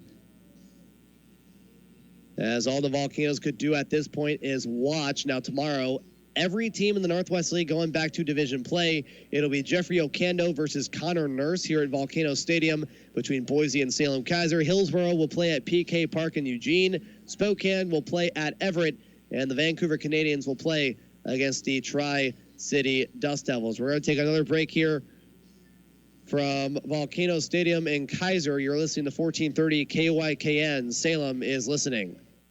That's not all. When a Boone Ridge senior community resident is telling a friend about all the wonderful amenities at Boone Ridge, it's because the list is endless. Things like open restaurant-style dining with made-to-order meals. How about a bistro and wine bar? A full schedule of planned events and activities. You will truly experience extraordinary at Boone Ridge Senior Community in South Salem. For more information, go to BooneRidgeSeniorLiving.com and schedule a tour at Boone Ridge. At Boone Ridge, you will experience extraordinary. You need to change your oil, so don't put it off. Go to First Lube Plus and get their $34.99 oil change for only $24.99. Mention the Volcanoes and you save $10. You'll get a smile from your tech and excellent service. There's no hassle or pushy sales guy to deal with. They just want to change your oil and keep your vehicle running great. The Volcanoes $24.99 special just makes your experience even better. First Lube Plus is downtown at 615 Liberty. They're also an authorized U-Haul rental outlet. It's First Lube Plus in downtown Salem. Hi, this is Michelle at Copycats, located in West Salem, McMinnville, and Keizer. We are much more than a full-service copy center. While we have the latest technology in self-service and full-service copy machines, we also offer an amazing array of printing and binding options. Color copying, offset printing, process color printing, laser engraving, and a full-color poster. We do it all. Copycats offers high-quality products and services in addition to printing and copying, such as trophies, awards, signs, banners, business forms, and invitations. We also stock hundreds of different papers, from elegant stationery stock to suit every taste. So let Copycats of West Salem, McMinnville, and Keizer take care of you. Find us online at copycatsnw.com. At Copycats, our cats are paper trained.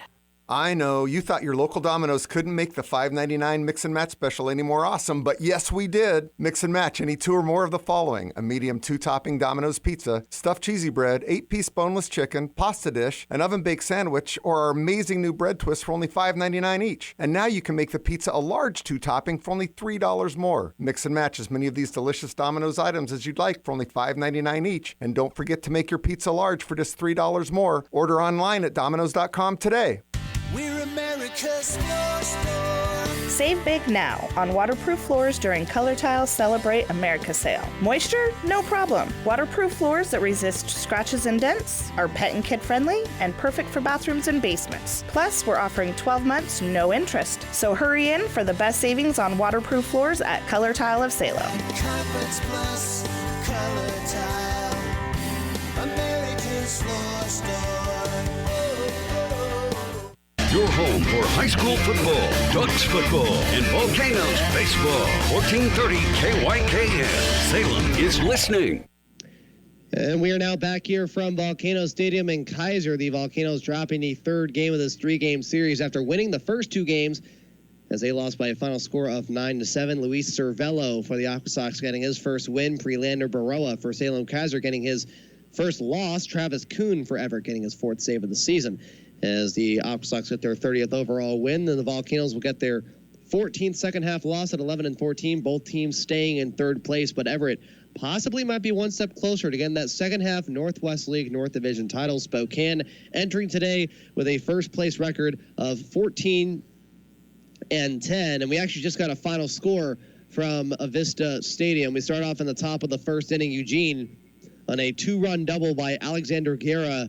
It makes it 2-0. Top of the third, they make it 3-0 on a solo home run by Guerra, who not entering the Spokane series, but I remember when he first came in the lineup before our series against them, he only had 1 hit, and now he is just straight up raking at the plate against Spokane. Bottom of the third inning, Spokane would cut that lead down to 3-2 after an RBI single by Derwin Barreto and an RBI single by David Garcia. Top of the 8th inning, Guerra is at it again. He's a one-man show up at Spokane.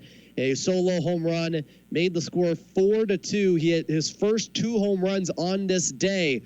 But in the bottom of the 9th inning, Christian Ainoa hits a game-tying 2-run home run. And in the bottom of the 10th inning, Luis Asuncion with a walk-off single to center field, scoring Derwin Barreto. Eugene loses. Hillsboro looks like they're one step closer to winning,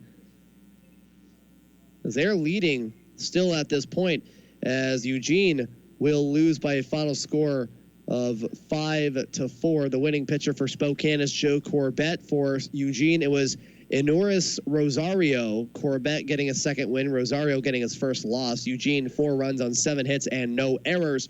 And they have their 30th win of the season as well at 30-33, while the Spokane Indians, 5 wins, 9 losses, and 2 errors. And they have an overall record of 37-26. This game is very huge, especially considering that the Emeralds are fighting to get that second-half Northwest League South playoff spot, as they're fighting alongside Hillsboro to try and get that. They're playing against Hillsboro starting tomorrow at PK Park on a 3-game series, which would basically decide it. But now there's a chance that entering the series, Hillsboro would have a 1-game advantage over the Emeralds starting tomorrow. And now we take a look at that Hillsboro-Hops game, see how it got to the score, how the game got to the score it has right now. We start off in the bottom of the first. Andy Yerzy with a 2-run single, Dominic Canzone with an RBI single, and Eddie Hernandez with a 2-run triple, his 3rd triple with the Hops. It makes the score 5-0 at the end of 1. And in the bottom of the second inning, Jorge Barrosa with an RBI single. The score is Hillsboro 6, Tri-City nothing. In the top of the third, Jack Stronach getting on base on an error by the third baseman in Tristan English. It cuts the lead down to 5. In the top of the 6th, Sean Gilby with a sacrifice fly to center field. That would make it 6-2. Right now we're in the bottom of the 8th inning. And the top of the 8th, a bases-loaded walk by Sean Gilby and a sacrifice fly by Nick Gatewood cut the lead now to Hillsboro 6, Tri-City 4. Hillsboro 6 runs, 8 hits, and an error. The Tri-City Dust Devils 4 runs on 5 hits and 1 error. Right now, at this moment, we're in the bottom of the 8th inning. Ramon Perez for Tri-City is pitching against Ricky Martinez, trying to finish up the bottom of the 8th inning. And finally, is the game between the Boise Hawks and the Vancouver Canadians. This is the team that the Volcanoes would play tomorrow. The Boise Hawks, they currently, I've said this multiple times, they are 5-22 on the road. They're looking not to go 5-23, but it looks like that may be the case. As we go to the top of the second inning, Boise starts off on their side. Vladimir Delone with an RBI triple. They lead 1-0. In the bottom of the fourth, Trevor Schwecke with a bases-loaded walk that makes it tied at 1. Brett Wright with a sacrifice fly that gives the Canadians the lead. And Dominic Abadesa with a fielder's choice makes the score Vancouver 3, Boise 1. In the bottom of the sixth, a 2-run double by Tanner Morris and an RBI single by Jesus Lopez increases the lead to 6-1. In the top of the seventh inning, Yorvis Torrealba for Boise would cut into the Vancouver lead. An RBI single by him would make it 6-2. And Trey Jacobs with an RBI ground out. Right now the score is Vancouver 6, Boise 3. Going into the bottom of the eighth inning, as Vancouver just finished off the top of the eighth inning, Brian Quijada, the Boise catcher, popping out to the second baseman in Ronnie Burrito as both Boise and Vancouver are last place in their respective divisions. Again, right now, the Hillsboro Hops and Eugene Emeralds fighting for that second half playoff spot. They're going to play tomorrow at PK Park with a possibility that Hillsboro will have a one-game advantage over the Emeralds starting tomorrow, which means that Eugene would have to win all 3 games and would have to keep that advantage, that safe distance away from the Hops to get the second half division title and to play against the Salem-Keizer Volcanoes in the Northwest League South Division playoff starting on September 4th. We're going to take one more break here from Volcano Stadium in Keizer. The final score here, Everett 9, Salem-Keizer 7. You're listening to 1430 KYKN. Salem is listening. PT Northwest is considered the premier sports rehab provider in the Willamette Valley, thanks to their work with the Salem-Keizer Volcanoes, the Corvallis Knights, Oregon State University, Western Oregon University, Willamette University, and many local high schools. PT Northwest treats a range of ailments and has many specialties such as hand, pelvic, speech, and pediatric therapy. If you want to find out more, visit us at ptnorthwest.com. Now with 11 locations in the Willamette Valley, PT Northwest is the official sports rehab provider to the Salem-Keizer Volcanoes. Babe, wake up. Babe. Oh no, the room's on fire. Woo! Woo! It's an alien invasion. Pew pew! I guess I'll just eat this egg McMuffin. Huh? Is there another one, or? Wake up breakfast at McDonald's. Mix and match 2 classics for $5. Choose from an Egg McMuffin or a Sausage McMuffin with egg, each made with real butter and a freshly cracked egg. Price and participation may vary. Cannot be combined with any other offer or combo meal. Limited time offer. Single item at regular price. Hi, I'm Danny Moore, General Manager here at Creekside Golf Club located in South Salem. Summer is in the air, and everybody's thinking about golf. Whether you play a little bit of golf or golf every day, we have a membership level for everybody. And with golf membership, the whole family gets to use all of our amenities, which are several. We just opened the swimming pool for summer. We have a state-of-the-art workout facility. We have a great driving range, which offers free range balls for the whole family. We have a performance center for club fitting and club repair. And new, we have 2 pickleball courts, a basketball area, and under construction is a new bocce ball court. So as you can see, we have something for the whole family. Our restaurant, Danny's on the Green, features great food, great service, and views of the golf course. Great for summer and winter dining. Right now, we're offering a special. If you come on out and play golf and pay a greens fee, you receive a free hat. Visit our website at golfcreekside.com or come see me. I'd love to show you around. Johnson Funeral Home in Salem salutes our veterans and thanks them for their years of service for our country. Local owners of Johnson Funeral Home, Miles and Aaron, understand the importance of being responsible service providers. They work with families at a difficult time and make sure that all the details and considerations are properly handled. Keep locally owned Johnson Funeral Home in mind for funerals, cremations, pre-planning, or celebrations of life. For more details, go to johnsonscelebrations.com. johnsonscelebrations.com. Here's Ray from Fordyce Farm. Hey, what's in season? We're harvesting a great crop from our milkshake trees. Have you ever had a milkshake and can't tell what flavor it's supposed to be? Not the milkshakes from our trees. Whether they're blueberry, blackberry, strawberry, or a mint brownie or coffee, our milkshakes are full of rich flavor 'cause we just picked them. Fordyce Farm milkshakes, yum! Fordyce Farm Legal wants to remind you milkshakes don't actually grow on trees. This is Volcanoes Baseball, live on your home for Beck, Rush, Newsmaker, Gorka, and Sexton. 1430 KYKN. Salem is listening.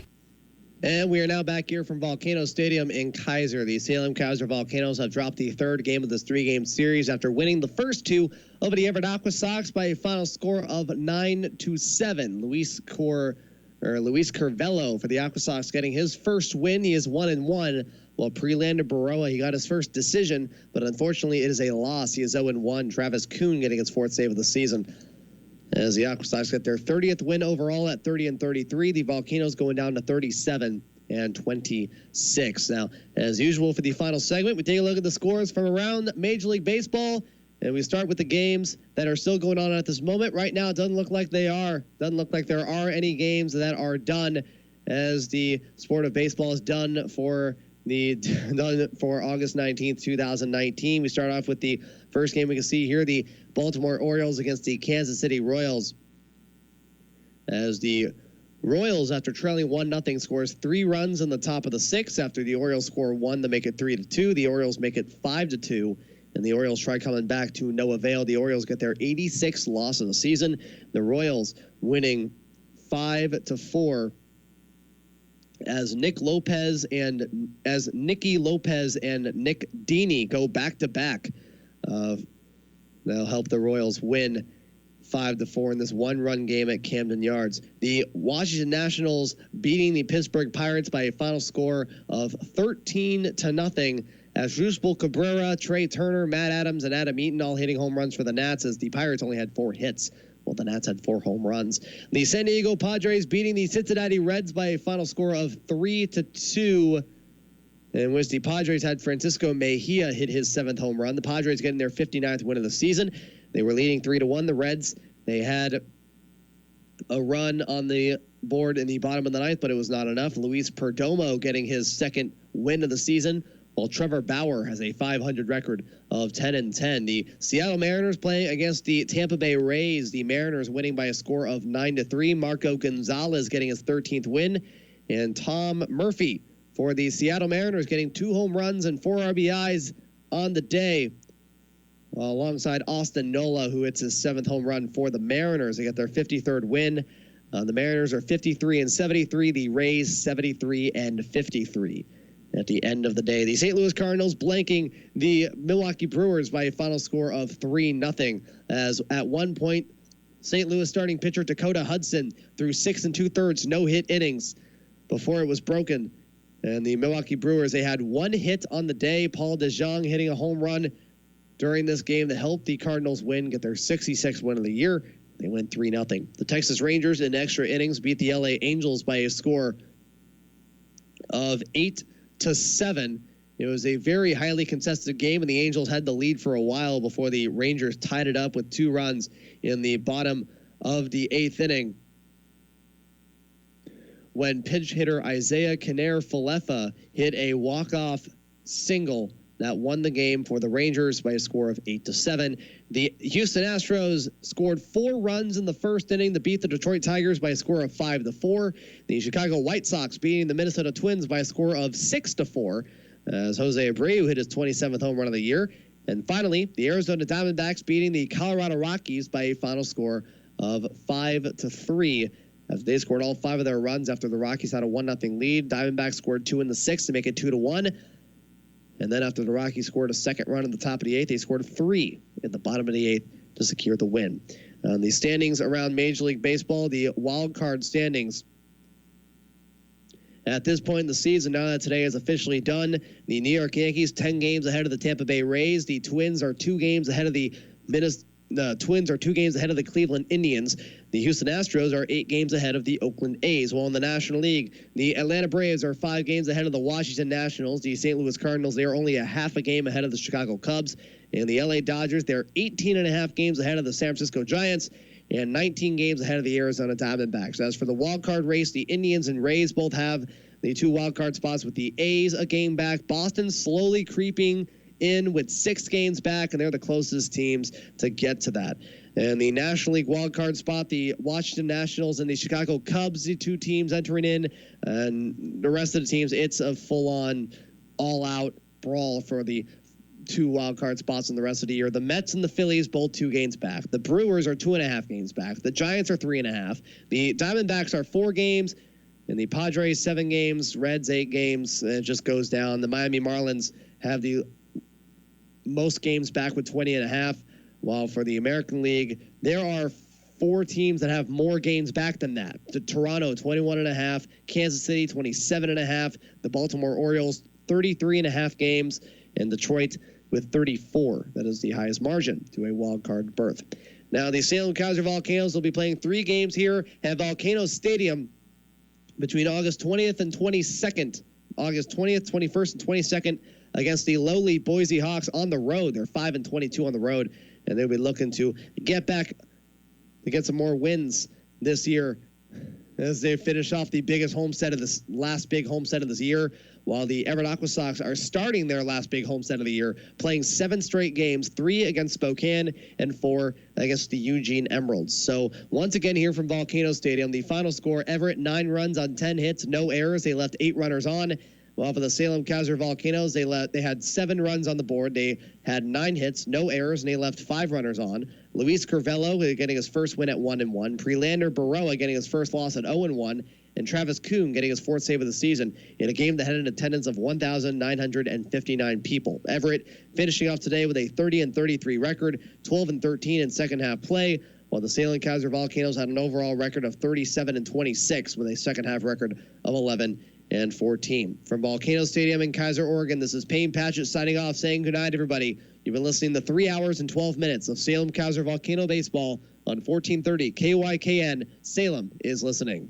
John's Decks and Fences says if you're considering a new or replacement deck or fence, don't wait. Lumber prices are sure to go up. Meet with John at your home or business and share your ideas. Many local home and business owners are enjoying the decks that John has built. Others appreciate the attractive fencing for privacy. John's Decks and Fences is a family-owned business with low overhead, so this means big savings for you. Call John at 855-946-5393. John's Decks and Fences will hit a home run for you. CCB number 219310. This is Sergeant Mike, and I want to tell you about my friends at Larry's Locksmith. I'm sure you all have entry locks right now that need replacing or need to be rekeyed. Perhaps you've put it off because you didn't know who to call or someone that you could trust. Larry's Locksmith service has earned the trust of thousands of Mid-Valley customers. Rapid response for lockouts of buildings, vehicles, or safes. Almost any kind of lock can be replaced or rekeyed by Larry's Locksmith service. Check them out at larryslocksmith.com. That's larryslocksmith.com.